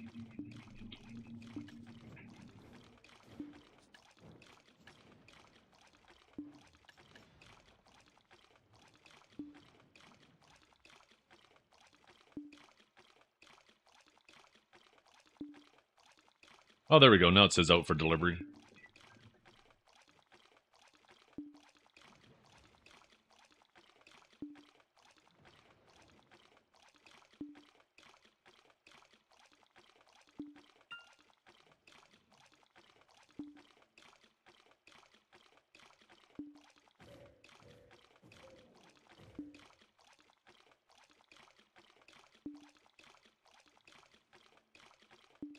You guys excited? Tonight, Blue Squadron's gonna be doing a lot of birthday taps. Whether you love them or you hate them, there's gonna be content there to watch. The hate watchers are gonna be in there, praying on his demise. The lovers are gonna be in there, hoping that he gets lucky. Wait, what am I doing? I'm doing the wrong type of thing.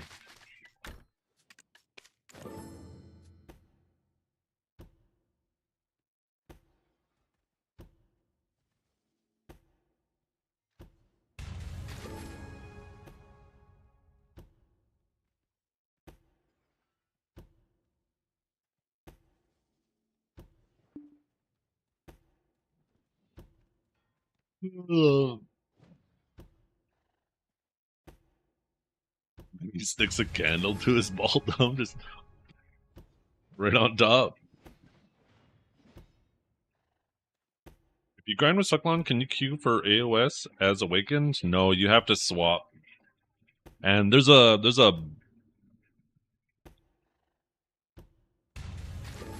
I don't really want to say because I don't want to perpetuate the problem, but there's an issue with AOS right now that I hope gets addressed this week for the sake of the people who play AOS.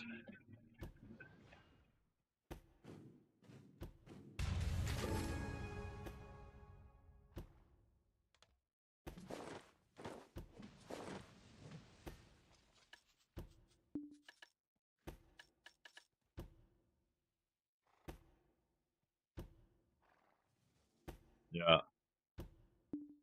I'd be sweating Akatsu. Because I wouldn't be surprised if they look and... Wait, did I say Nakatsu? I meant Leifonda. I'd be sweating Leifonda. There's, I think it's going to be very easy to see those who were abusing it and those who weren't, right? And then there's going to be the people in between who maybe they were grinding between games or maybe they play both specs. Those people are going to... they're going to be in the gray area where, like, were they actively abusing it or what? But I could definitely see Pearl Abyss potentially punishing. So hopefully they, I hope they do their due diligence to make sure that they don't catch any people who are just, you know, unintentionally benefiting from it.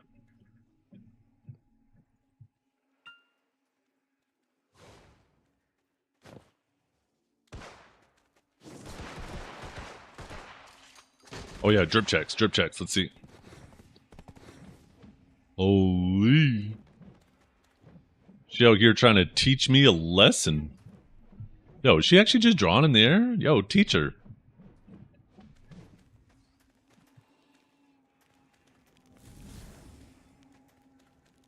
Right here, wait. We got twins. We got twins, chat. One's the big twin, though.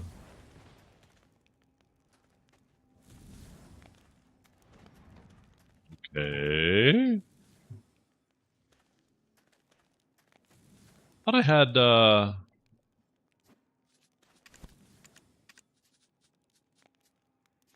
depth of field off. There we go.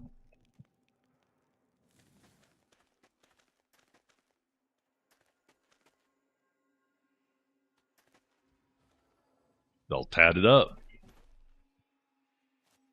What's up with the face, though? Is that like a tattoo or a helmet? Oh, it's both. Oh, let's look at this ugly motherfucker. Look at him. Look at him. Oh my goodness.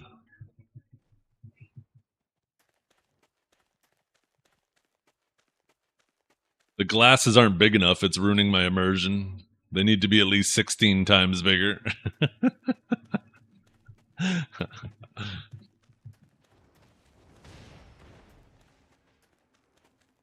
Alright, check that one. Emotional damage.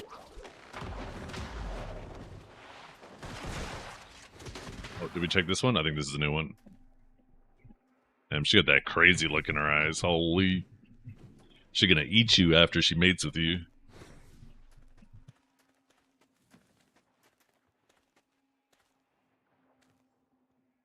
Okay, a little bit of freckles. You don't see a lot of people put freckles on their characters. I happen to think freckles are cute. That posture doesn't look very good, though. The Goonie Tunes? I've never heard that. That's fucking funny as hell. Oh shit, it's Larry, you guys. Let's light him up. Boom! Actually, I better be careful. He's probably gonna be on an ult. I'm gonna end up shooting him. Let's do a little drip check on Larry. That's default. That's default. He's defaulted up. I think that's actually a really small Guardian. Oh, Nakatsu, let's see. Holy. Looks like your character's looking up. It's like, what's up there? Huh? What do you see? What do you see up there? I don't see anything up there. Just looking up, waiting for that dragon to wait. What's going on with that horse? Yo, that horse just fucking drifted in there. You guys see? Wait, where'd it go? Who was this horse?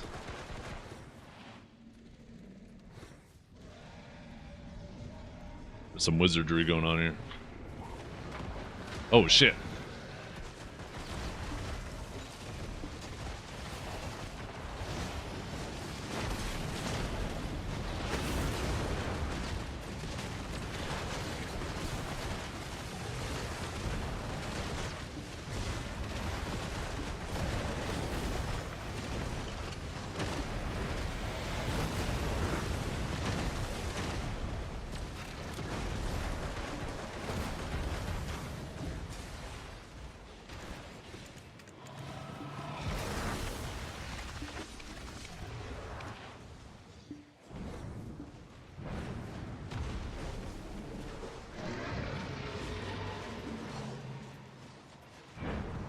Get down here, you coward.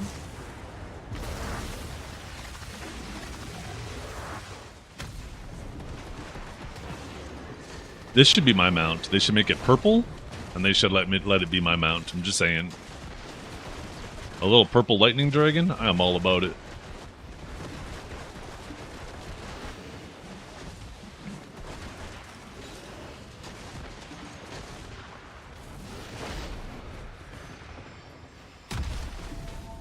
Let's see. Boom! Ooh, we got a little stack. A little 100 stack. I'll take it.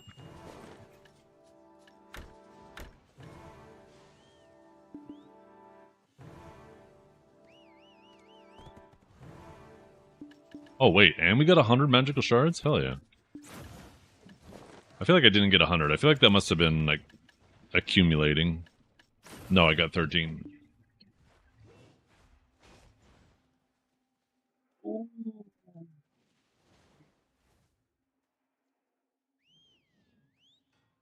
I'm hungry.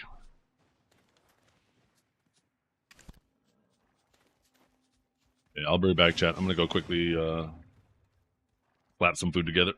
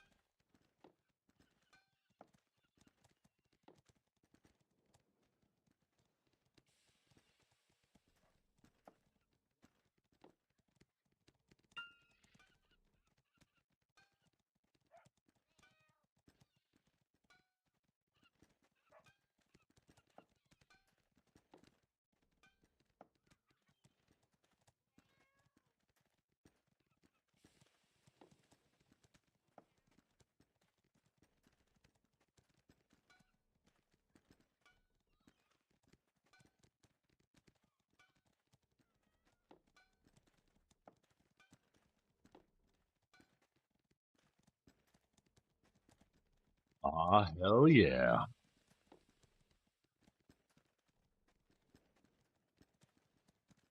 I'm gonna eat chat.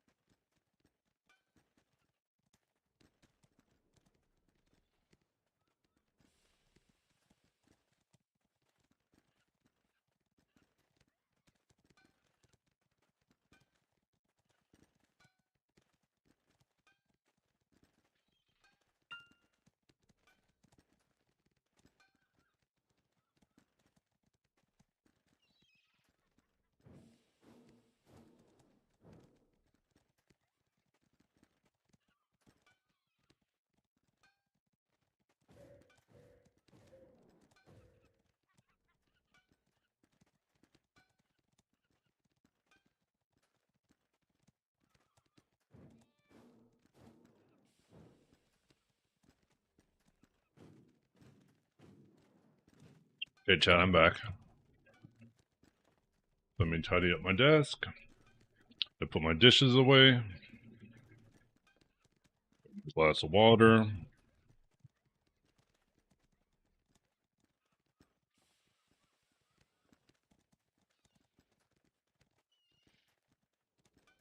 What's up, to chat?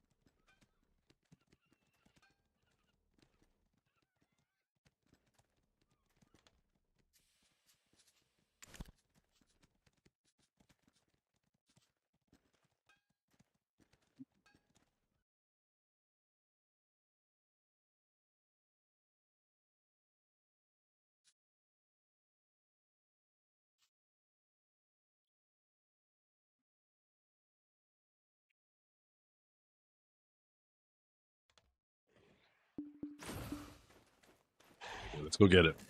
Wait, is there somebody here now too? Oh my god. I swear to god this is the same person. Go see if the other rotation take him. Every fucking time I go AFK, man. Every goddamn time. It is fucking 9 a.m. on the West Coast, you losers. Why don't you do something with your lives?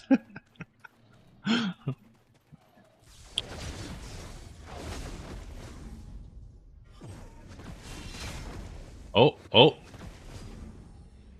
Oh, never mind. He's here too still. Okay, we gotta find another channel. Go check my guild channels.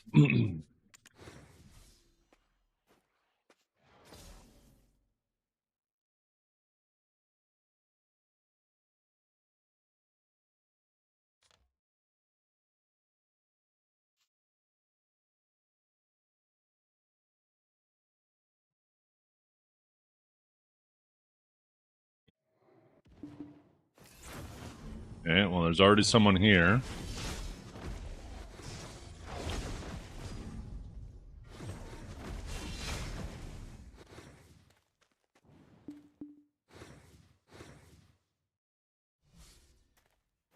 Yeah, like get a streamer job. That's right.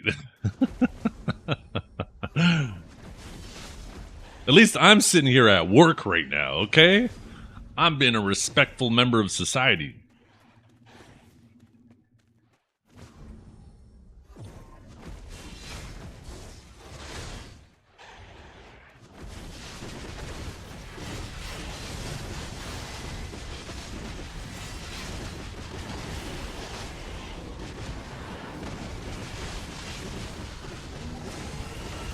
I mean, there's no point to duel for spot. Duel for spot existed back in the day because you had 15-minute channel swaps. You didn't have guild channels. You wanted to avoid pissing somebody off from using the one-sided deck. Now it takes 2 seconds to swap. You have 4 channels to check before you even run into any issues with things.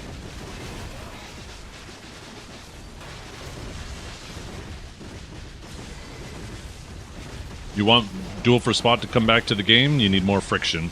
And Pearl Abyss is not going to add more friction. Don't hate the player, hate the game.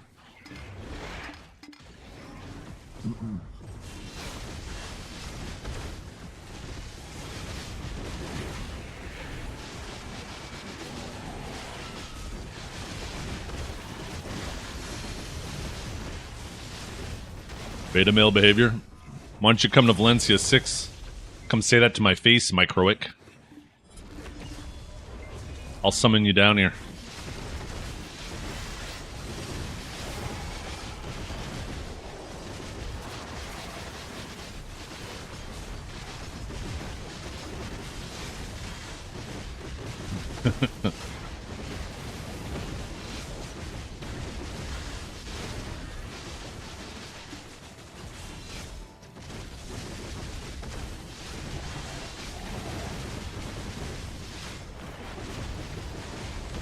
Man, I grabbed a licorice to eat as a little dessert after my lunch.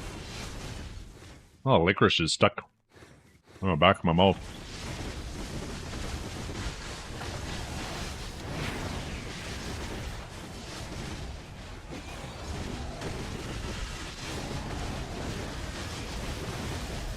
Yeah.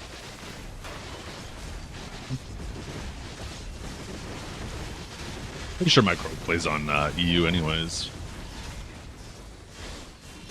I think a lot of my viewers play on EU just because of the time zone that I'm playing, right? People on the West Coast are just waking up and going to work right now.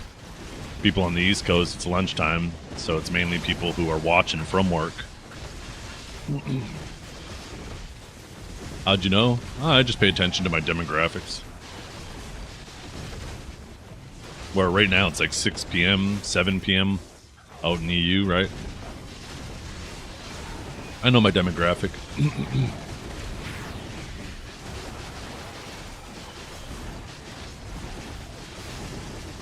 Oh, shut up, Ronan. I fucking hate this guy, and I have no one to hate but myself because I fucking said it. Goddamn.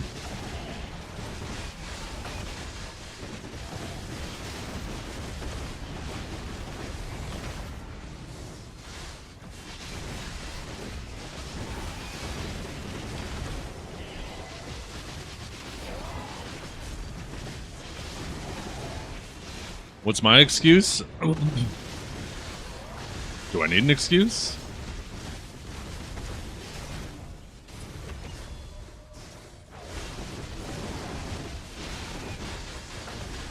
Also, what am I trying to excuse first? And in order to have an excuse, you need to have a reason to have an excuse. So what am I trying to excuse first?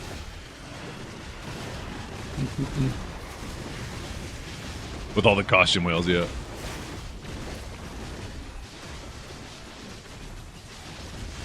Because that's what whales wail for these days. They're most certainly not buying the Gamba boxes.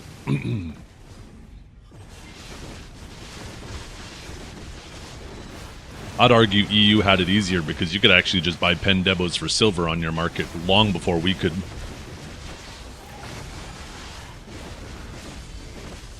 So which time zone are you observing actually? Oh, I mean, it just... EU players in general tend to be in that 6 or 7 hour range, right? Off of me, because I'm East Coast. It's noon for me, so I know it's like 6 p.m., 7 p.m. for most of the European players. I know there's even a little bit more deviation on that, but I think that covers most of them.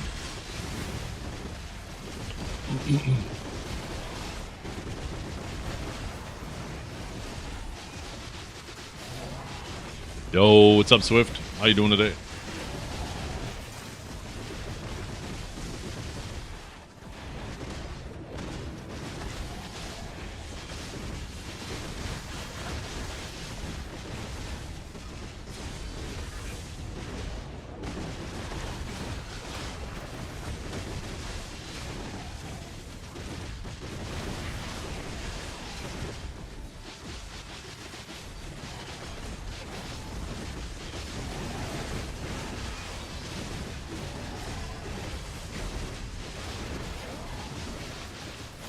What's my ping? Oh, I probably have like 30, maybe 40 ping. The servers are quite close to me.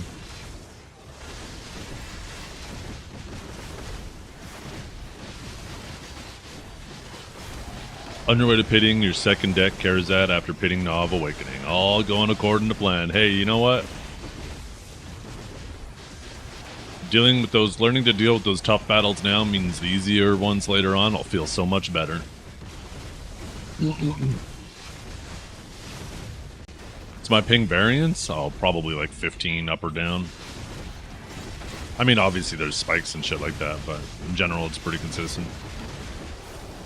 Yeah, servers in Chicago. I could have sworn I just said that, but yeah. Maybe I didn't say that.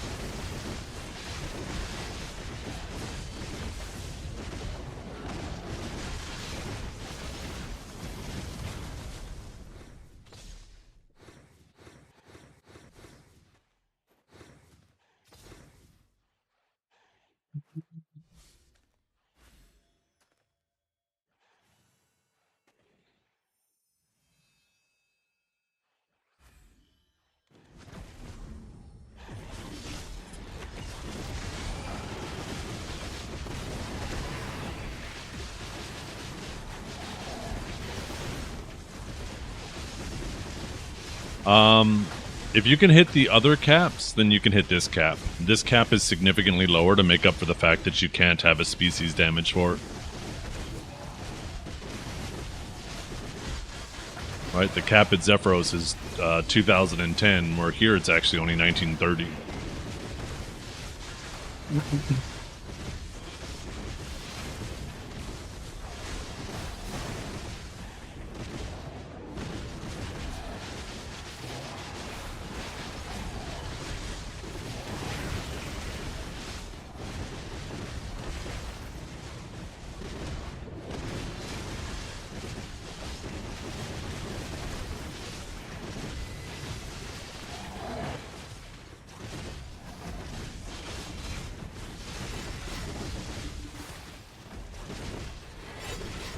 You living that close to the server, if your ping is that low, I'm surprised Exaleg is helping you at all, to be honest. There must be just a hop in between that's really shitty, but I mean, with latency that low, you must be living in Illinois, right?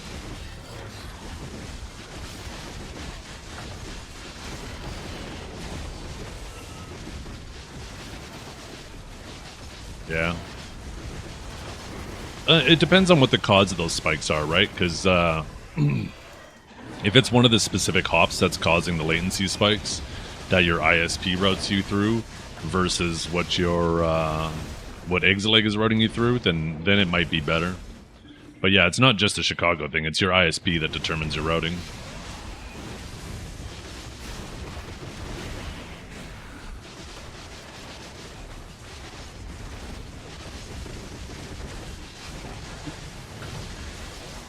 One thing that people commonly confuse too when using Exaleg is Exaleg will report your latency to their server, not your latency to the server you're connecting to. And people will confuse that. Like, I've seen some people too who, like, they'll live really far from the servers and they'll pick, like for example, right, there was somebody I knew who, when the servers were still on the West Coast in San Jose, when they used Exaleg, they would pick the New York server because they lived in New York. And they didn't realize that when they picked that server, the reason why it showed their latency so low is because that's your latency to the Exaleg server, not the game server.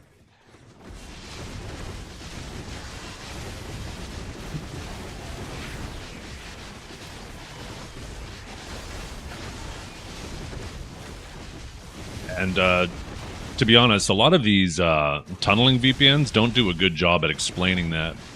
Because I think that they know that if people misunderstand it, it just makes them look better. So they don't really put in a lot of effort to help people understand it.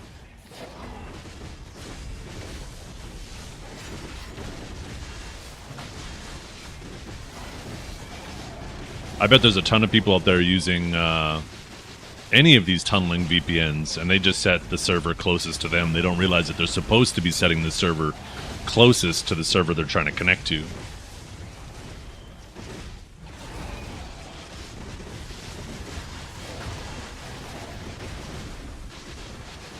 You've had 4 different ISPs? Well, they all might be using the same backbone then, right? There's a lot of ISPs that you think you have the illusion of choice, but ultimately you're still using the same thing. It's just a different person billing you. It's kind of like when BDO had a bunch of different publishers for every region, right? You were paying the publisher, but ultimately it was you were still playing Black Desert, right? Cacao didn't own it. Red Fox didn't own it, or any of the others.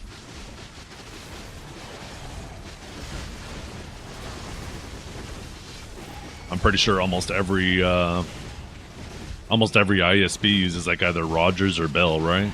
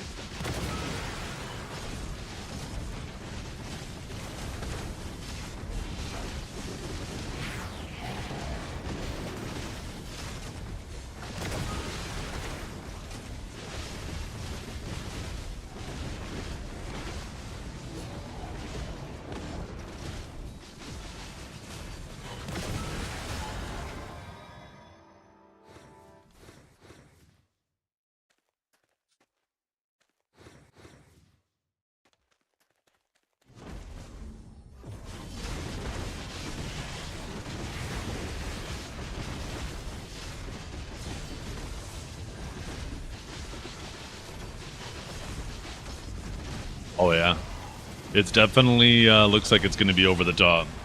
Yeah, and that's the thing, right? I was trying to explain that, Captain, that like there's a lot of people who are excited. I'm like, no, this is terrifying. When you know your class is getting overbuffed in the first wave, bad things have come of that. We've seen classes who end up getting nerfed after and end up worse than before they got buffed. You really never want to be part of that first wave of buffs. Because it's either you don't get enough and you get forgotten about, or you get too much and you end up getting nerfed later on. It very seldom ends up being perfect. Like, those other two outcomes are far more likely than it being just the right buff.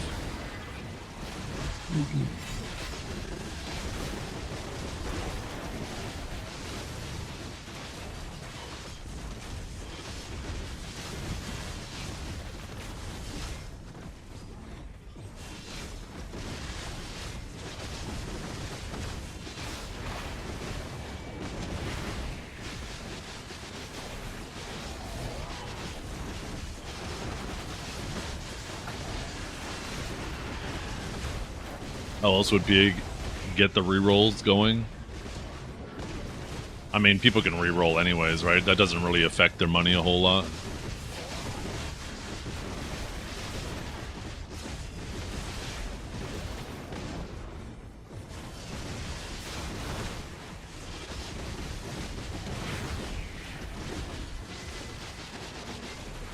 Swapping your tag is just an inconsequential amount of silver. And most people will have like a backup costume or something laying around for them to use, even if they need just one costume. That's really just a drop in the bucket of their overall revenue, which they're making off of the people buying the Gamba boxes.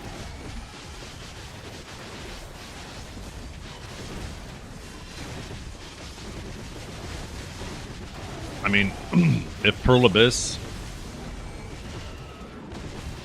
wanted to be predatory with rerolling, they never would have added the tag system, and they would have kept the weapon swap coupons in the game.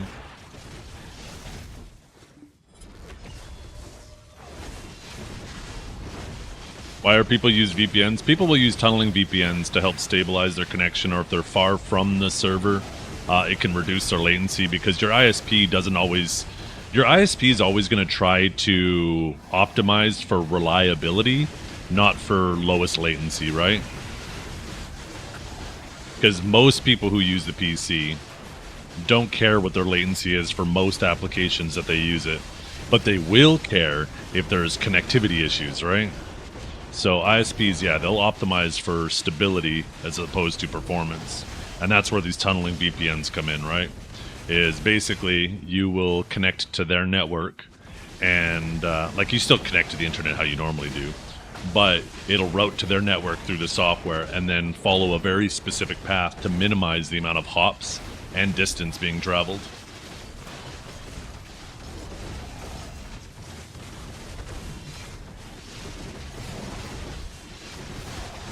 Basically, the further you are from a game server, the more likely you are to benefit from using a tunneling VPN.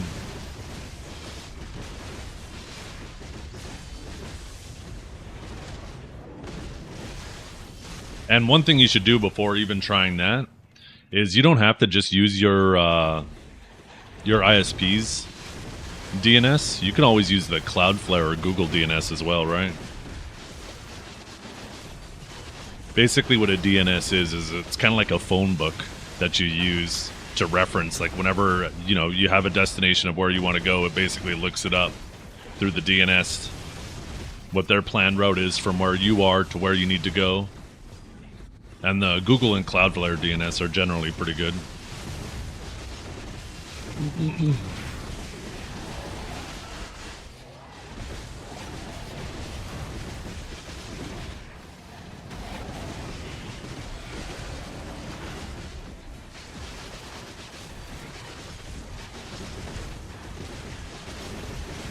And they're completely free.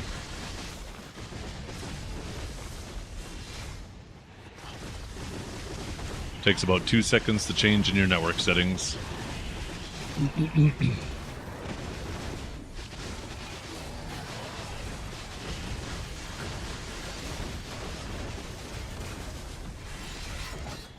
Yeah. Tunneling VPN too can sometimes be good because, like, one thing some people don't realize is, like, when you're having issues connecting to a game, it might not be your ISP and it might not be the game server. It might be any one of those hops in between that you have to take, right? And having a VPN on standby can be really good for situations like that where you're like, okay, I'm having connection issues. I'm going to try to route myself a different path. And sure, you might have to take a latency hit, right?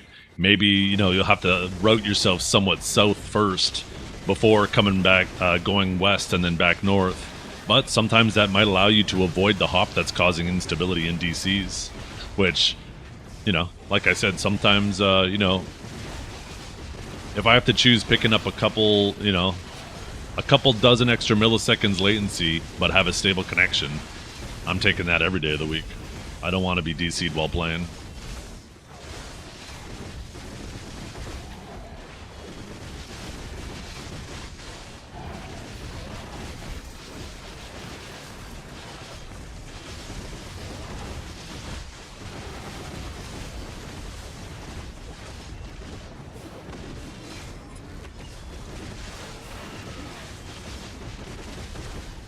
Google Fiber?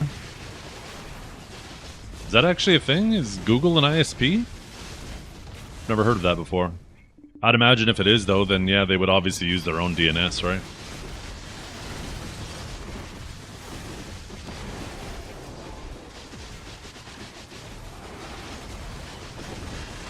Yeah, I've never heard of that here in Canada.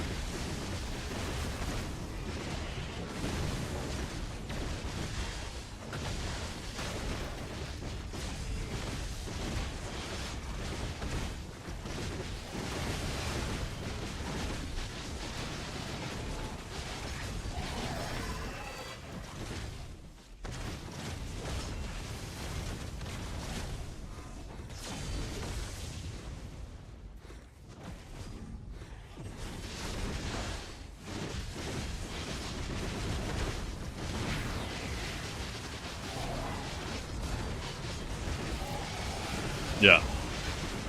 Yeah, that's why it's called the tunneling service, or referred to as a tunneling service, versus just like a normal VPN, right?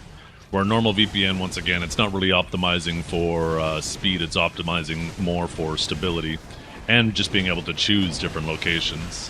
Where a tunneling VPN is trying to take a very specific direct route, as direct as it can to the service to try to optimize for speed, right? Trying to take as few unnecessary hops as possible. Which might not necessarily always be the best for reliability, but... or stability, I mean. But if you want as low latency as possible, they tend to be ideal. And most of the time they are stable, right? Most of the time they are. In fact, more often than not they are, because the less hops you have, that's the less opportunities for one of those hops to fuck up, right? Obviously, if you go from 10 hops to 20 hops, that's twice as many hops. You gotta hope maintain stable.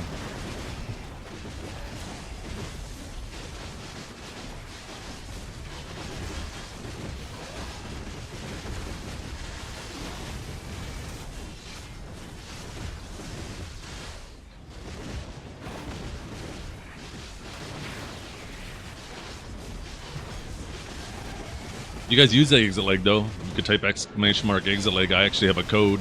Probably should keep it in my title. I know I have a banner below my stream.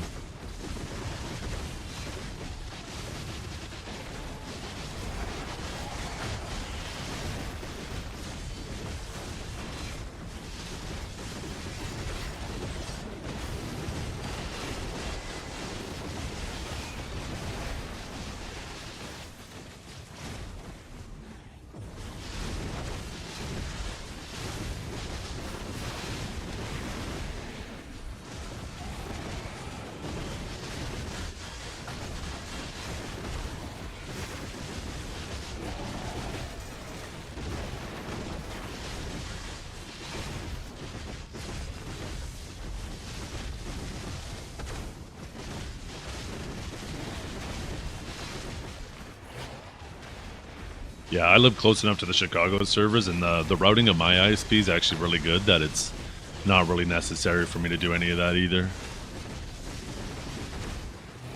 In fact, I found exit lag caused more issues for my specific situation. But I used to have to play with it. Back when the servers were in San Jose, I had to use exit lag. I shouldn't have lost that. I challenged Dukes. He's shit. Oh yeah. Oh my god. Dukes, you hear? Did you hear that? He might have gone to bed.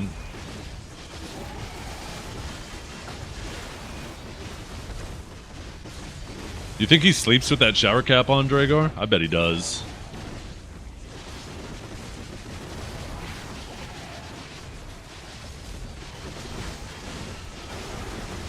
And his arm sleeves? Damn. I bet he has a body pillow, too. With his Wukong printed on it.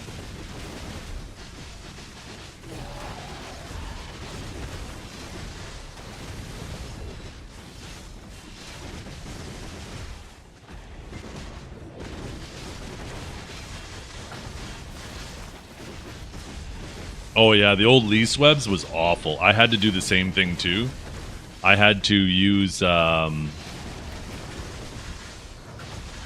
used private internet access at that time, and I used that to actually route around what the problem hop was. Is it Divio's body pillow? Oh, it might be.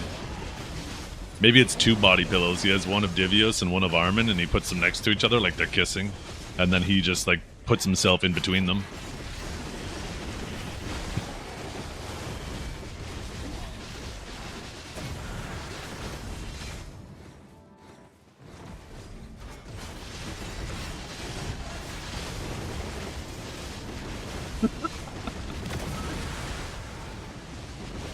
Oh shit. We're so stupid, Dragar. We're so fucking stupid. Yeah. Mudfish was actually a sick VPN. Because the nice thing about Mudfish is you could actually pay, instead of having to pay a monthly fee, you could pay it for like the amount of bandwidth that you use, right? And since the game typically used very little, like it was like very, very, very cheap. If all you were ever using it was for lower latency on video. It just, the biggest problem with Mudfish, I guess, it just wasn't very user-friendly.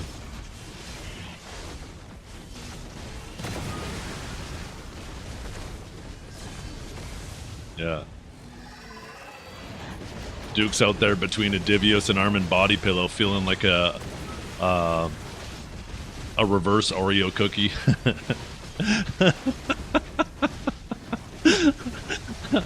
Oh shit.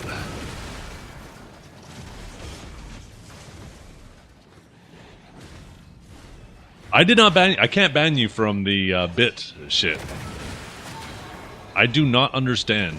I think it's just the Armin ones that do that to you too. I don't understand. Like, watch. If I redeem it, it's probably gonna work fine.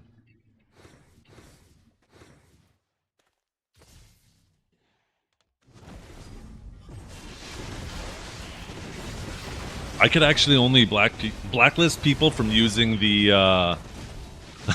the song request.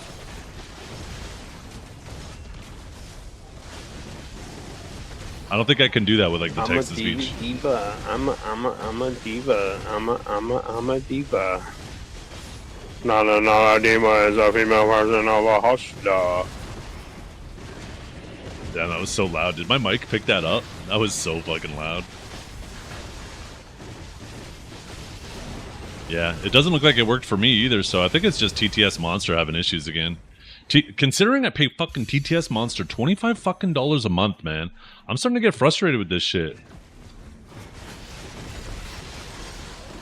My little chud baby Duke sleeping next to me ends the dragon each night in his little shower cap. Oh! What the hell? Was that him choking the chicken? The hell was that? You're the chosen one, yeah. Fucking King Arthur here pulled the sword from the stone.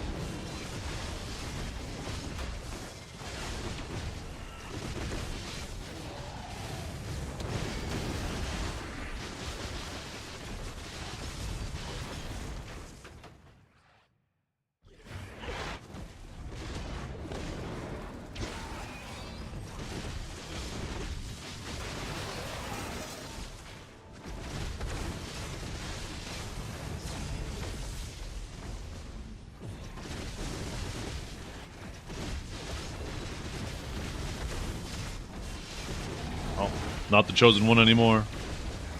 Transaction denied.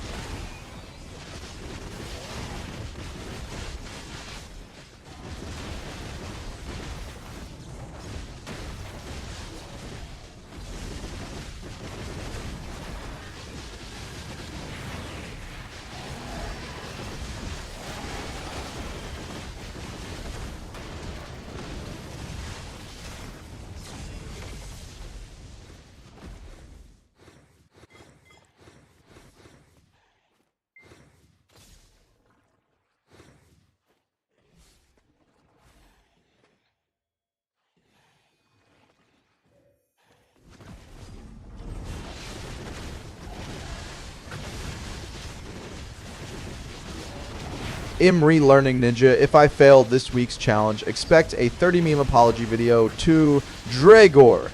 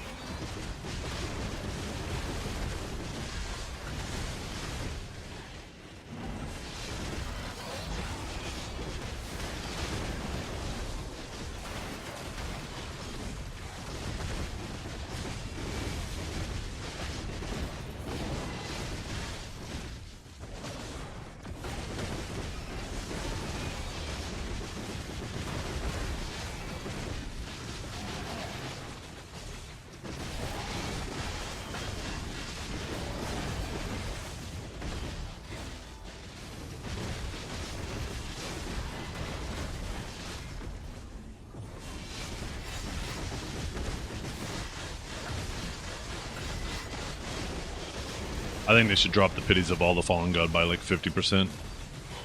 And they need to combine the DR and the Evasion Fallen Gods. Because the Evasion Fallen Gods are such a trap now. Such a fucking trap for new players.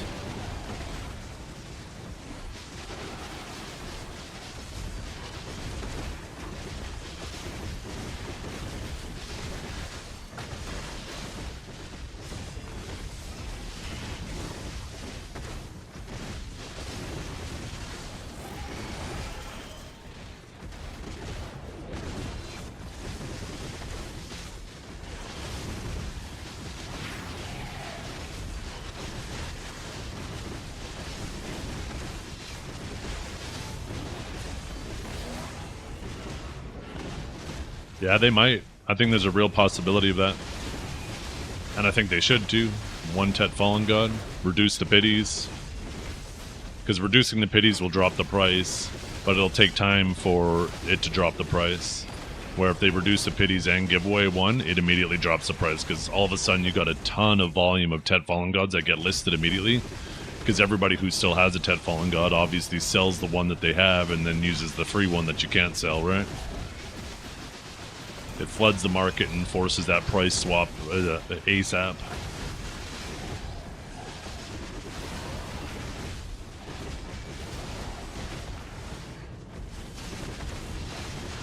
Yeah.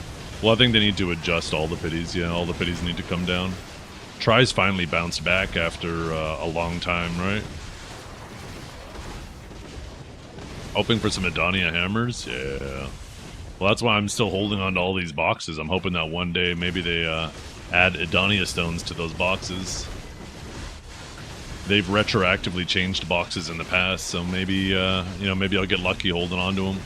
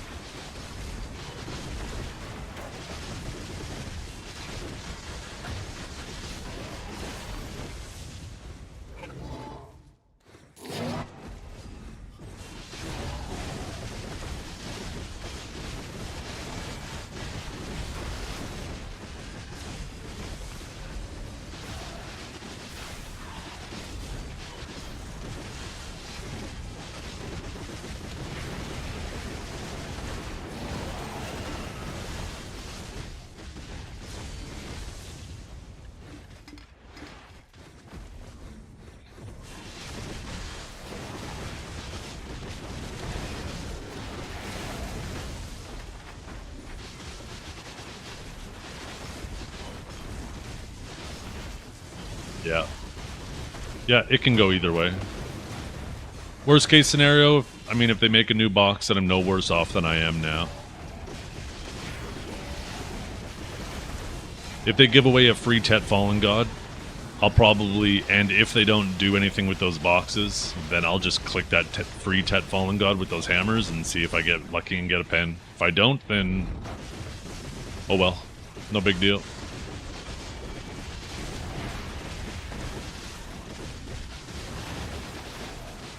Yeah, Lunar's late to the conversation, but yeah, we were just talking about that.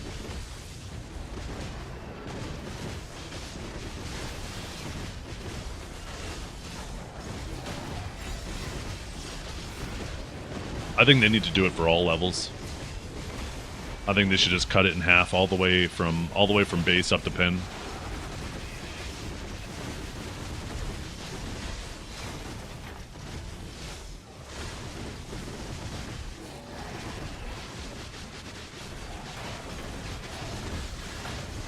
Getting full Tet armors for your Adani armors, like you're already so far behind on clicks right now as a new player, and to have to dump that much silver into just getting to basically the starting point of your Adon armors is too much for new players. They need to just cut it in half all the way. Yeah, even at half for pen, it might be considered a little too high, but it'd certainly be a lot better.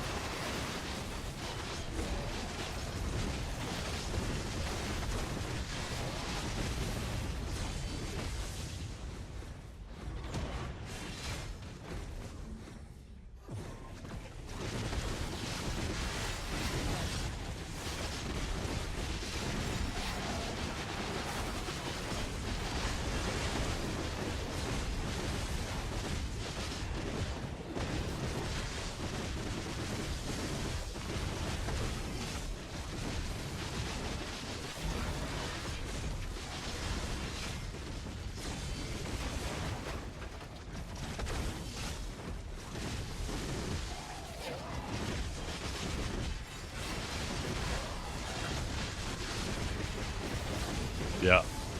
I think it was meant to be not even that. I think it was meant to be like cheater bait, to be honest. Something so obnoxiously high that if anybody ever hit it, that it's worth investigating their account and see if they're cheating. Because when they first added that, it was so obnoxiously expensive to click and, you know, obviously such an obnoxiously low success rate.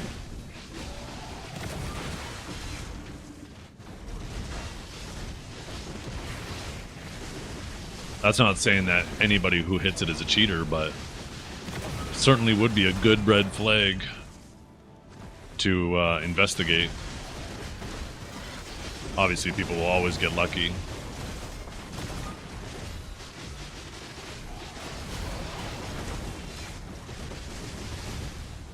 That's what I was originally saving up for too, ain't chat? My plan was to keep saving up crons, keep saving up costumes, keep saving and saving and saving until I had enough money. And while this whole time, I was going to keep trying to buy Pen Fallen Gods anytime they got listed, but they got listed so infrequently I didn't get one.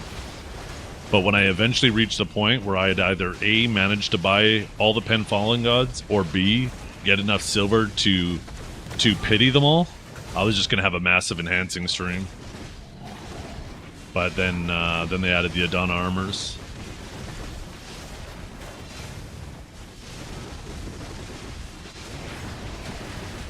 I legit was like, yeah, if I save up like 40 trillion silver in like 5 years, we could just have a massive enhancing stream. And if not, right, if they change the armors by then so be it.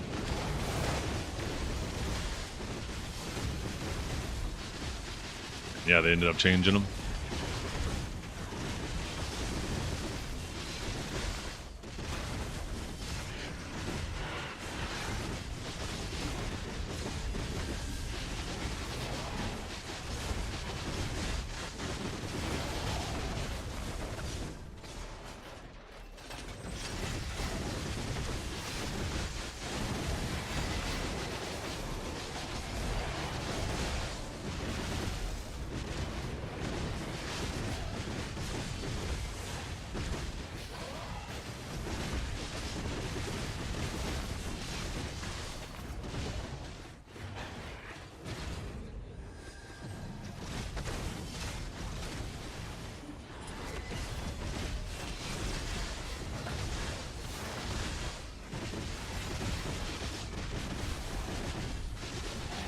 Would 100 pities be insane now? I don't think so.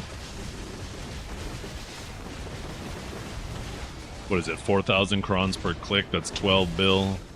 That's 1.2 trill. I think 100 would be too low.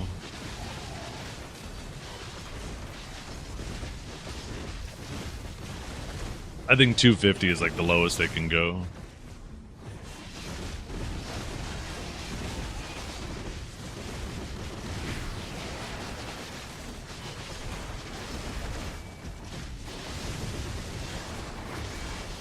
Yeah, maybe 300. Shit, maybe they'll make it the same as Sovereign, 333, right? Or was it 330? I can't remember. What's the pity? Is it 330 or 333? I can't remember.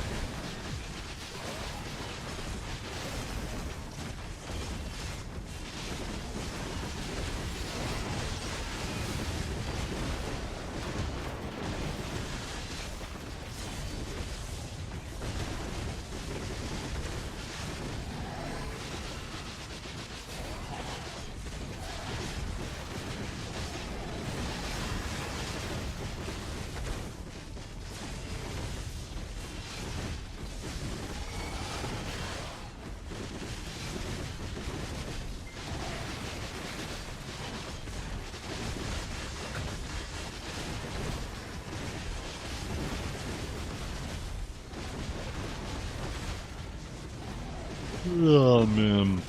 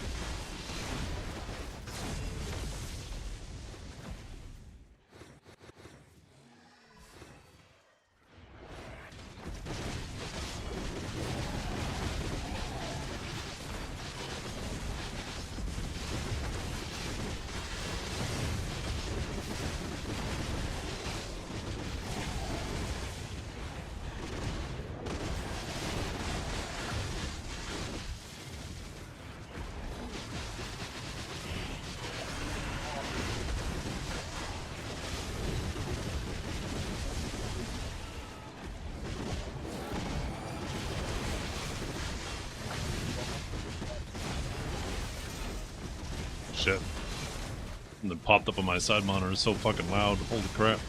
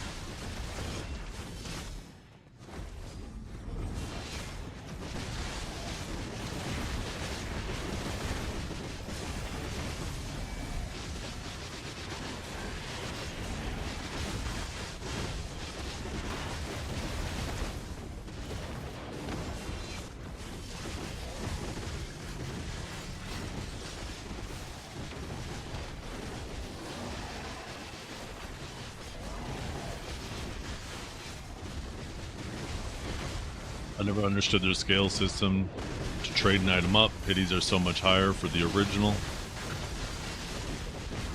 Yeah, there was, I think they realized that they fucked up with Fallen God. I think it was meant to be just like a super far item. And,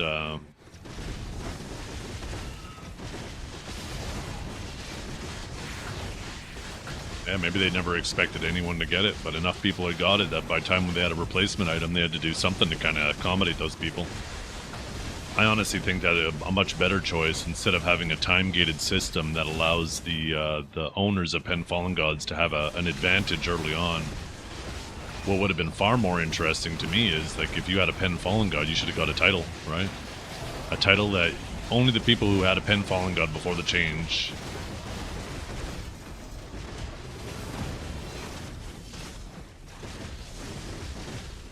They would have done that. I would have been much more eager to try to get a Pen Fallen God. To get a once in a era title, you know?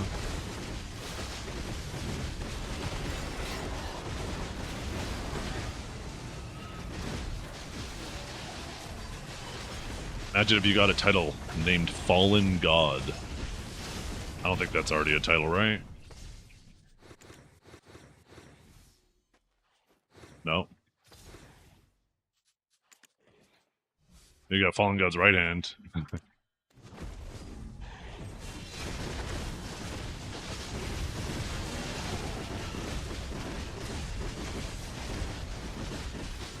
could have been so much cooler.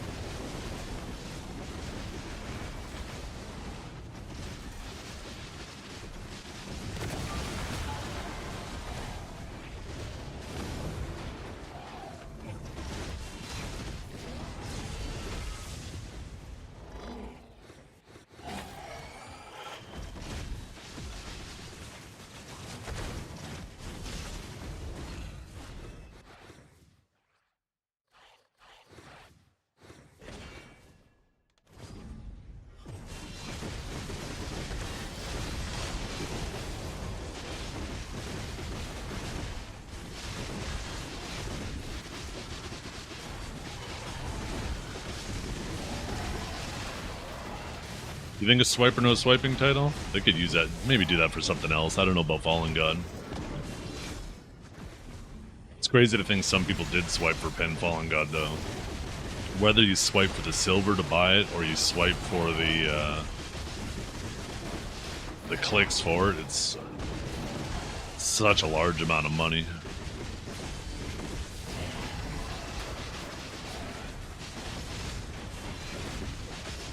I wish I was rolling like that. Holy.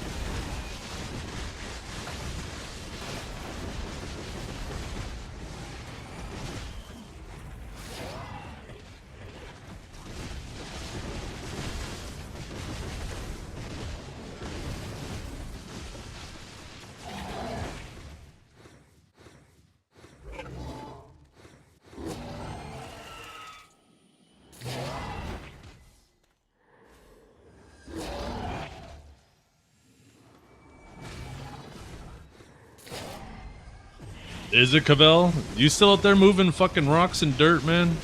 God damn.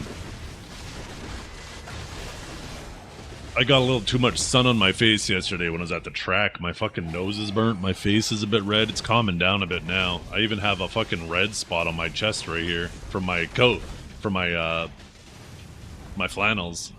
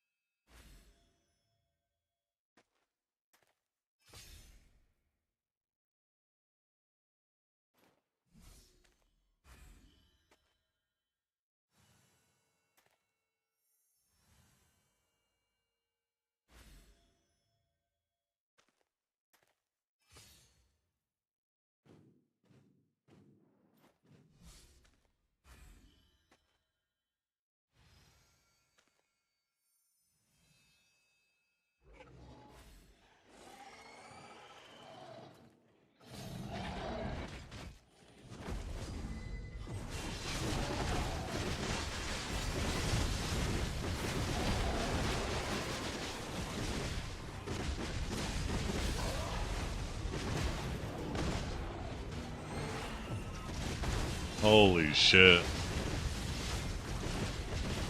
So, in that second picture you sent there, Cavell, all those rocks, are those already placed there, or are you moving those? Oh, thank you. Appreciate you.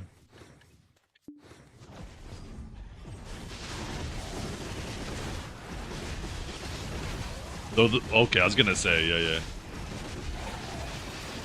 So you're gonna be turning that into a road? Because I thought your original plan was like you were digging like a little bit of a trench, you're filling with rocks, and then you're gonna add like more like finer and finer like gravel and stuff to eventually fill in all the gaps between the rocks and turn it into like a gravel road that has good drainage, right? Because that's the nice thing about rocks like that is if you end up getting a lot of water, you don't have to worry about rain washing away those rocks as much as you have to worry about the rain washing away a gravel road, right? Or a dirt road.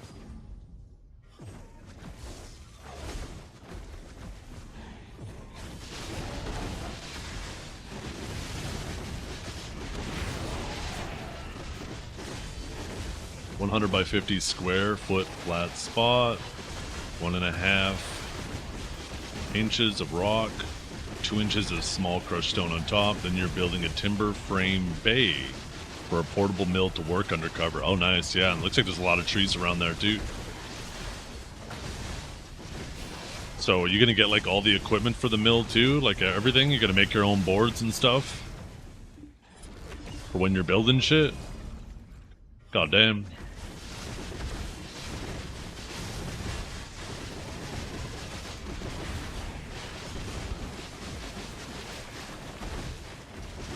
I feel like this song just got really loud.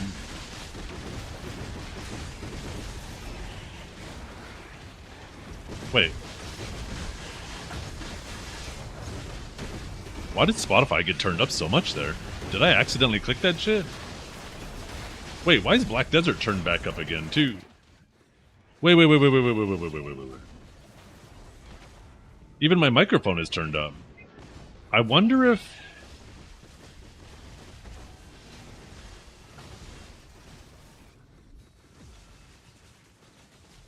Here, I'll turn it back up a bit for you guys.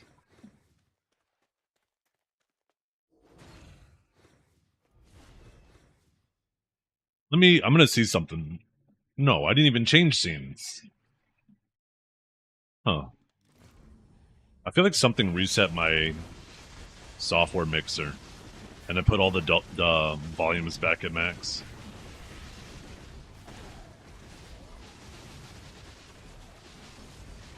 Yeah. No, great song, you guys. I'm just worried that people are going to come into the stream and get fucking ear raped.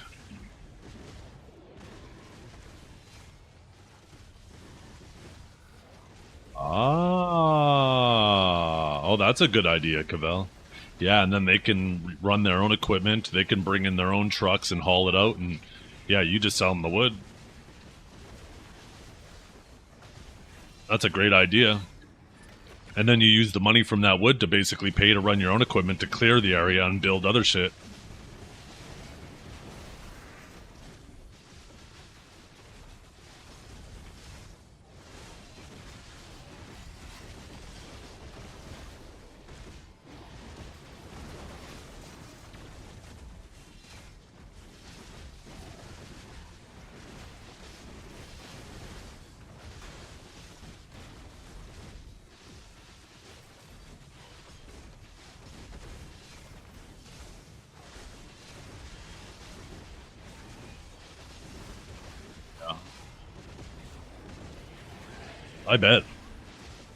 I bet stone's expensive. It's not exactly easy to find good, like, just natural stones, right? You gotta actually dig them up. And then transporting them is probably a nightmare.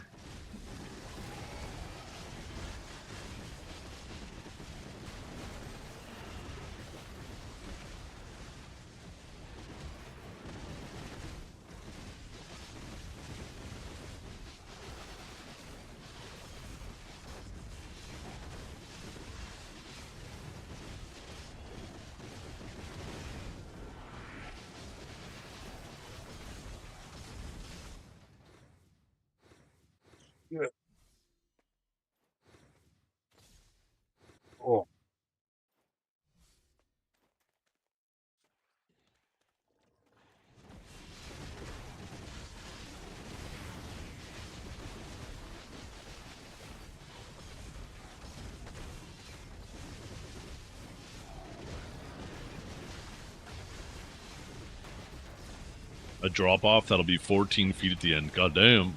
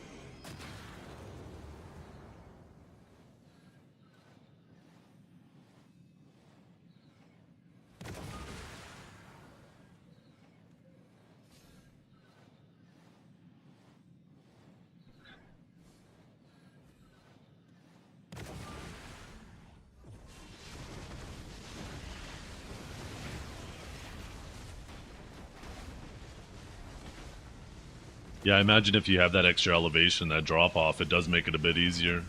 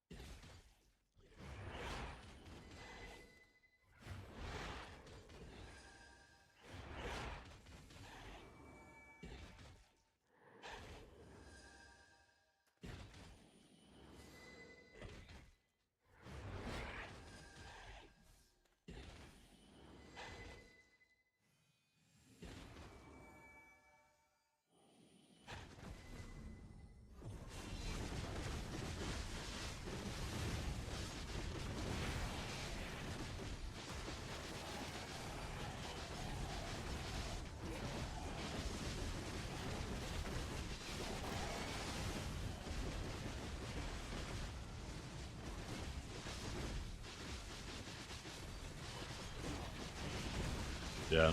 That's a nice little tractor you have, though. The nice thing is it isn't like this giant thing that you gotta worry about storing somewhere. You probably have a nice little barn or something you can fit that thing into. Keep it protected from the elements, eh?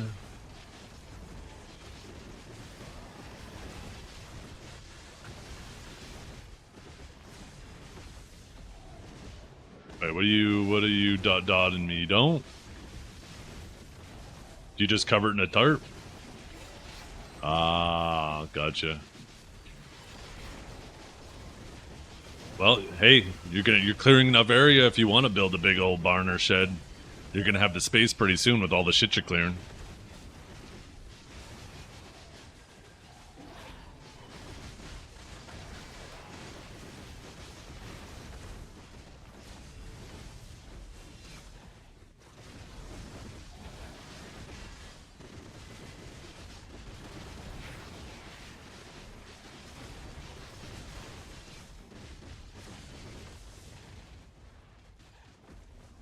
Darling, I live without you. I live without love. If I had the sun and moon, they were shining.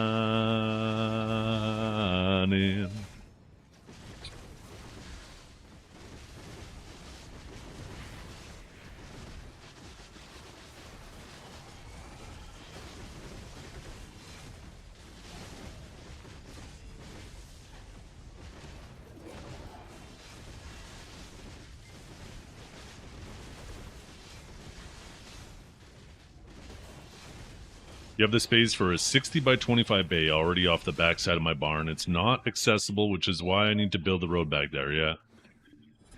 And, like, if you're going to be storing big equipment back there, you need to have a proper road. The last thing you need is, like, a big rainfall, and all of a sudden your shit is, like, just all stuck in the mud or fucking up the road.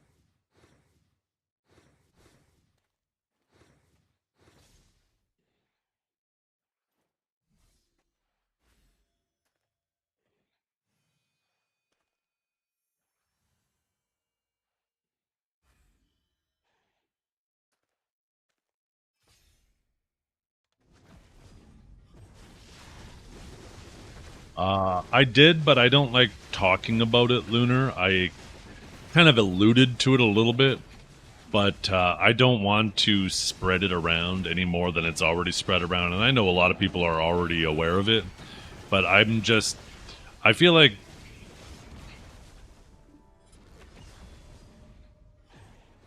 obviously it would be a problem telling people how to do it, and it's hard to talk about without telling people how to do it. And I don't want to muddy the water anymore for Pearl Abyss in regards to punishing people who are actively abusing it.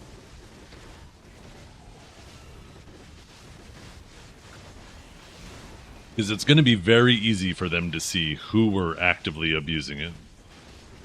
Yeah. I know it's already getting patched, but that doesn't mean that we want more people doing it, right? We could talk about it openly tomorrow, because tomorrow it will be patched.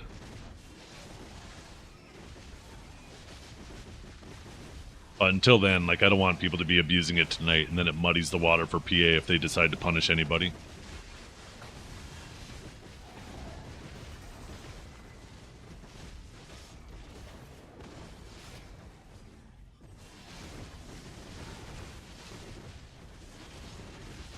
There's no way they punish anyone.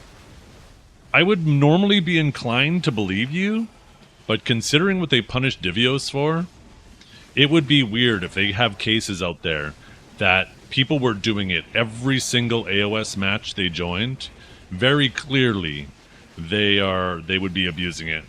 And they 100% deserve no less punishment than Divios got for what he did.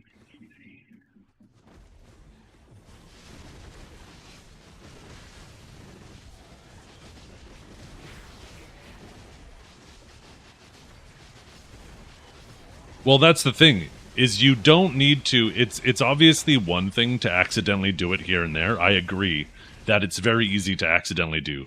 But if someone is joining literally every single AOS game and doing it, it's very easy to see that they're doing it on purpose.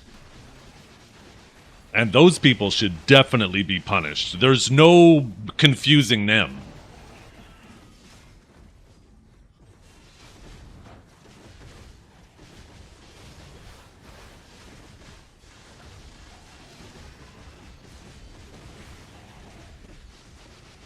Yeah, there's definitely people swapping specs, but they don't do it every single game either, right? They occasionally do it depending on the matchup.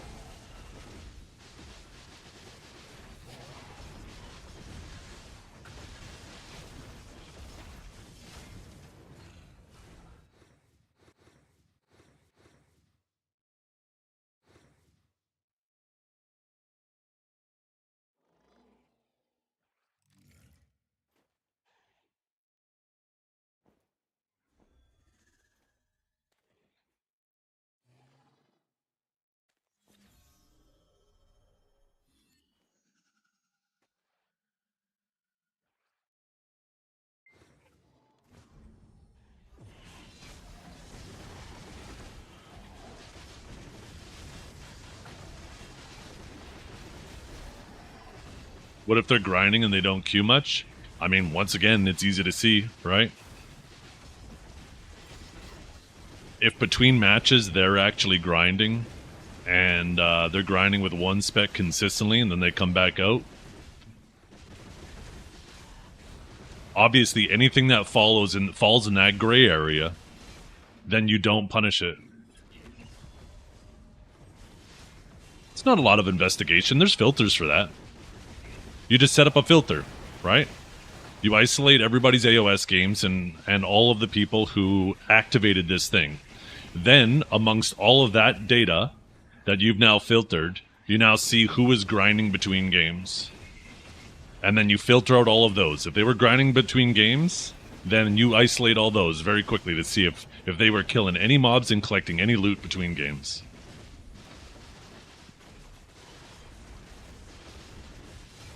I mean, it's not a matter of arguing. I mean, we will see, and I think it is unlikely that they do anything, but that doesn't mean that they shouldn't.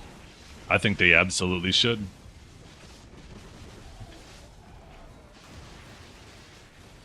So you could abuse it while being safe with the grinding stuff. You could, but once again, that's the gray area. One thing you realize, most criminals, and I'm not saying these people are criminals, but in the case of context, people who tend to cheat tend to be stupid people, too. They don't make good decisions.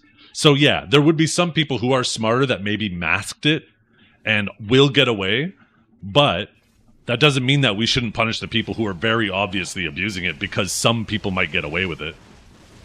That's a completely stupid take. And I'm not saying that's your take, but I'm just saying if that is someone's take, they're stupid. Yes, you should always err on the side of caution. If there's anybody in the gray area, they should get away with it. Because you don't know if they were doing it on purpose or not, right? But there's definitely going to be cases that will be easy to find where there is no gray area. They were clearly abusing it because they weren't grinding between games. They always did this thing when they were in the game. It's not going to be an easy thing with a few search filters to find. Now, if they only played like a handful of games, like less than 100, and half of them this happened, maybe they were swapping specs. Once again, that would fall into the gray area. But if it's somebody who literally played 300 games and 290 of them they did this, then yeah, they were obviously abusing it. Especially if they weren't hitting any mobs between games, and they should be punished, for sure.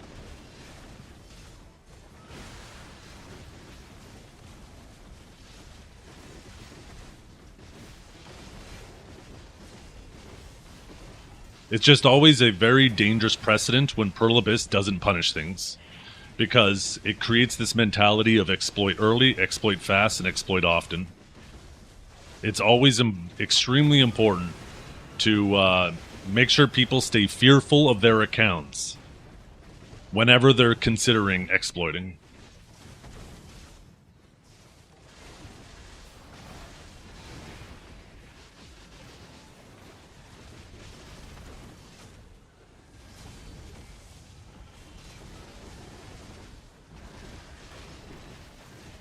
Yeah.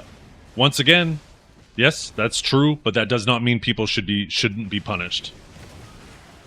What are you saying? Because some people get away with crime, that means we shouldn't punish anybody for crime? It's a completely nonsensical argument.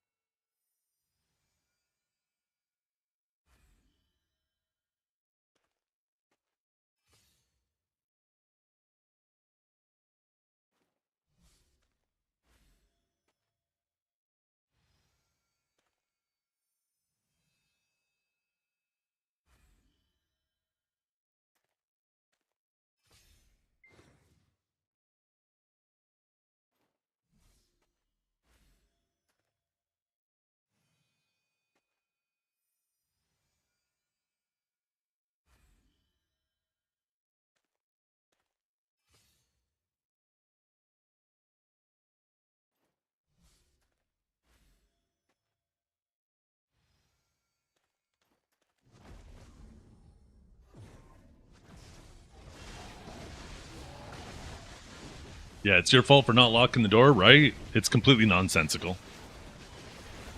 Remember, I'm saying that they should definitely err on the side of caution. If there's even a little bit of gray area where it couldn't have been an accident, then people should not be punished. But there is definitely criteria you could set where you know that these people were abusing it, and those should be punished. Kinda is? Holy, that is such a terrible take.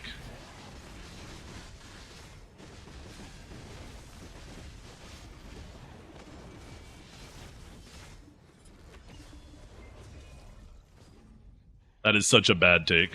My goodness. Remember, guys, if you don't lock your door, you deserve to be robbed. If you leave something in plain sight in your vehicle, you deserve your vehicle being broken into for that item. What a fucking stupid take. Holy. That is such a bad take.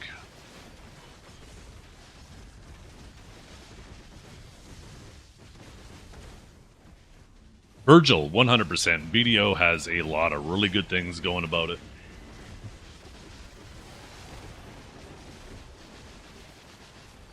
Welcome to Canada. Oh, my country.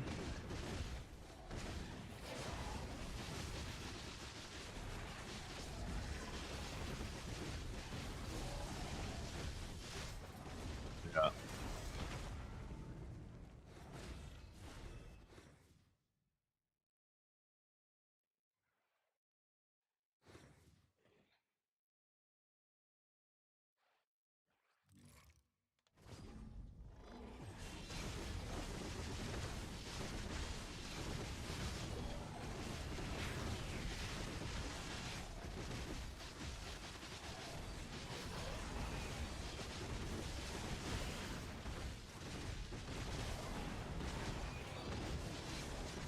Okay, that's a straw man. Now you're being fucking obnoxious. No, obviously you wouldn't do that. I don't know if you're aware of this. There's middle ground, Microic. Why the fuck are you operating on these extremes? Are you fucking retarded? Like, there's no shot. There's no shot. You need to go back to Ginny's stream, okay? She needs some more chat activity in her chat. Like, what the fuck are you even saying? Holy shit, dude.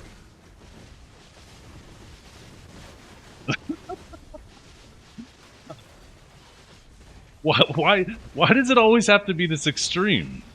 You miss her. uh,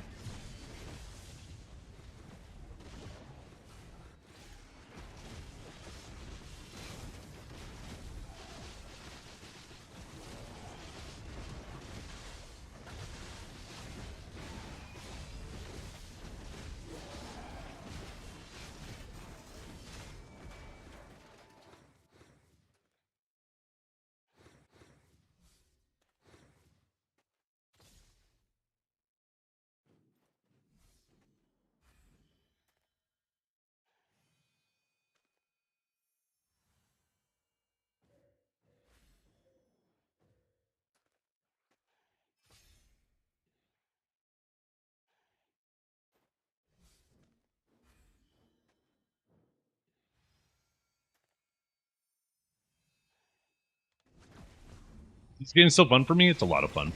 And I miss a lot of these conversations.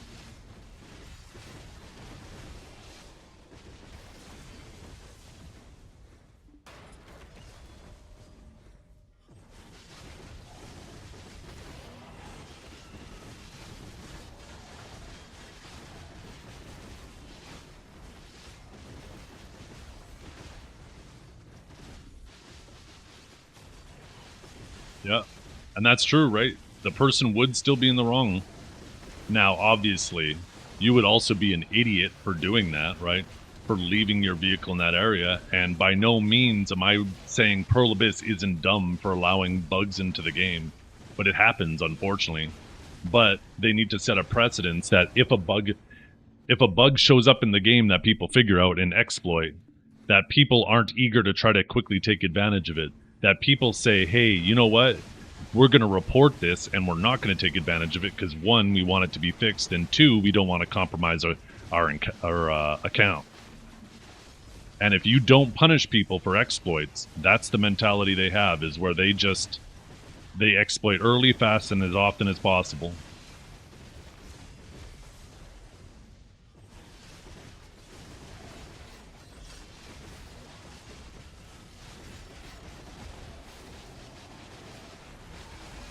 I'm not saying like even permanently ban these people. Like legit, what you could do is these cases where you know with 100% certainty they were abusing it, all you do is reset their score in AOS and you ban them from the rest of the season. They can't play for any more this season.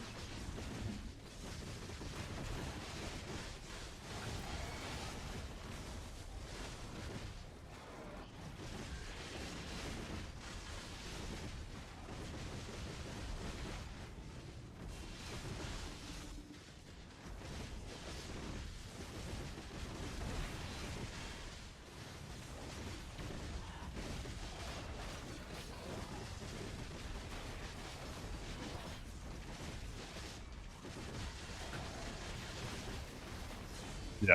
Yeah, it doesn't work anyways. You're right, Dregor. They should obviously still be arrested.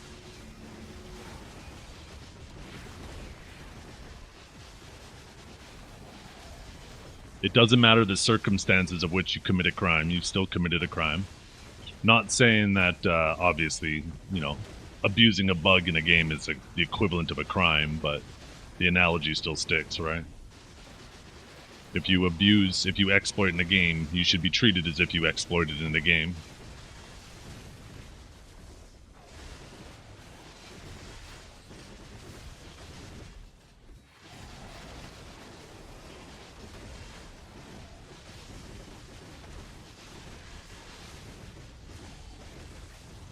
We can talk about it a little more openly on what on it tomorrow, because tomorrow it will be fixed. Like I said, I don't want to instruct anybody on how to do it. I'm sure most people already do, because I heard some people were saying it in world chat and shit. I imagine anybody who does AOS is probably aware of it, but I'm just not going to. I'd feel like shit if I ended up teaching one person that was willing to abuse it how to do it. So I won't provide instructions.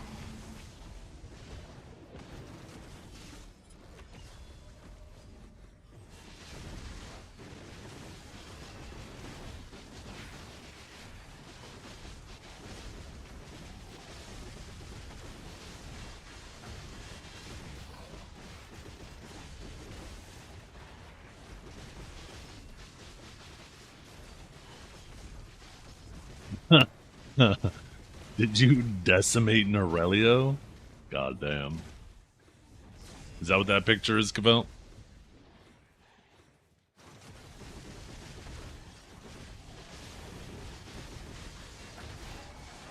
Oh, 100%. Nick Care. Yeah, and I think I stated that, but I kind of went over it quickly.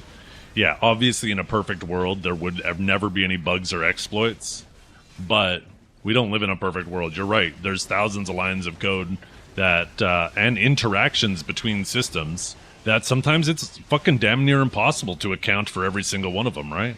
And mistakes happen. And this is why I think that they shouldn't permanently ban people. And if there's any gray area, then you need to just let those people go. It's only the ones who were very clearly abusing it, who knew about it and were abusing it. Isolating those from everyone else, and that might only be like 5% of the people who benefited from it. But the ones you can say without a reason of a doubt that they were actively doing it, they need to be punished. The rest can get away with it, right? If it was if we lived in an environment where it was easy for developers to not make mistakes, and it was all up to the players, then 100% I'd just say, be a lot more strict with the punishment. But because, yeah, there's has to be also accountability on Pearl Abyss's end, and that their accountability or their punishment for their lack of accountability. Sorry, how am I phrasing this? Their punishment for missing this is letting anybody in the gray area get away with it, because you don't want to accidentally punish an innocent person, right?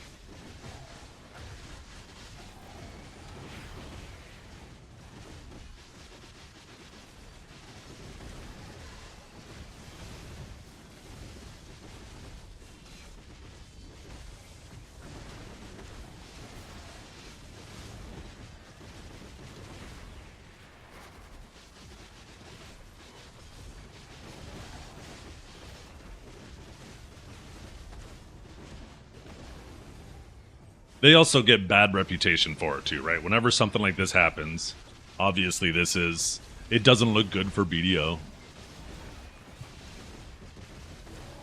Luckily, this isn't one of the worst things that has happened. I remember the whole mapping situation. Even people who didn't play BDO heard about it, and that shit definitely created a little bit of a bad reputation that BDO was a game full of exploiters at the time, right?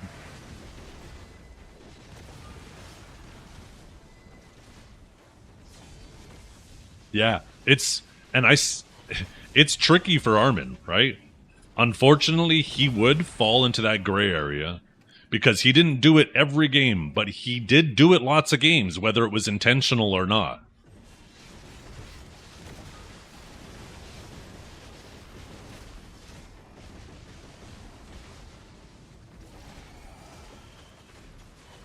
What did he do? There's currently an exploit you can do in AOS that will give you an advantage.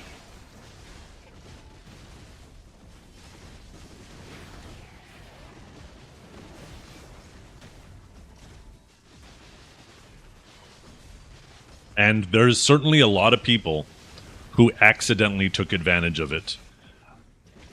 There's definitely more people who accidentally took advantage of it than people who intentionally took advantage of it. Of that I am certain.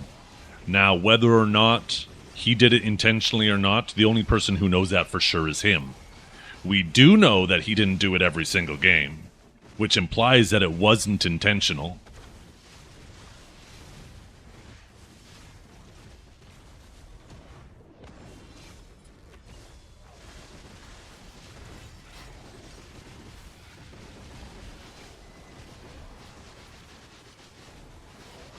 Yeah. And that certainly makes that that gray area a little less gray for him. I'd be super fucking cautious if I was him. I mean, I guess that ship has already sailed, if he ends up getting punishment for it, I will have zero sympathy if he's been doing it still.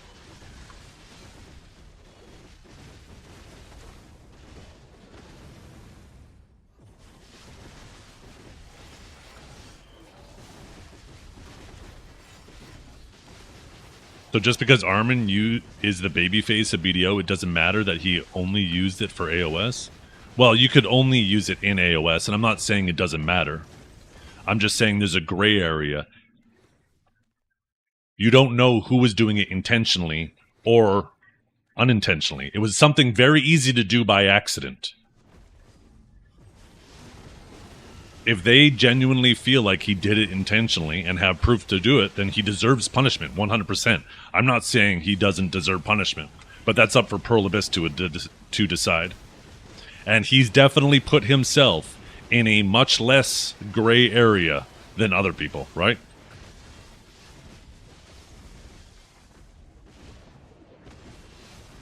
I'm assuming you don't know what I'm referring to exactly, Zanaku, because it's clear that you don't understand. And if I explain it, I would have to describe it, and I feel like it would make a lot more sense to you. Come back tomorrow and I can explain it again after it's been patched. I'm saying the thing he was doing, whether he knew it was intentionally an exploit or not, is a different thing. And that's obviously up to debate. Apparently they're patching it tomorrow. That's what chat's been telling me. Apparently it got patched on KR. I'm assuming that's why people are saying it.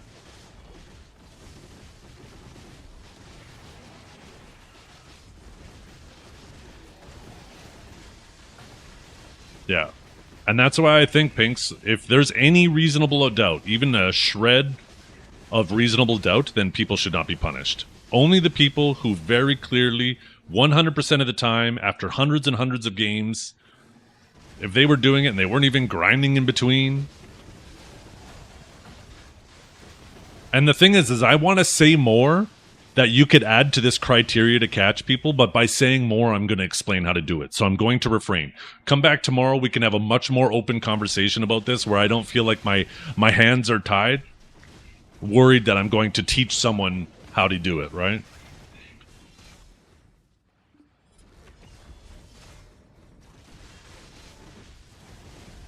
Yeah, I expect them not to do anything, but I don't think they shouldn't do anything.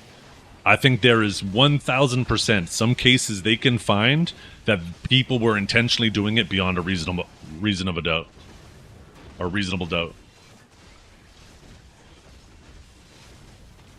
And those people need to be punished, because it sets a precedent if you don't. If you don't do it, it once again reinforces this mentality of exploit fast, early, and often. And you don't want that in your games.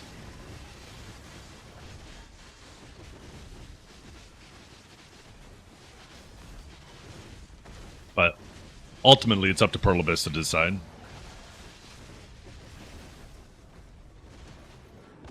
Okay, but once again, they don't do that every single game, Dragor. Those people would fall into the gray area, and yes, anybody in the gray area, let them go. Because you don't want to accidentally catch anybody that was doing it unintentionally. I don't understand what's so difficult for this to understand.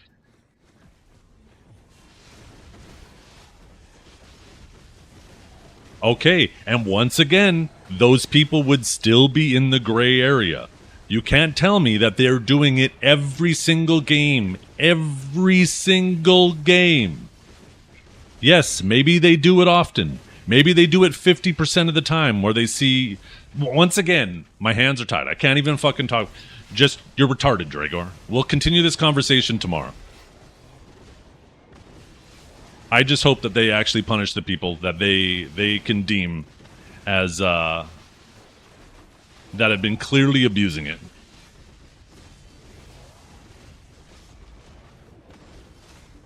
And if that happens to be Armin too, then so be it, right? He has no one to blame but himself.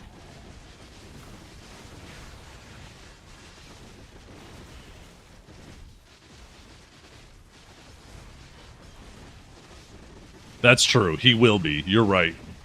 My expectation... At least I could properly verbalize everything I want to say for the people who don't understand what we're talking about without inadvertently teaching them how to do it. At least my hands won't be tied anymore. Was the issue giving people an advantage? It was, yes.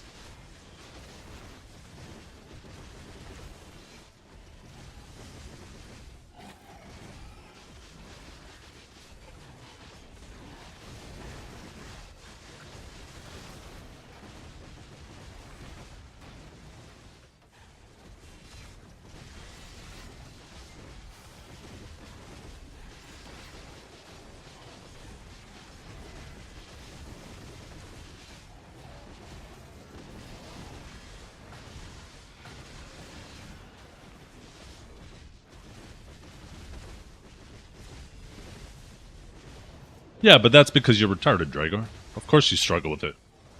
Of course you don't look at it through the lens of, hey, maybe we shouldn't muddy the water anymore. Once again, you're falling into the same stupidity as like Microic, where you're saying like, oh, because some people are doing it, then everybody should do it. Oh, somebody shoplifted in that store and they got stuff for free. So you know what, you guys, we should all go in there and shoplift, because then it's fair. Like, it's a stupid take.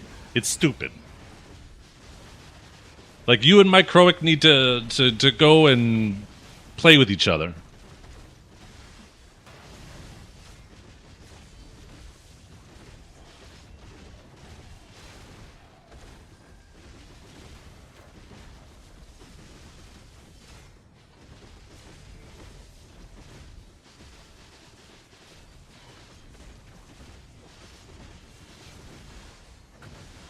Yeah, equally exploiters.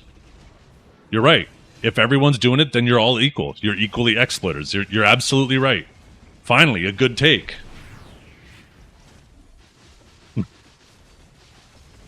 Good take. Holy shit. I know that's not what you meant, but you're absolutely right.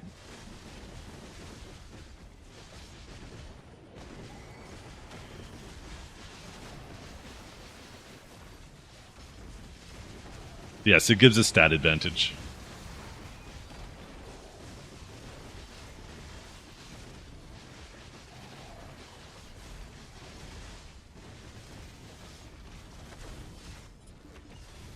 How many seasons has it been in the game? I don't know. The reality is, Dragor, you're never going to teach 100% of the people it. People shouldn't be exploiting. Just take the L, move on. I hope they punish. I'm confident they won't, but I hope they do, because I think the integrity of the game is in a much better place if people fear cheating as opposed to feeling like it's a race to cheat.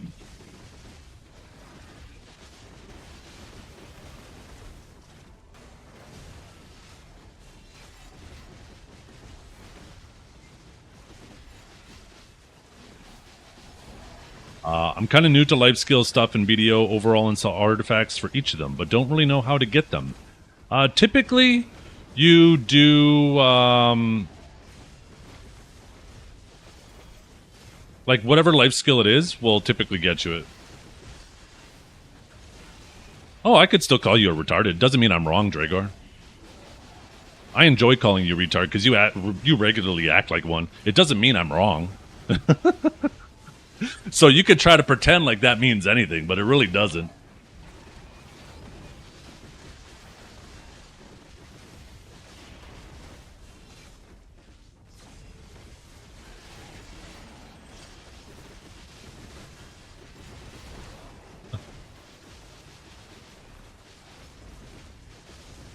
Well, you're trying to advocate for an environment where people should cheat and exploit as quickly as possible.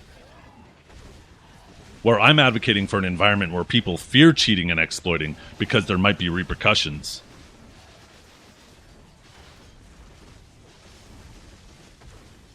I like how, Dragor, I call you retarded, and it's like you're trying to prove me right. You're actively trying to prove me right by acting retarded even more. Yo, I appreciate you. You just make this shit so easy.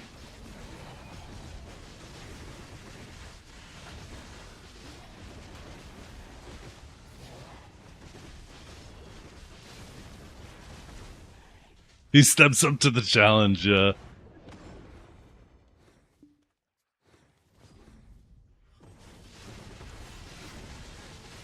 And yeah, Pinks, to your statement, I think there's an absolute ton of people who probably didn't know about this for a very long time, and maybe if they did started actively abusing it later, once again, they would fall into the gray area, right?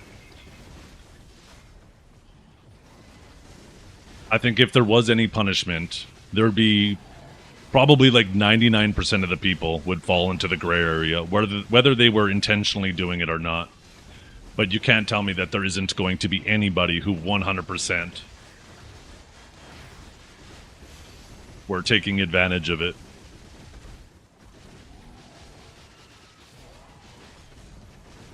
And yes, examples need to be made, even if it is unfortunately just a select few. Examples need to be made because it's a dangerous precedent to not punish anybody.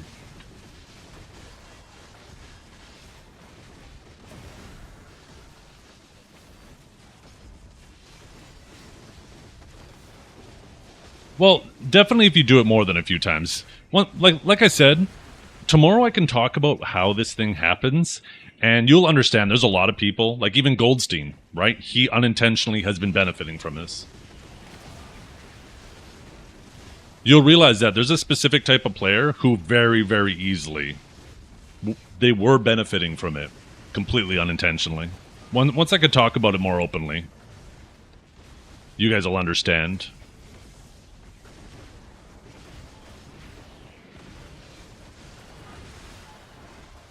I've also been told some of these people too.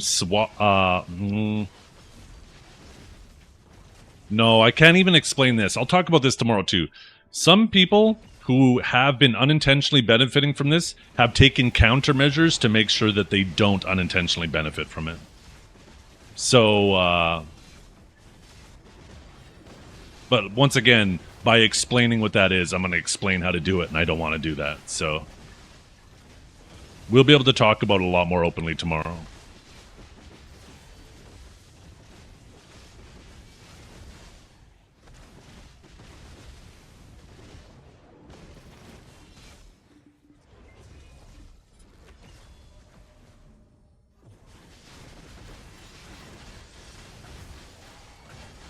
You just said I'm right, though? Dragor, you are so dumb. I just said me going ad hominem doesn't mean I'm wrong. Or doesn't mean I'm not right. You are so disingenuous. Every time I see you argue with anybody, you are just such a shitty arguer. You like tunnel vision on little things, and you just cannot comprehend the bigger picture. It blows my mind how consistently you do that. I will 100% keep insulting you because I don't care about your feelings. If you don't like it, don't hang out here or don't act like a retard. It's that simple. There's a little X in the corner. See you later. What the hell? I don't care about your feelings.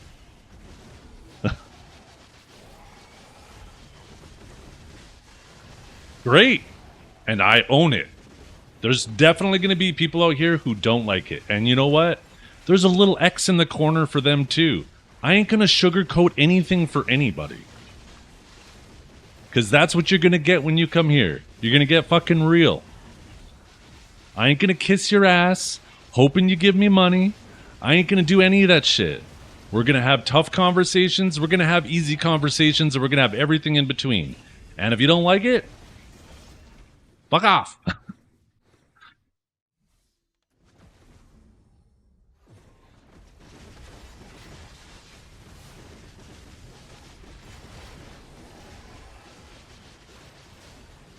There are going to be times I'm right, which is going to be most of them, let's be honest. There's going to be times I'm wrong. And guess what? I ain't going to ban people. I will own it. I will later find out that I was wrong. I don't know how I could be wrong in this situation. I mean, we could take it step by step. Do you think people should be... You know what? I'm not even going to fucking one guy with you. I just hope that there's punishment. But I am convinced there won't be, because that tends to be more often than not what happens.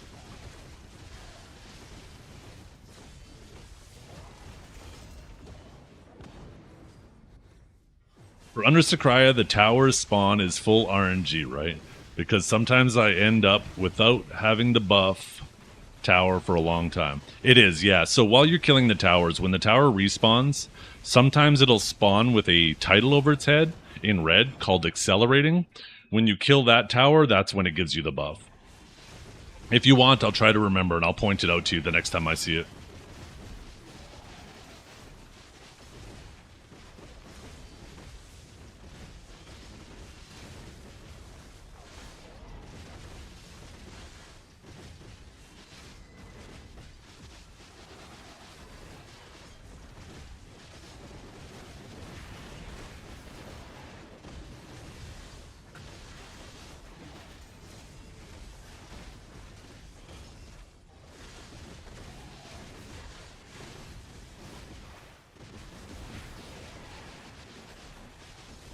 By the way,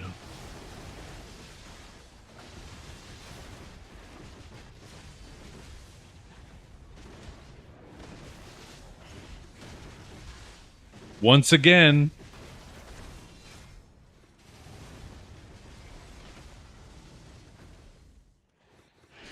if you can't accept tough love from your friends, Dragor, then they're not your friends, for one.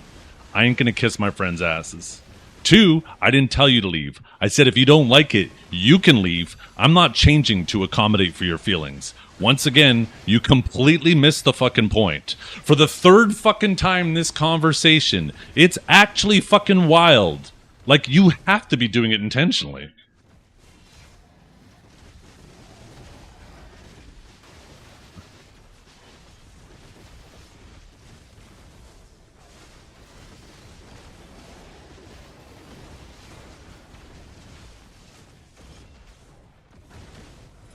The best criticism comes from your friends. Because you know they are saying it from a position of love. If somebody you don't like or somebody dislikes you says something about you, you're not going to take it seriously. You're going to say they're a hater. You're going to shrug it off. It provides no value to you. The best criticism you ever receive in life is from the people that are the closest to you. Because that is the avenue of which you will take it most seriously.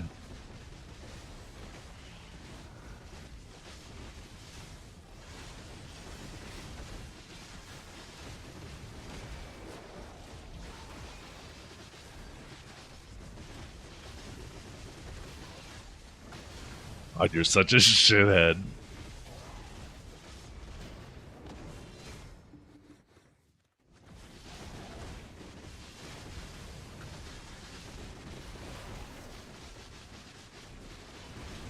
Ducksage's PVI frame blows. I don't understand why the jumping into your rift isn't a PVI frame. It's crazy.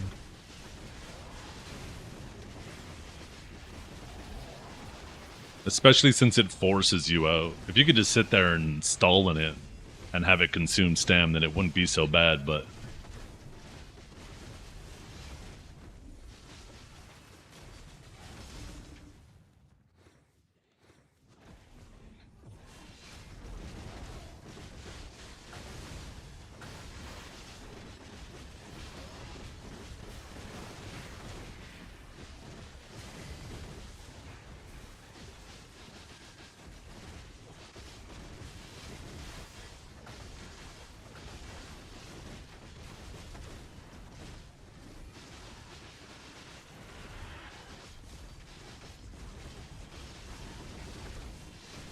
Yeah, 100%. Lunar, I wanted to point that out because he isn't the only one that did that exact same thing to avoid benefiting from it. But unfortunately, I can't talk about exactly what that is without, being really close to explaining how to do it. Like I said, my hands will be less tied tomorrow, and a lot of this gray area that I'm talking about will make so much more sense. I am going to review every game of every player's, and I will catch them.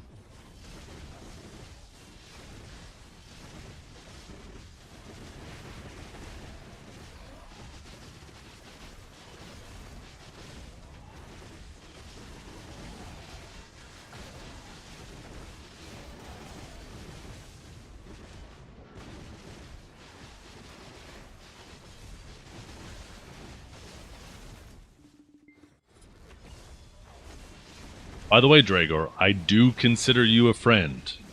But once again, if you expect me to tailor my opinions to cater to you, even when I feel like you are genuinely having a bad take, then I don't feel like you consider me a friend if you expect me to change my behavior for you. That's why I say, if you don't like it, click the X and go, because it turns out we have a difference there. And we're allowed to have a difference in opinion and debate on it. But if this is a breaking point for you, I mean, I ain't gonna just stop streaming, so that means the only person that could take action is you.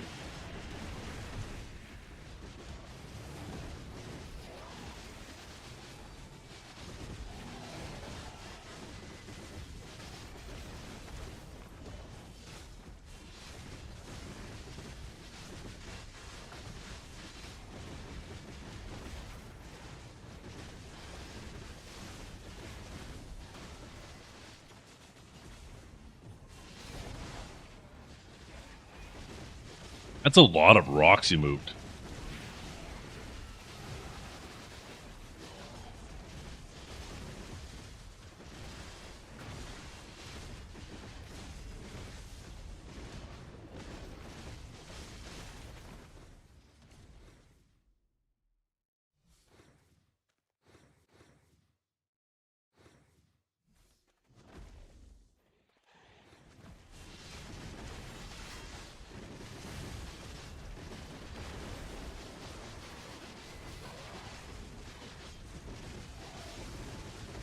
I'm just not a fan of the mentality that if other people are doing it, then everybody should be allowed to do it. I'm not a fan of the mentality that because some people get away with it, that means everybody should get away with it. I'm not a fan of the mentality that, like, yeah, all I'm saying is if there's any gray area, then they should go. But you cannot tell me that it's going to be all gray area. That's it. That's all. And yeah, I mean, when you have a take that you're saying that in order to level the playing field, we should just tell everybody how to do it because then it's a level playing field, I feel like that's a retarded take. And I'm going to call somebody retarded if I feel like their take is that bad, because that's a really bad take. You apply that to so many other different situations in life, and you would leave your head scratching and say, what the fuck? It's like, what? Like, certainly there are some people out there who in the Olympics are probably taking steroids and getting away with it. Does that mean everybody should be allowed to do it? Some people might say yes. I don't think so. Apparently they're having like a separate Olympics to allow that or something going on, which that might be fun to watch all on its own. But once again, doesn't mean they should just open the floodgates and allow it everywhere, right?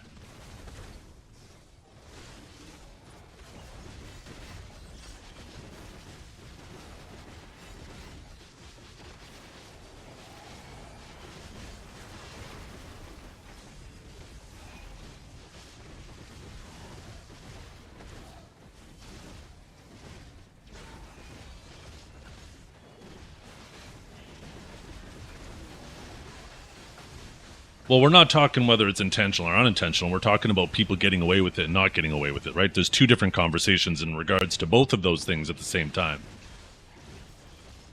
Right? If you're talking about the people who are intentionally doing it, because there's some people doing it, that means we should allow everyone to do it because some are getting away with it? No.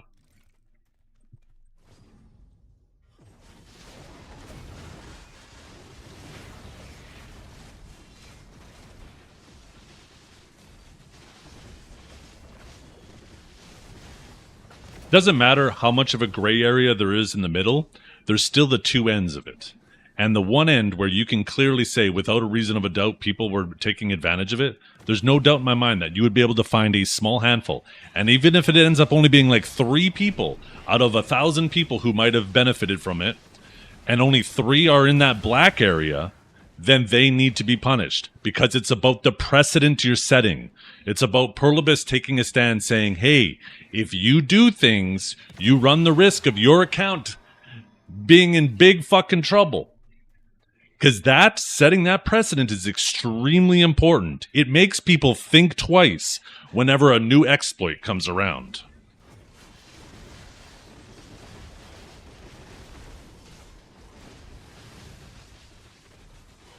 Lame go, yeah. Good call, good call.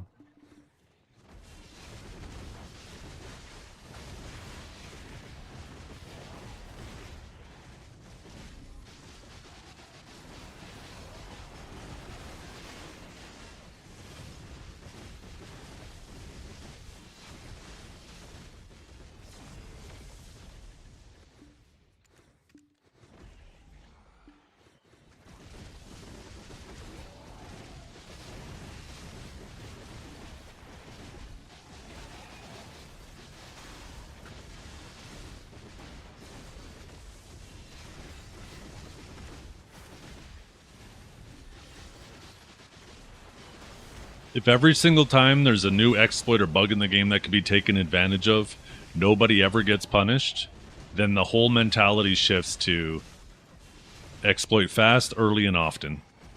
And that is extremely unhealthy for any MMO.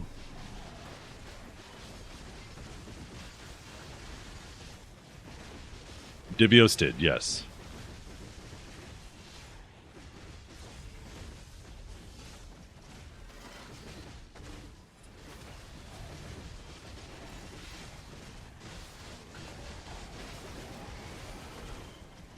They do have a history of not following through, for sure. There have been times where they do, and there have been times where they don't. Like, when you consider some of the exploits and cheats that have gone through, the fact that, and nobody was punished, and then you take a look at what happened to Divios, you're like, huh? What the hell? Divios almost looks like he was targeted in that fashion. But there are other times, like with the digging exploit, the mapping exploit, right? There are times where they took a firm stance, and rightfully so, right? One thing Perlibus is extremely consistent on is showing their inconsistency. And I would rather them consistently punish people than inconsistently punish people. Or even worse, not punish people at all, right? But yeah, just because they were inconsistent in the past doesn't mean they should continue in the future. They should always be striving, and we should always want them to do better.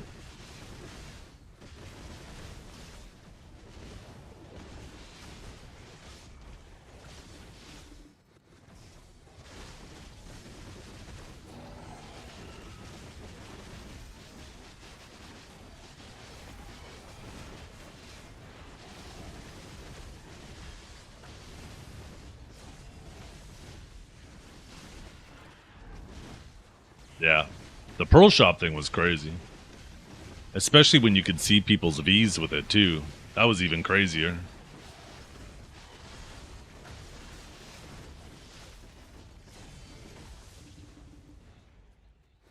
Makes you question the integrity of those first seasons, too, right?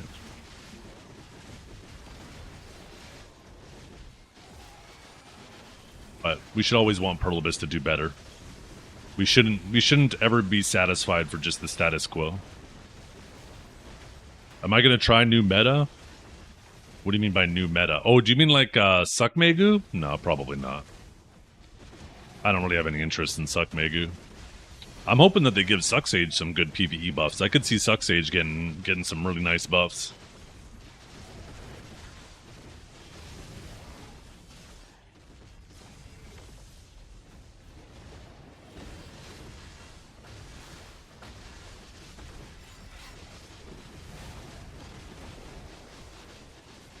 They finally buffed Seg. Oh my god. Yo, Spider Boy, you haven't seen it? Suck Megu is going to be like the best grinder in the game, hands down, by the looks of it. I mean, I don't know Suck Megu as much as other people, but even people who play Suck Megu are like, this is too much. They're scared that they're going to end up getting over nerfed after. Do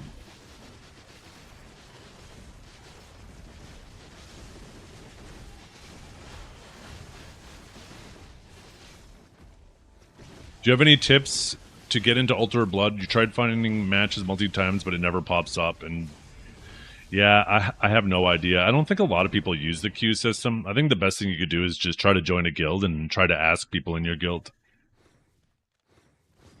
I got caught up with the Lego stuff last night. I understand why people are pissed now. Yeah, that whole Lego situation is wild.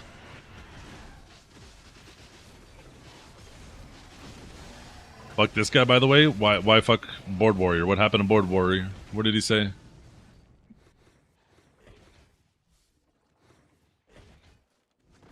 Did I accidentally dono wall him?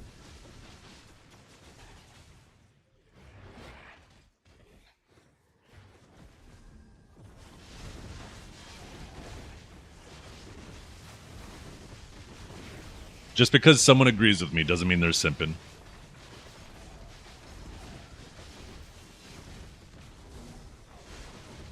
Once again, another terrible take from Dragor. If you agree with the streamer, you're simping. That's how you alleviate yourself of accountability. Classic Dragor. Classic Dragor.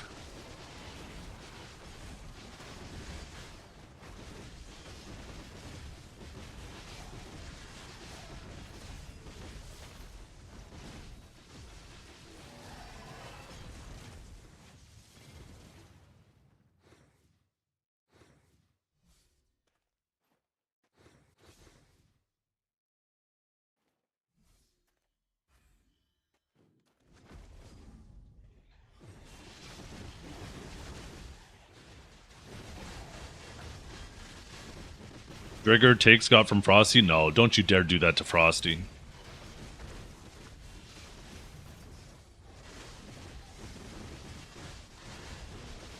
Don't you dare. Don't you dare lump in Dragor with Frosty. Frosty actually had a ton of really good takes.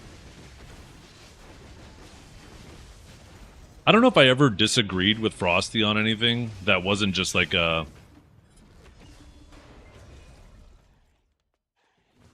clear...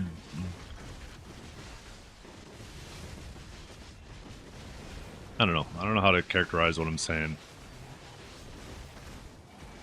In general, like I same thing with Biceptimus, right? Like these guys, I've always found that I agree with far more with them than I disagree with. Frosty's takes were great until he talked. That's fucking crazy. I know Frosty was really good at pissing off different class discords. Basically, whatever class got changes that week, if you went to that discord, they were molding about whatever Frosty's take would be, whether it be this class got overbuffed or it didn't get overnerfed or whatever it might be. You could probably go into every single class discord and search the phrase Frosty, and there'll be some shit talk about him.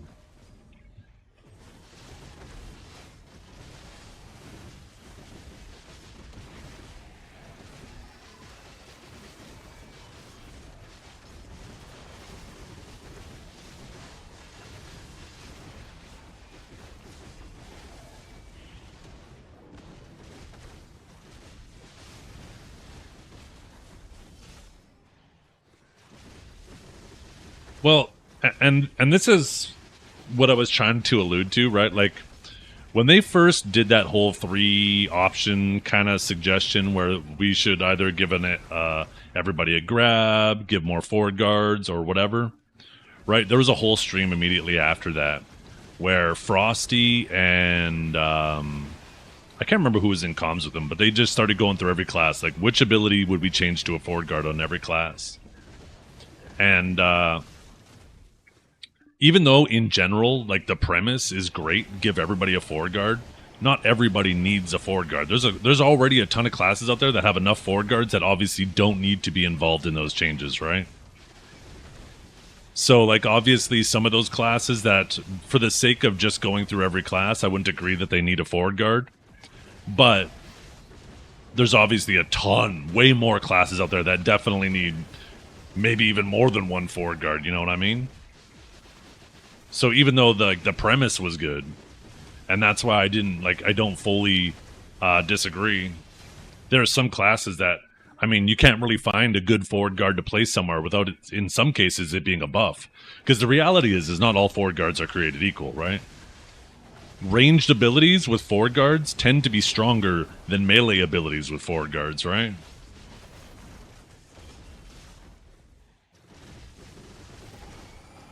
Yeah. Oh yeah, it's so funny, right? And that this is why I don't really care so much about Lightning Prison being a forward guard. I think it adds an interesting dynamic to it, even though it was obviously better as a super armor. It adds an interesting dynamic to it where you got to be careful about positioning. It allows people to pressure you. But yeah, there's so many people out there. Yeah, as soon as you mention their class and forward guards, they're like, whoa, whoa, whoa, whoa, whoa, whoa, whoa, whoa! I didn't mean me. I meant everyone else needs more forward guards. And it's such a goofy thing.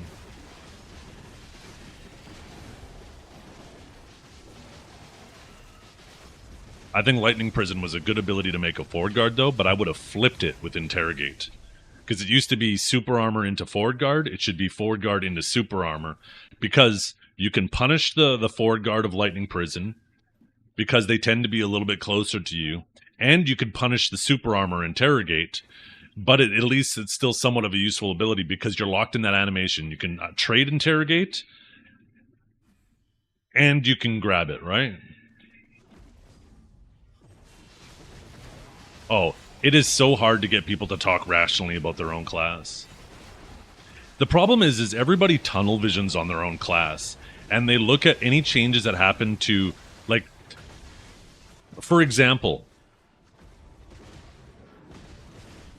They could remove the stamina. Sorry, let me kill this crab. They could nerf the stamina of every class in the game by 50%. Every single class by 50%. So everybody ends up feeling exactly the same, right? Relative to each other, everybody's the same. But people will tunnel vision on their own class, completely disregard everything that happened to anybody else, and they will act like it's only a nerf to their class. People tunnel vision on things that happen to their own class so hard without ever paying any attention to how the whole environment might be changing. That's why I don't feel as bad about the stamina changes that I still don't like about it, but I was dooming at first. But then I started seeing them addressing like Kuno, Awaken Kuno, Awaken Ninja. There was a whole bunch of classes that also got stamina changes, and I was like, oh, okay, these are classes that all obviously need it too. And it made me not feel as bad about it. Now, is there still some more classes that probably need to be addressed? Sure. Oh. Oh, my package is here. I'll be back, chat.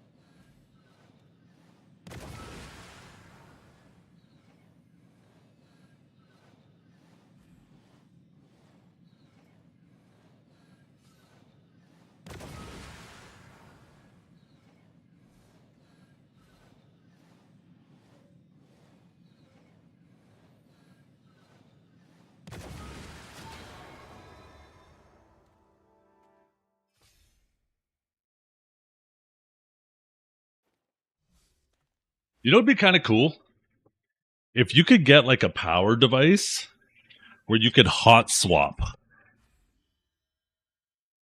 Okay? It has 2 areas where you could plug everything into, and then it plugs in directly from this device to all your components. And then like I could plug in a second power supply to it, and then there's a switch where it'll like hot swap. There you go. Boom!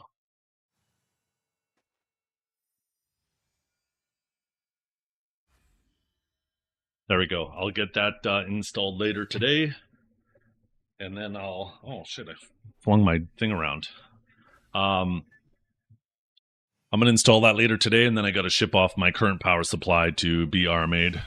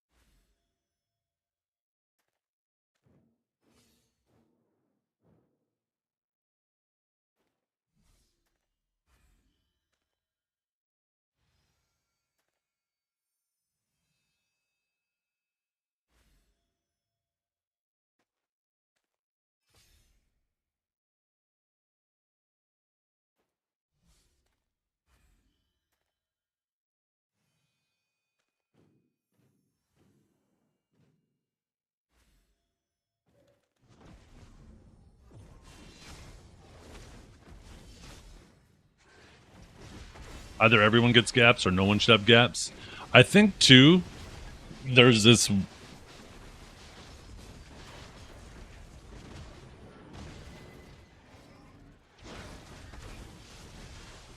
was weird. I think I just saw the reflection of my dog in the window. There's this issue that's very apparent right now, too, that I think we can all agree there's too many super armors and some classes need more forward guards in their kit, right? But one thing that I think is also important to understand is there's some classes out there that are insanely strong at punishing forward guards, and they would just start going crazy. Like things like, and I'm going to use my own class as an example here, and I don't even think this is the worst case, but this is definitely one of them. Them putting a knockback on Impaling Flash was fucking obnoxious. Having an ability that moves and CCs that you can use to weave behind a forward guard and punish it all in one key press is fucking dumb and needs to be addressed. There's just some abilities that are way too loaded. Way, way, way too loaded.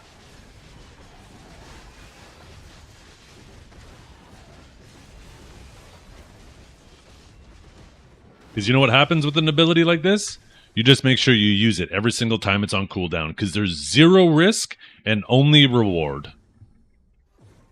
So you basically just spam it as often as you possibly can.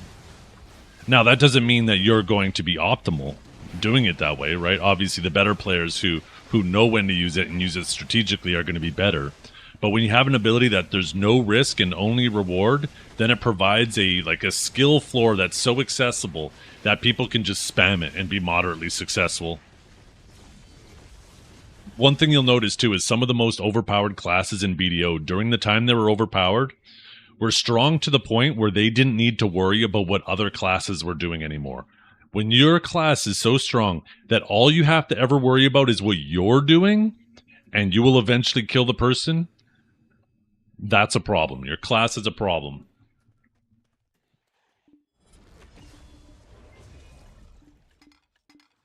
And that when Awakened Sage was at its peak, you could do that. You literally just spam WF, Shift E, Judgment, Divine Executioner. You just rotate fully protected super armor abilities that also have CCs and kill people standing. And there's nothing people could do about it, right? KNGHT_V gifted a tier 1 sub to Vafroy. Yeah. 100%. Yo, what's going on? Yo, Knight. Thank you for the gifted subs. I appreciate you tremendously. And yeah, Pinks. 1000%. And I think this is a problem with the way Perlibus buffs classes, right? KNGHT_V gifted a tier 1 sub to Karani. The biggest issue is like when Perlibus decides they're going to buff a class, it seems like they don't really pay any attention to the class's abilities as a whole, the kit as a whole. They'll look at abilities sometimes that a class is already good, right? Like Awakening Sage, once again, Impaling Flash, Judgment, Spearbolt, Aftershock. These were all good abilities. They were all good abilities before they were buffed. But Perlibus decided to buff those 4 abilities even more. I think and what happens when you take a good ability and you buff it? You turn it into a broken ability, right? What they need to do is they need to look at a kit and say, okay, this class needs to be buffed. V gifted a tier 1 sub to the Sleepy Pandas. This class needs to be buffed. Why don't we look at the abilities that they don't use, the abilities that they lock, or just never use at all? Why don't we buff those? That's what Perlibus should be doing. Stop buffing strong abilities. Buff the weak abilities in a kit so they feel usable. So there's a more V gifted a tier 1 sub to Prince Fluffy Butter. So there's a more expansive kit for classes to use, right? Because a bigger kit and more options means more opportunity for skill expression and more opportunity to fuck up, right?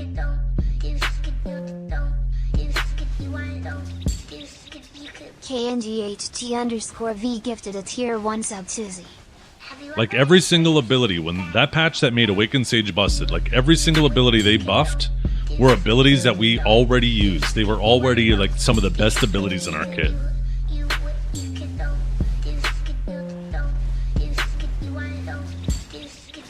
KNGHT_V gifted a tier 1 sub to Zeno_MH. Have you ever had a dream that you could do this,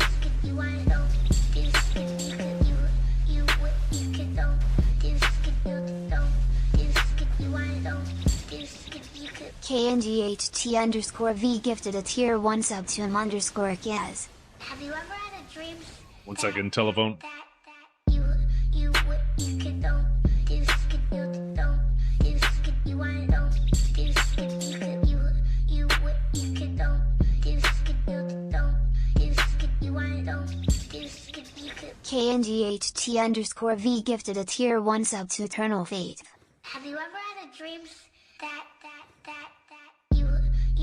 you could don't you could you don't you could you want don't you could you could you could don't you could you don't you could you want don't you could you could. KNGHT_V gifted a tier 1 sub to Sir_Atkinson.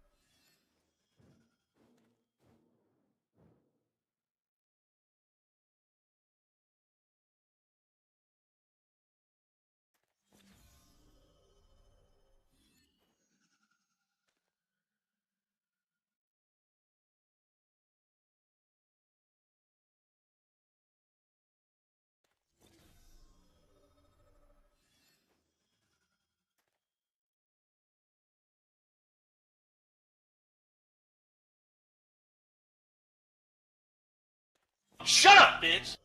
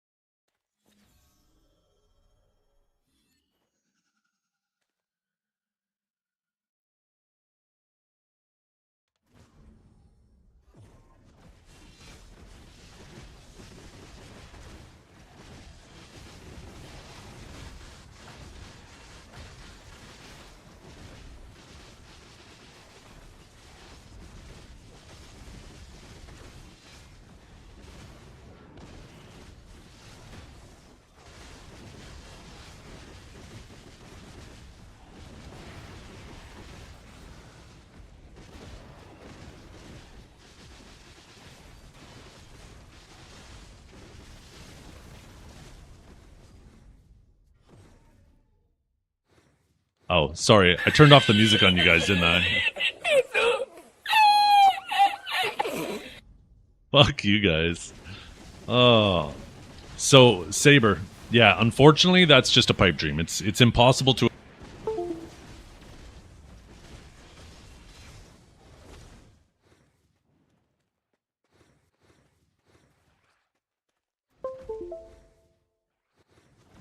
Yeah, I'm done defending your company, Etsu. Never mind. You guys can accomplish it. Just bother Etsu. Send him direct messages. Add him in Discords. Etsu will answer all of those questions.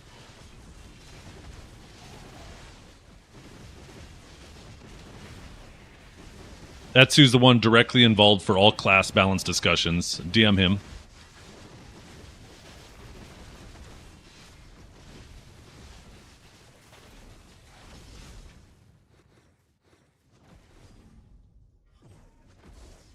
Ooh, that reminds me. I'm going to have to go AFK here in about 5 minutes.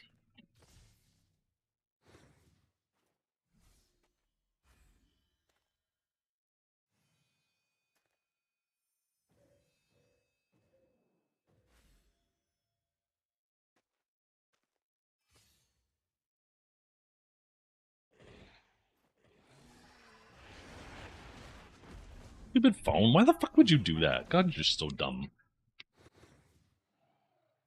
There we go. That's better. How am I doing? I was doing great until you...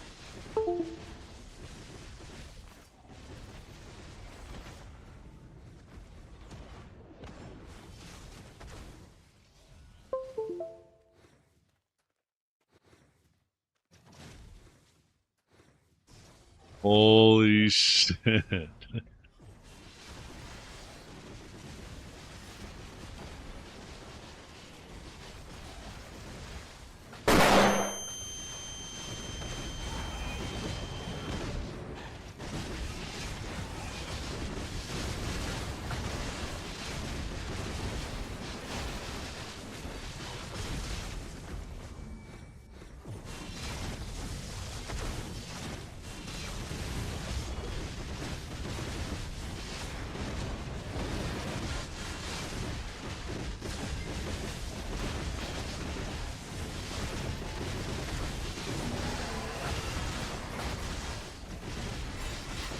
I hope when Big Sasha was there, Etsu, that he gave you a fucking... Shut up, bitch!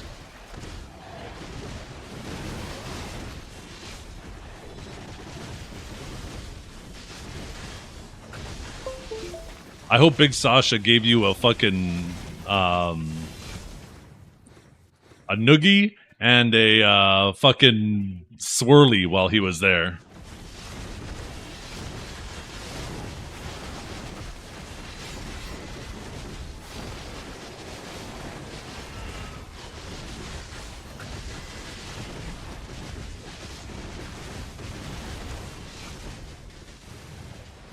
He showed up to K Barbecue. Hey. I'm still so sad that I missed that. I'm so fucking sad.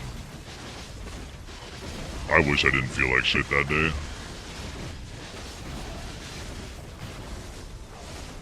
I am such a sucker for a free meal, dude. And the fact that I missed out on that pisses me off so much. But it was a blessing in disguise. The fact that I had to spend the next 24 hours in airports, that extra sleep I got was a blessing.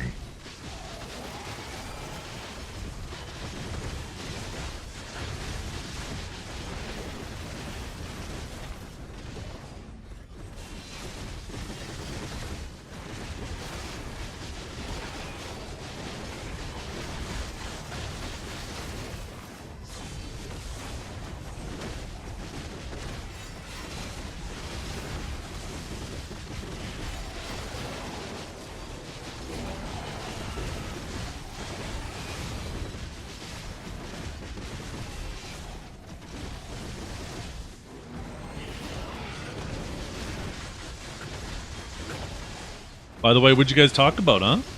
Huh? What kind of feedback did they give, huh? Wait, I got a question for you. I'm pretty sure you can answer this. Did Corgi go there too? Because I remember seeing him on the War stream, but I'm assuming he wanted to keep him, like, stay anonymous, and that's why he was, like, on a call.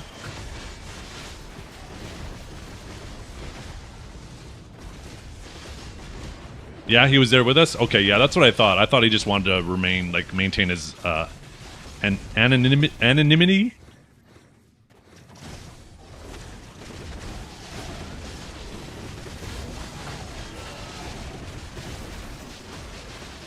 Describe what he looked like in great detail.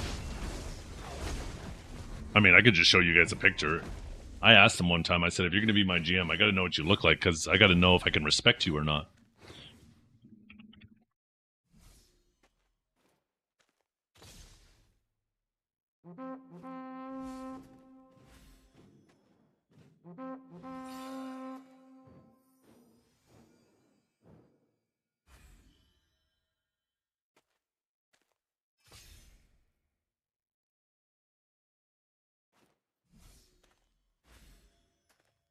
Okay, I'm too lazy. I was hoping something would pop up quickly. I was going to literally see if I could find a corgi with like a Canadian hat on, but I'm too lazy to keep looking. Okay, I'll be back, you guys. I'll be back in about 5 minutes.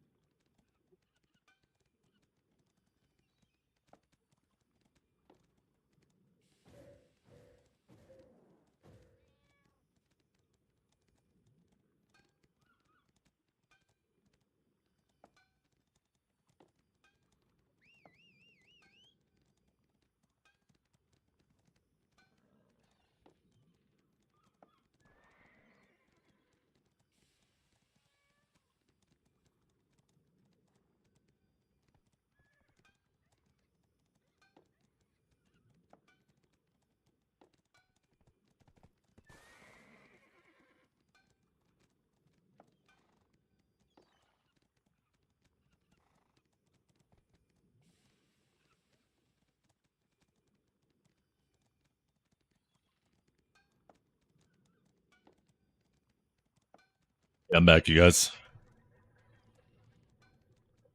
Are you still here, Saber? Is that Sue gone?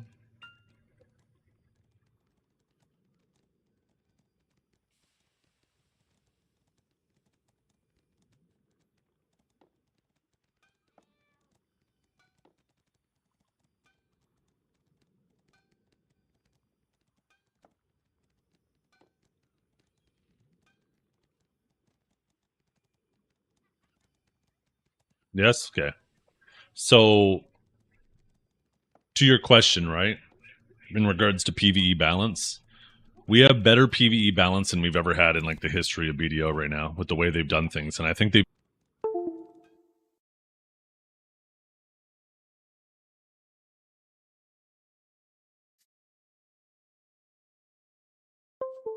funny because that was all of Drago's points. Anyways, and people always swore up and down, yeah, if my class could grind as fast as others, I'd grind on my own class. I'd grind on my own class. I'd grind on my favorite class. The reality is the poll just shifts, right? The post shifts.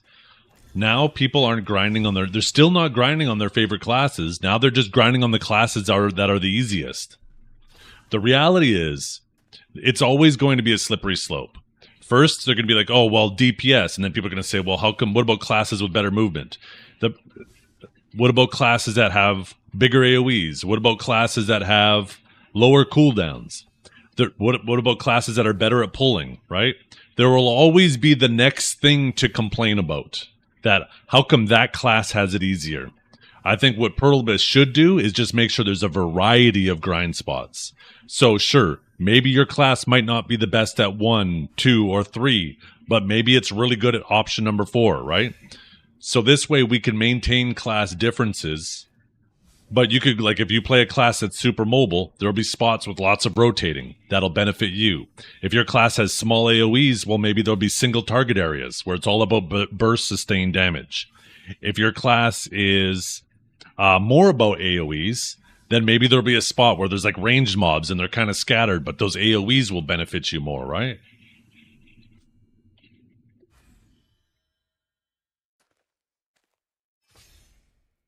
So I think it would be far more interesting if there was a lot of options available.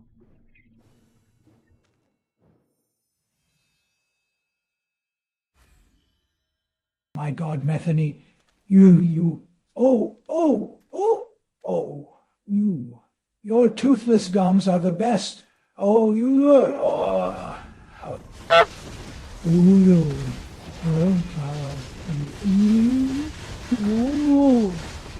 Shut up, bitch! Why did you put a honk in there? Shut up, bitch! That honk was so random.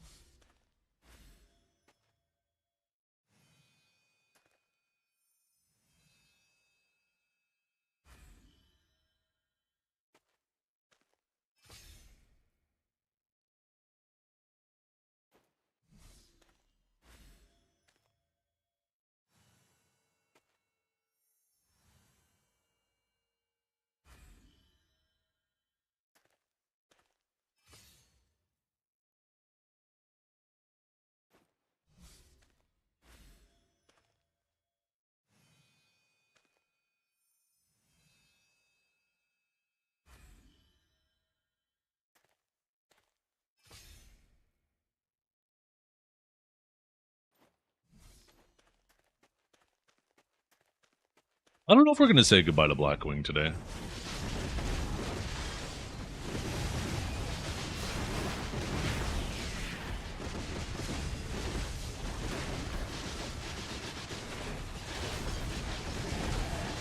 I personally think that class balance It's impossible to get class balance perfect without homogenizing all the classes and making them all exactly the same, in which case the game dies. Nobody wants to play a BDO, a game with as little content as it has, where every single class is just a copy of each other. The reality is, you know, unfortunately, classes are the content of this game, and that's very clear by the fact that they release them every, you know, twice a year.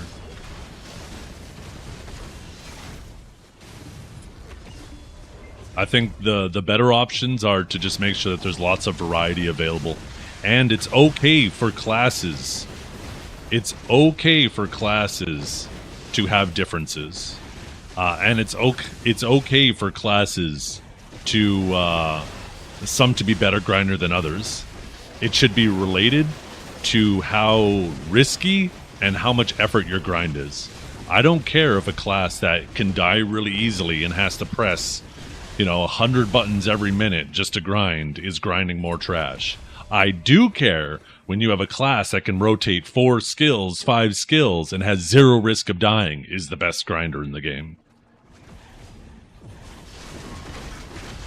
What about this? Small AoE equals more damage, big AoE equals less damage. Okay, but once again, how does that equal balance? Now that means if they ever add any grind spot where the packs are smaller, then that class is now the best grinder. If you add any classes, any spots in the game where a class with smaller AoE but bigger damage is more AoE, then that class is one of the worst there, right? You see what I mean? That's exactly what I'm getting at.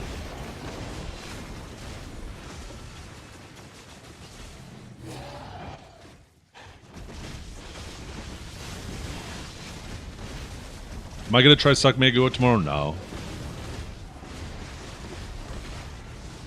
I think people should just be rewarded for how much effort they put in. If you play a super chill grinder like Awakened Witch or Awakened Guardian, you should get less trash.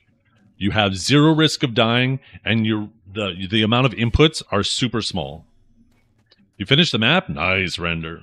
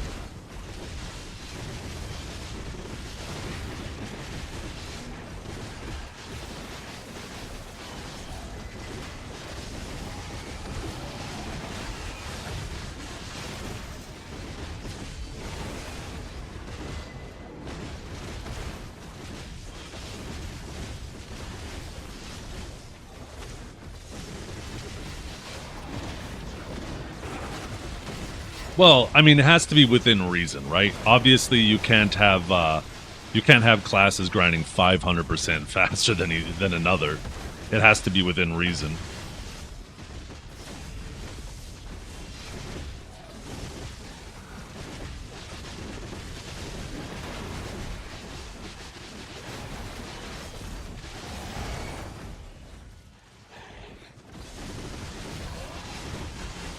Hey, you can still be rewarded for additional effort.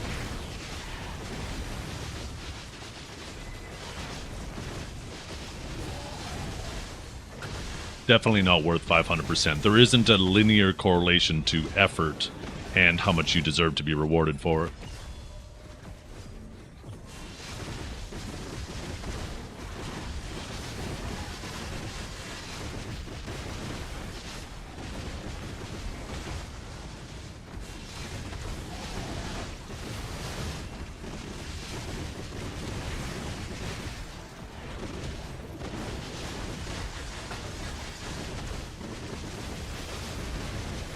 But take a look at Awakened Nova, for example. Once upon a time, Awakened Nova was way better of a grinder than any other class in the game. And guess how many people grinded on it? Like 3. Because it required a ton of effort.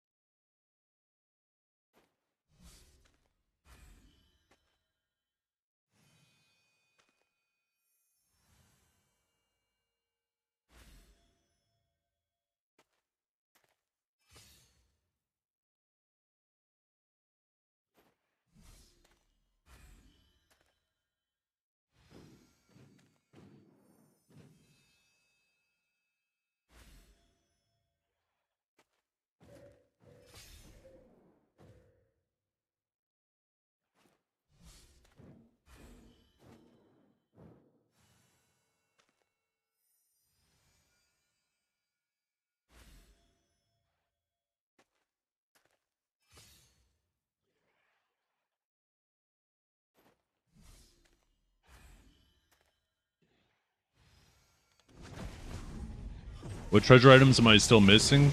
I'm missing the Ebenruth's Knoll and the horse training one, the one for your wagon, the lantern. Is it a lantern? I can't remember what it is.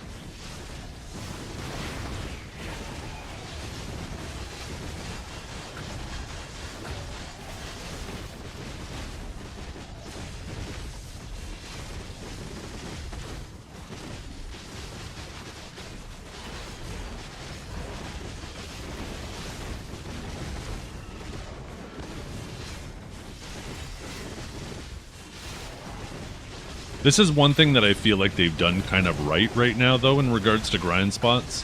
The fact that we have Zephyros, Star's End, and Sakraya that are all reasonably close to each other, and all three spots have enough differences between them, where, you know, some classes are going to really enjoy Underwater, some are going to enjoy Star's End, some are going to enjoy Zephyros, some might enjoy all three, but it feels like there's options. There's that diversity in grind spot that I'm talking about.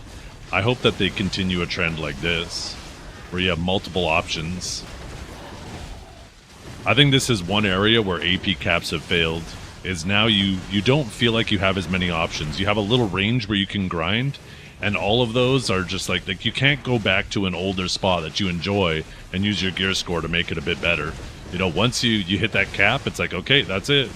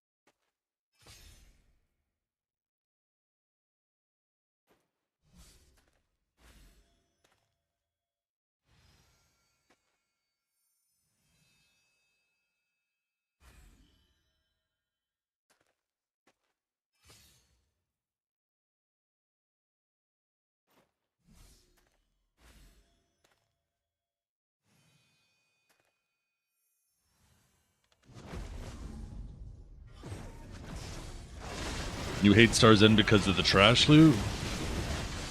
What about the trash loot? Is it too much or is it too heavy? I can't remember. I got lots of weight and lots of maids, so if it's something like that, that's probably why I'm not sure what you're talking about.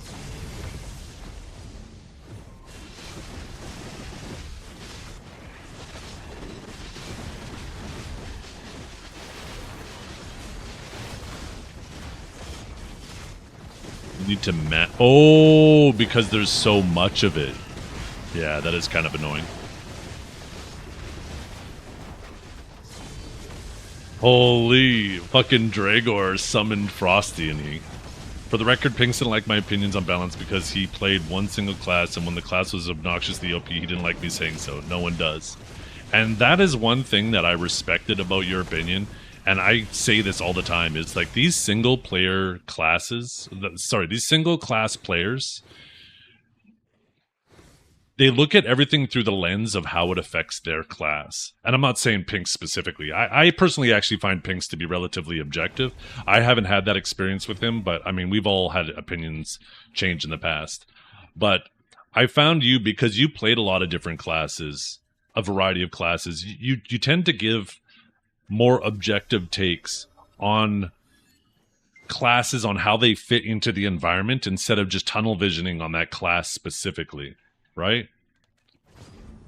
And I think this is exactly what caused issues for you, because you'd have people like Shaky, for example. I know you had a famous little soundbite where Shaky was like, Frosty has never played this class or hasn't played this class as me, therefore he should not have opinions on it. It's like, just because you haven't played something to the same extent as somebody, that doesn't mean that your opinions are automatically invalid.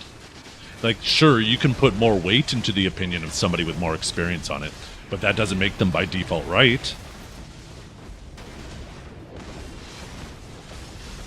And I think one thing that pointed to your fairness, Frosty, is the fact that whenever any class got either buffs that were too much or nerfs that were maybe too little, those class discords, like I said, you can go to almost any class discord and search up the name Frosty, and there will be a point in time where that class was hating on him.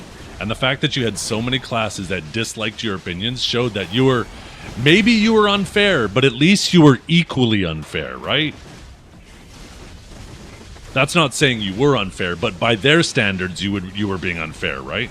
So the fact that every Discord has a little anti-Frosty era to them shows that you are equal in your opinions.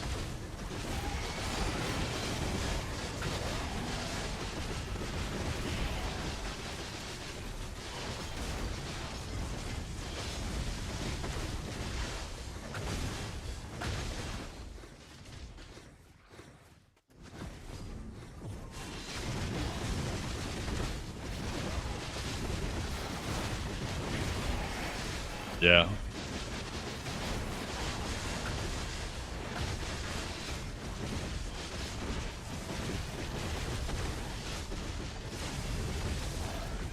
Everybody's notorious for it too. There's tons of people who are notorious for downplaying their class. I think it's part of the game, to be completely honest. Not necessarily I think everybody views it as being part of the game because everybody wants to avoid their class being nerfed.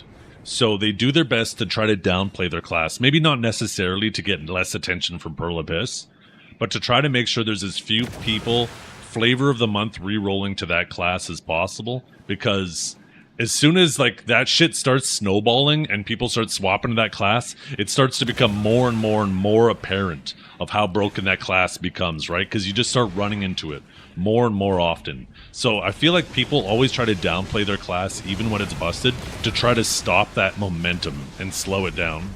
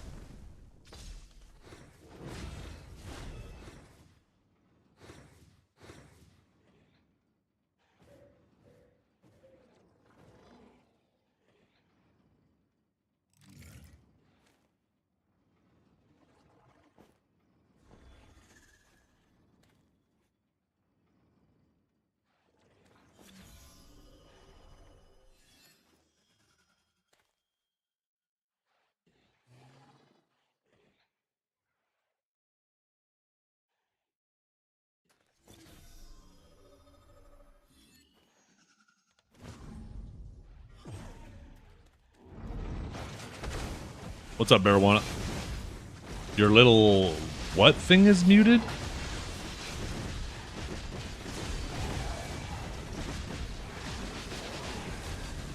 What's happening?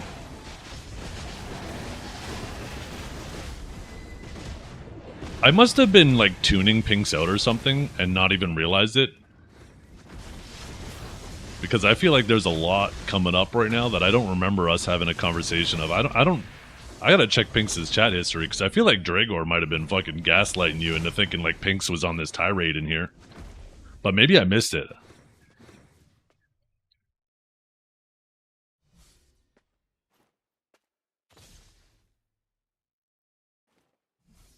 Yeah, 1 second. I'm not gonna pull him up on screen because that's gonna be a little bit of a hassle. Okay. So it's almost an hour ago.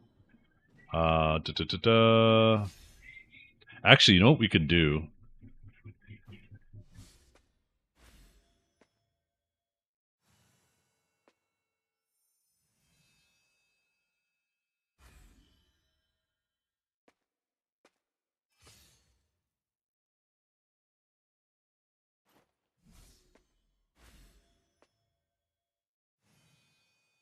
Okay, where's the thing? Let's see.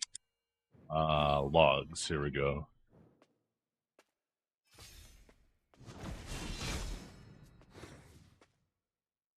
Okay, channel Zethian, user. Pinks NA. Is it Pinks NA underscore or just Pinks NA? I can't remember. Oh, just Pinks NA.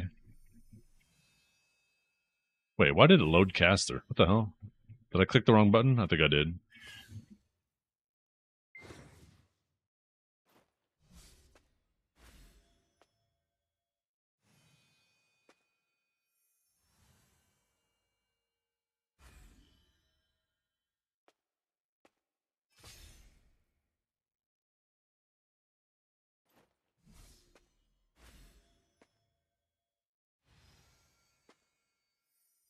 Yeah, this is the chat logs for today. He didn't really type a whole lot. 1 second.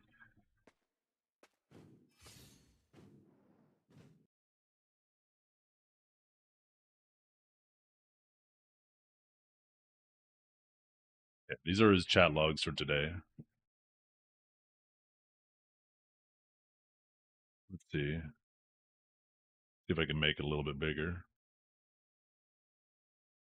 Let's see. This is, I think it's too easy to do without knowing. Surely, I don't know, hard to punish. This was just talking about the latest exploit.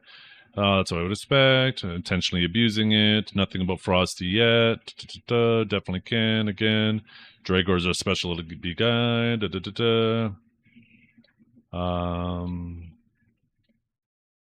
Frosty's takes were great until he talked about class balance. Then it was Nightmare Fuel, anything related to Kuno, or any class iframe based. I think that's the trouble too. Nobody speaks reasonably about their own class. Oops, I didn't mean to click that. Yeah, so. And this part right here, if you notice the timestamp, this was like 2.5 minutes later. This was me just talking about I think Dragor made a comment just before this that was like everybody wanted Ford guards until it came to their class. And then I basically reiterated that in my own words. And then Pinks made this comment. So this was what he said. That was the whole thing he said about you. So I don't know if Dragor gaslighted you into thinking like he was on a whole tirade in here. But that's what he said in regards to you. By the way, a fun little website here, by the way, you guys. If you ever want more context on better make sure there isn't any personal information there. tv.supa.sh. You can see chat logs for anybody's in anybody's channel. So for example, right, I could go like choice and you could have it sorted by the day, right? Oh, I guess only by month. You used to be able to do by day. Oh, there it is. Now it's by day. Oh, probably because of username, right? So I can see, like, for example, on this day, like, you can see anybody's chat history in any channel. You don't have to be subbed. You don't have to be a mod. So if you ever want additional context, if somebody's been yapping about you, you can search out and see what channel.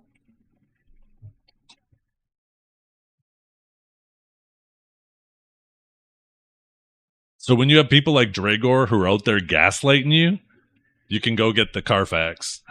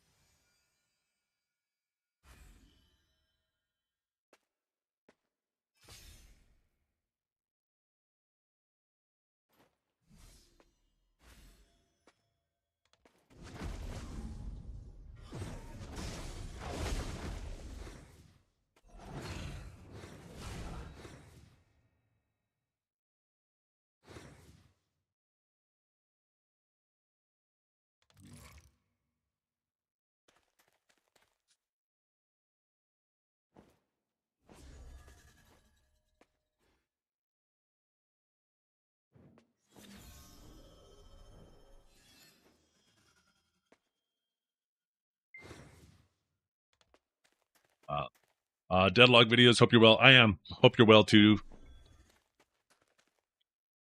Dragor looks older than you, and it's not even close.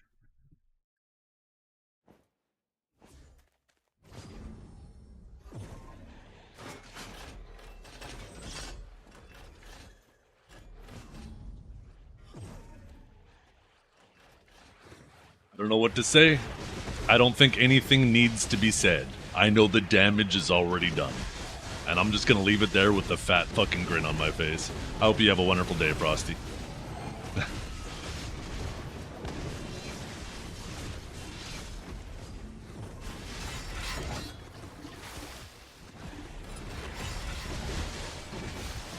Boy, did that backfire in your face, eh, Dragor? You went in there, probably tried to summon him in here.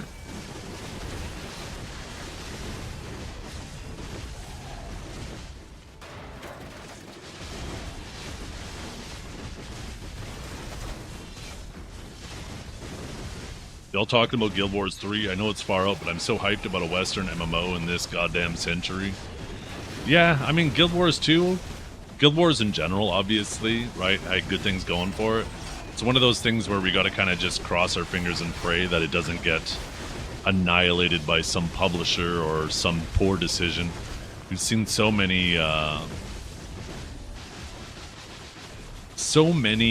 MMOs fail.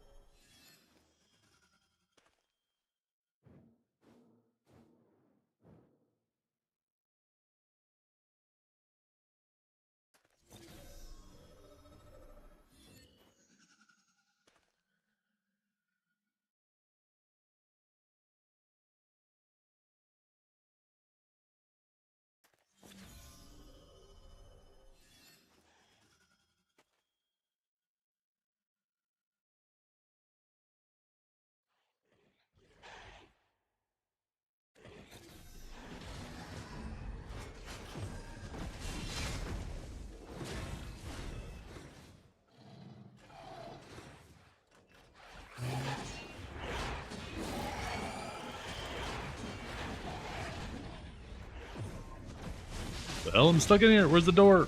There it is. Yeah, whenever it comes to new MMOs, I am just so... I don't know. My expectations are so low for MMOs these days. It is beyond frustrating how many times we've just seen MMOs crash and burn because they either just lack any ingenuity or they just purposely feel like they're trying to scam.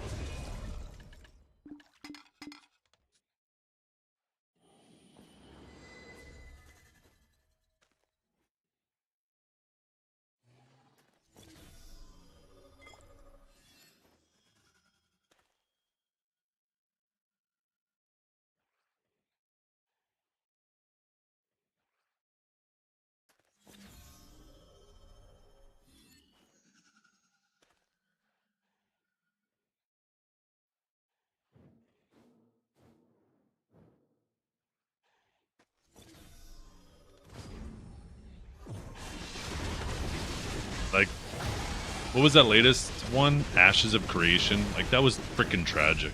So many people were hoping on that game for so long. And I don't know.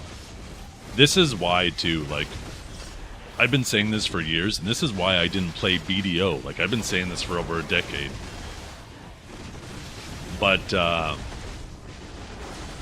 I have a 1-month policy when it comes to new MMOs, where I will not play them in the first month. Because I know that the honeymoon phase makes games fun, and it's certainly worth playing it for the honeymoon phase, but for me, an MMO isn't about the first 100 or 200 hours.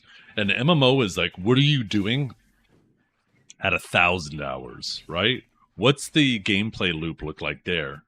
And I just feel like you can't get a proper feel of an MMO until you're at least a month in it playing hardcore. And that's why I like or playing sweaty. This is why I like to watch streams of new MMOs and see, like, a month later, what are people doing? Are they still hyped, or is the game now already turning into a skeleton of its former self? Because I know with my play habits, even though I'm starting late and it will require effort to catch up, I know that I'm generally a pretty smart player, and I play a lot. So I know I won't have any issues catching up with 99% of the population if I start a month late. But I don't want to waste any time playing a game, an MMO, that I know I'm going to not be playing in a month. Because MMOs are not about... Like, if I want to play a game for just like a month or a couple weeks, I'll play a single-player game. There's way better single-player games out there than any MMO could ever possibly be in regards to, like, story.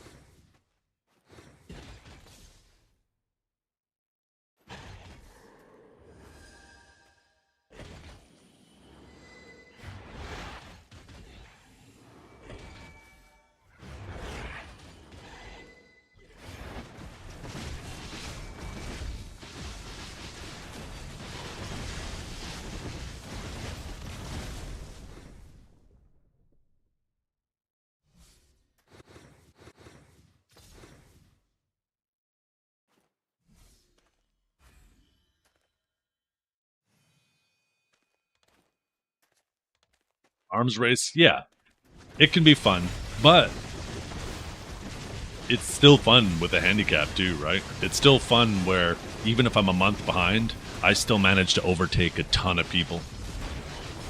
And the thing is even when you start like a month later, it's easier to catch up than it initially was, because a lot of the trails are now blazed, right? A lot of that information is out there. Not that I would go and research it, but it's a lot easier to stumble into it without there being as much noise. And there's a lot less competition. Like, when you're in that first initial race, right, that arms race, you have everybody, like, trying to grind over each other and fight, assuming it's not instanced content, but you have everybody, like, stumbling over each other, trying to just get a little bit ahead of the pack so they have less resistance and friction, right? Where when you start, like, a month late, that initial, like, it's really really easy to catch up, because you don't have that initial ball of people all scrambling to try to get ahead of each other. And yeah, the honeymoon phase, if you don't mind it, it is 100% worth it to play any MMO for the honeymoon phase, because it's always going to be a blast. But yeah, this is just a personal thing for me. I'm not... if I'm just going to end up falling into the same circles in another game, then why not do the circles in the game I still enjoy, you know?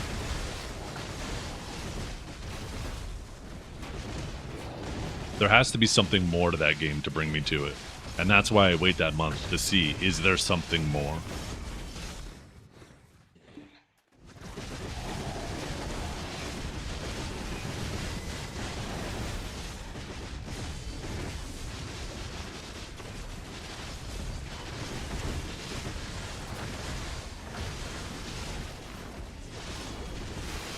"10 minutes here, I gotta take one more AFK, chat.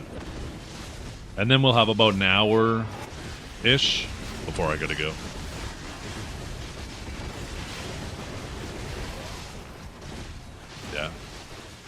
Which one specifically, Drago? By the way, you can call me that. It doesn't bother me at all. Because if it insults me, then it means that I probably did have a bad dick. Or at least I should take another look at it and see why it bothers me. But you can call me that. It doesn't bother me. Or wait, never mind. I need to have your stance. Haha, you're going ad hominem, therefore I'm right. That means you're wrong, and therefore I'm right.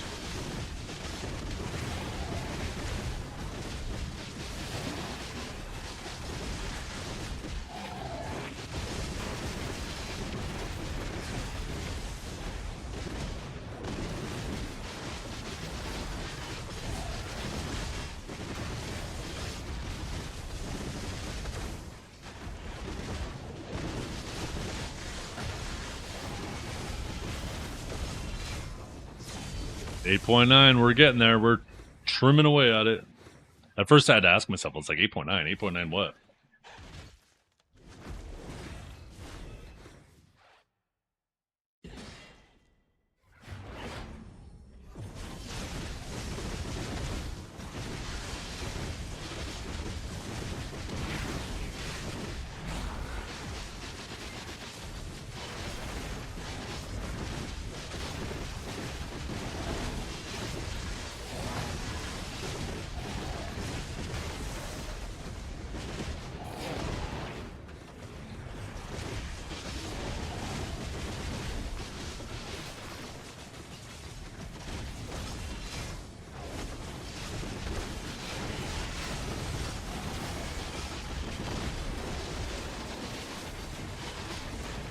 I'm hoping by maybe tomorrow to hit 9. And then I have 1 trillion left. I actually have a document that I'm using where every day I update like the resources that I'm collecting, my silver, my trash, my costumes. And then it gives me my new total. And then I plug the new total into the sheet, and based on the remaining days, it shows me how much silver I need to make per day till the ball in order to meet my goal. And it originally started, I started at 2 months away, at 60 days away from the ball, and I needed 30 billion silver a day, and I've already trimmed it down to 26. It was almost at 25, but yesterday I took the day off, so it went back up half a bill per day. But so far I'm outpacing my goal.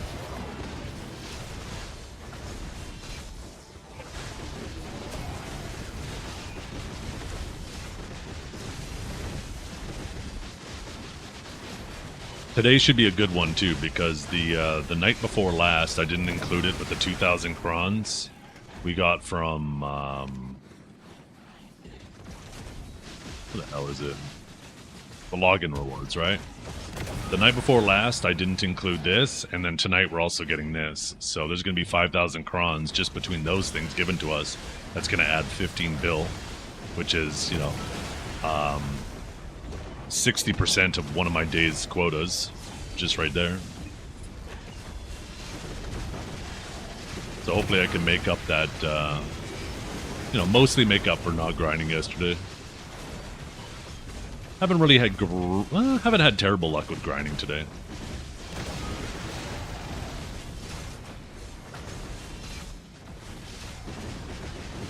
Thing is I don't grind in the evenings at all. When I turn the stream off, I play Path of Exile in the evenings, so. The Path of Exile 2 wasn't so fun right now. I'd probably be almost at my trillion. Did I say 25 bill? Typically more. There was a bunch of days where I grinded 50 to 80 billion silver a day. But we had a lot of really good events going at that time. Like, I would legit get, like, 10 to 15 billion silver just in crons because of those bosses and boxes and stuff. Those events were absolutely wild. They were so good. I mean, it's probably going to move a little bit faster with that new battle pass coming too, or not battle pass, but the grinding pass that they're adding. Apparently they're adding a pass where, just like the Solaire pass, there's going to be one for grinding mobs, or I don't know how much it's going to cost, but You pay for it, and it gets you. It's gonna end up netting a bunch of silver.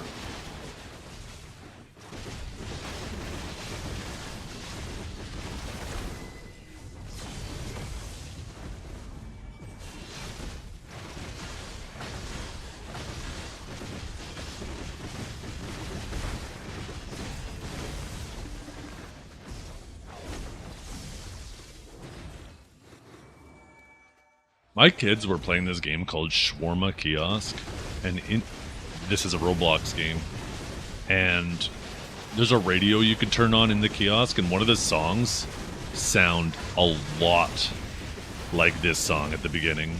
So every time this thing comes on, it reminds me of that. Just hearing that in the background as my kids were playing it for hours on end. The fuck? Yeah, it was this game that apparently it's full of jump scares. And basically you just serve customers shawarma, and you gotta basically serve real people and then figure out who I think they called them walkers, were basically like zombies. Although they didn't look like zombies, they'd have like little quirks to them that you gotta pay attention to.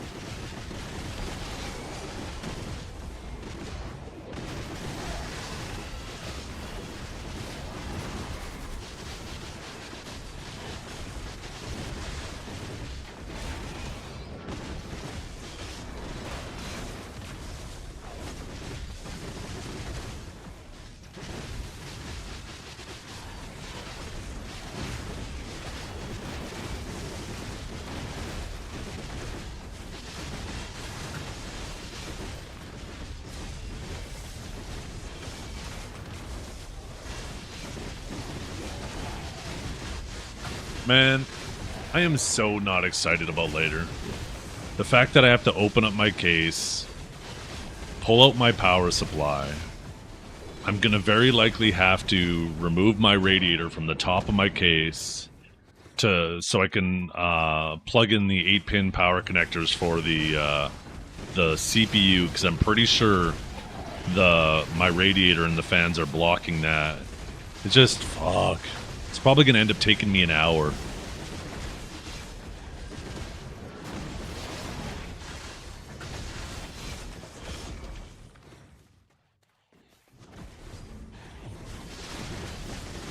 Well, it's pretty impossible to bend those pins. I mean, it's a very specific power connector. It's not like a pin on a processor, right? It's just the power for the processor.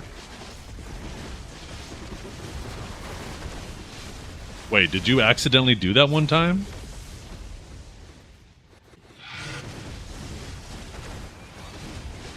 I feel like we might not be referring to the same pins. Because you would have to press really hard to bend the pins on the cable. Like, they are sheathed in a pretty thick plastic.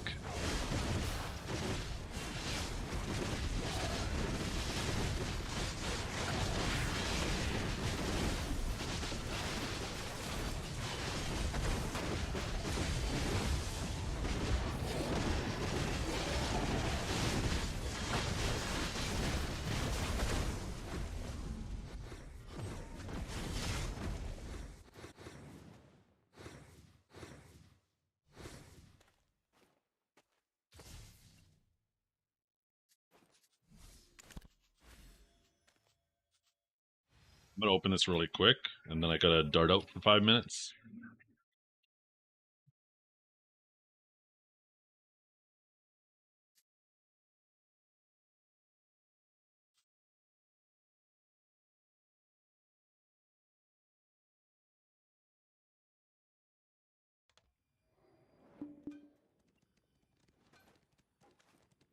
I'm talking.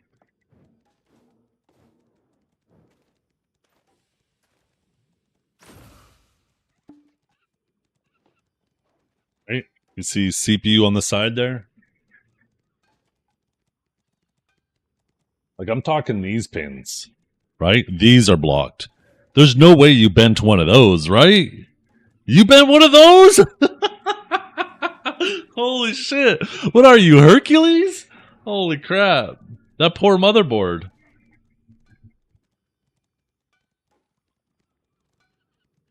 It was on your first PC? Oh. Oh, were you weren't aware? I'm assuming you weren't aware that like some of these are not square and some are kind of like rounded to prevent you from plugging it in the wrong way, and you just ended up trying to force it and broke one?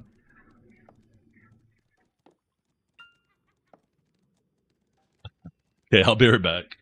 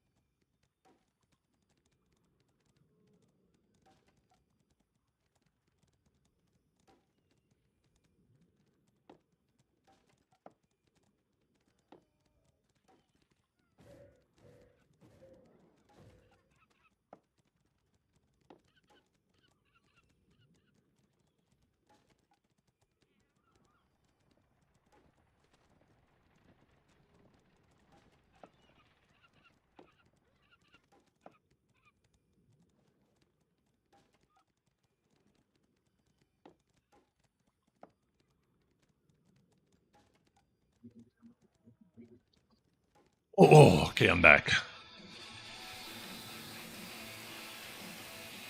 You know how they split the 12-pin ones into 2 6s? Oh, yeah. Oh, did you do that manually?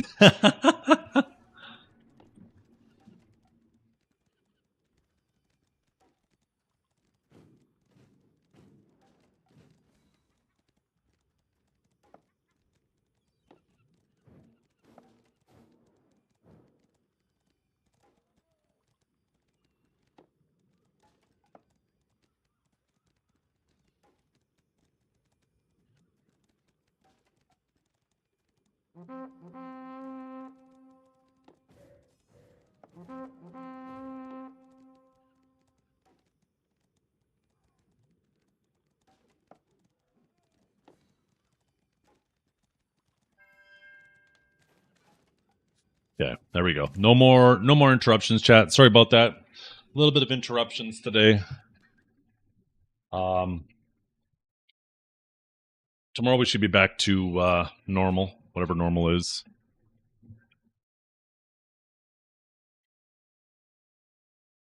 Yeah, I am not excited about having to take that out. If I'm not mistaken, I was able to plug in the power supply, the power connector for the CPU without taking, because if I remember, what the fuck did I do? I remember doing something at one point where I had to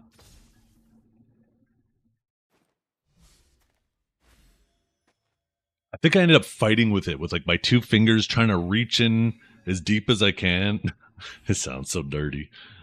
And like I couldn't quite get in there to line it up, so I'm like trying to use my fingers to hold the wire and get the proper orientation and push at the same time and make sure that I feel that snap as it clicks into place. And I remember it was so it probably ended up taking me more time with like a flashlight in one hand and trying to do that than it would have been just unmounting the heatsink and the fans and redoing it that way. If it wasn't for that, I wouldn't mind so much, but there's so many fucking things. Holy. One thing that's nice, though, is about like M.2 drives. You don't have to worry about providing them their own separate power anymore, right? It's literally just the graphics card, which I obviously got to make sure those are fitted properly. I really don't like both my power connector for my power supply or for my graphics card, constantly unplugging them and replugging them in. But I'm going to have to do that twice now. I don't like... Yeah, there's basically that. There's the motherboard power, and there's the power supply power, right? And that's kind of it. I don't have to do anything with the I.O. because all of that is like motherboard and case orientated. I'm not changing any of that. So in general, it shouldn't be that big of a thing.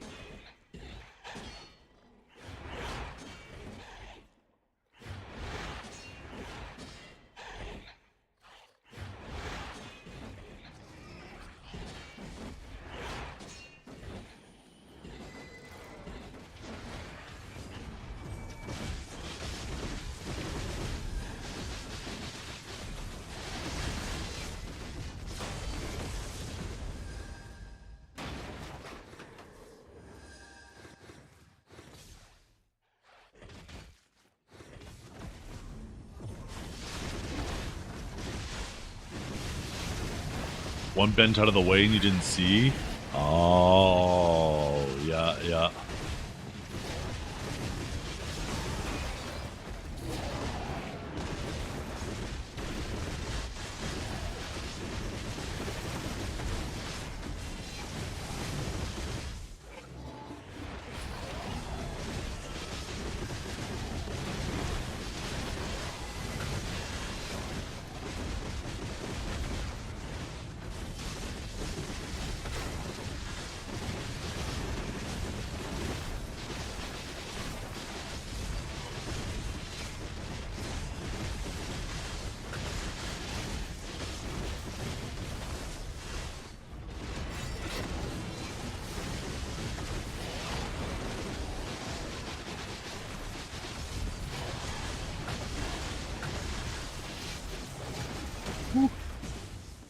drink of water there.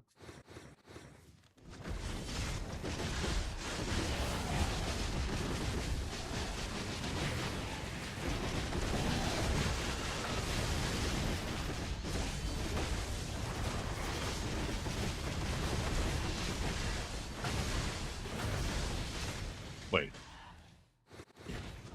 Oh, my title is 8.9, isn't it? I just realized. I just looked at my sheet. I'm at 8.8, not at 8.9. Oh, shit.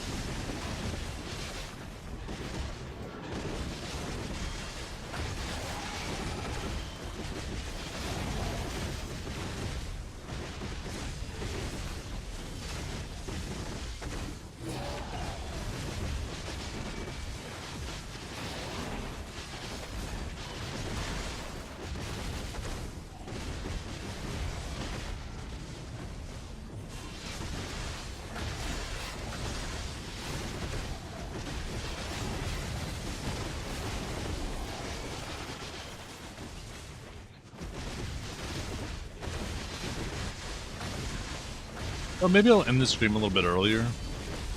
I'm trying to think of when I'm going to get time this evening. I know I got to go running around a little bit. And when I get back from running around, I kind of want to sit and chill and play some Path of Exile. I don't really want to have to spend the last of my evening swapping the power supply. So you know what? I might actually just end the stream now, you guys. Ended about an hour earlier than I planned.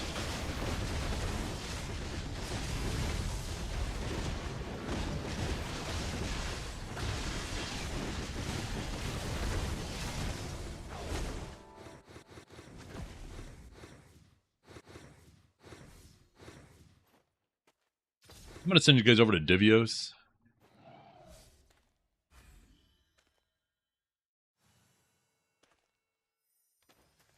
Yeah, no, it was supposed to be 8.8, but I accidentally hit 8.9. I didn't realize. That's my bad. I lied to you guys today.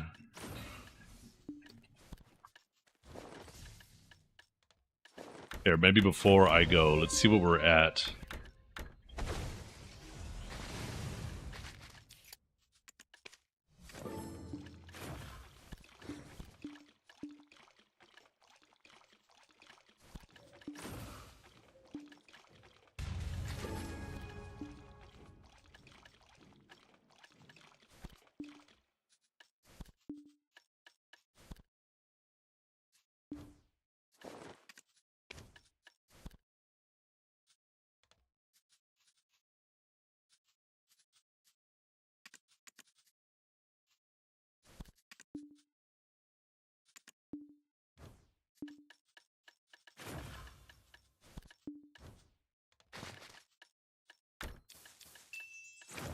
Oh, did I not process the other one? I guess not.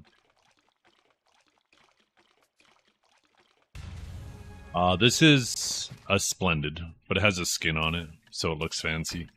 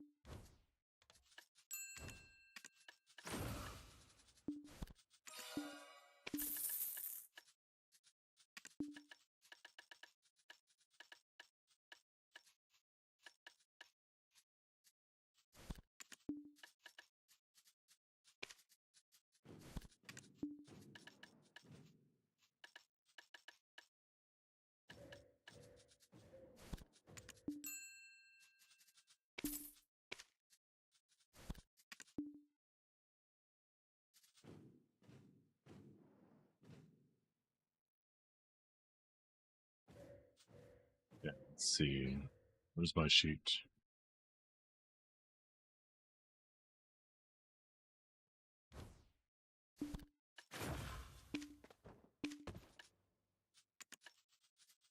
I got so many Caffers and stuff I gotta process too. Damn, if only I had 16 more dust.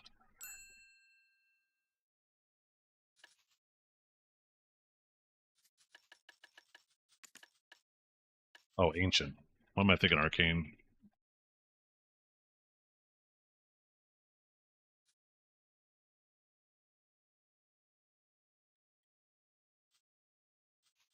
Fucking brain just ain't working. Oh, I don't have any Ancient dust on anything else. I know, right? That's how I felt. I just kept typing that so many different ways. I was like, what am I doing? I had to fucking stop for a second.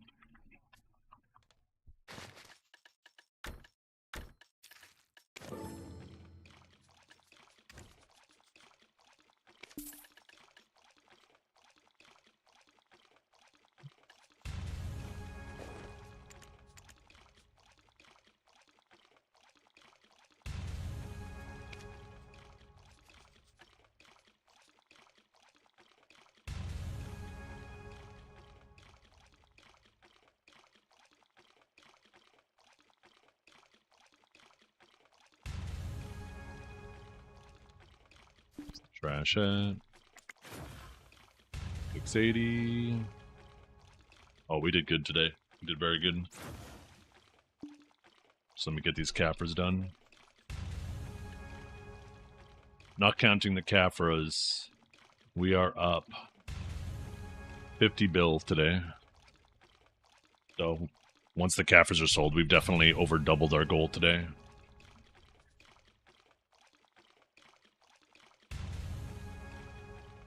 But I'm also including, which I technically don't have now for transparency. I am including these 3,000 crowns that I'm getting later tonight in my daily income, because I know that's coming no matter what, right?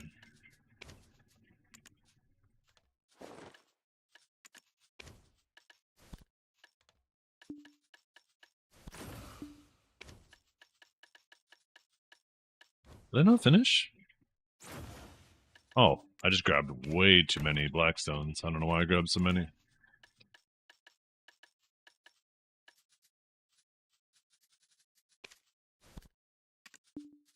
Yeah, another 6.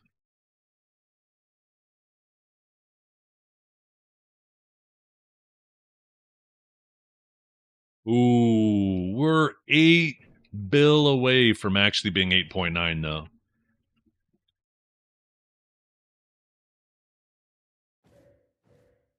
What would I just do?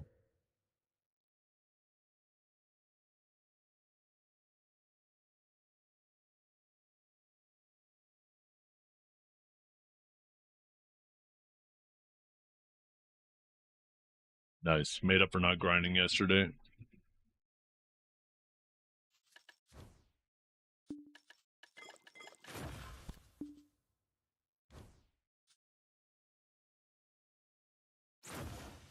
Okay, chat. I'm gonna send you guys over to Divios. Thank you guys for hanging out today. We will be back tomorrow. I hope you have a wonderful day. I appreciate you all hanging out today. I apologize for the AFKs. We shouldn't have hopefully you shouldn't have any tomorrow. But yeah, thanks for hanging out, everybody. Go say hi to the dragon for me.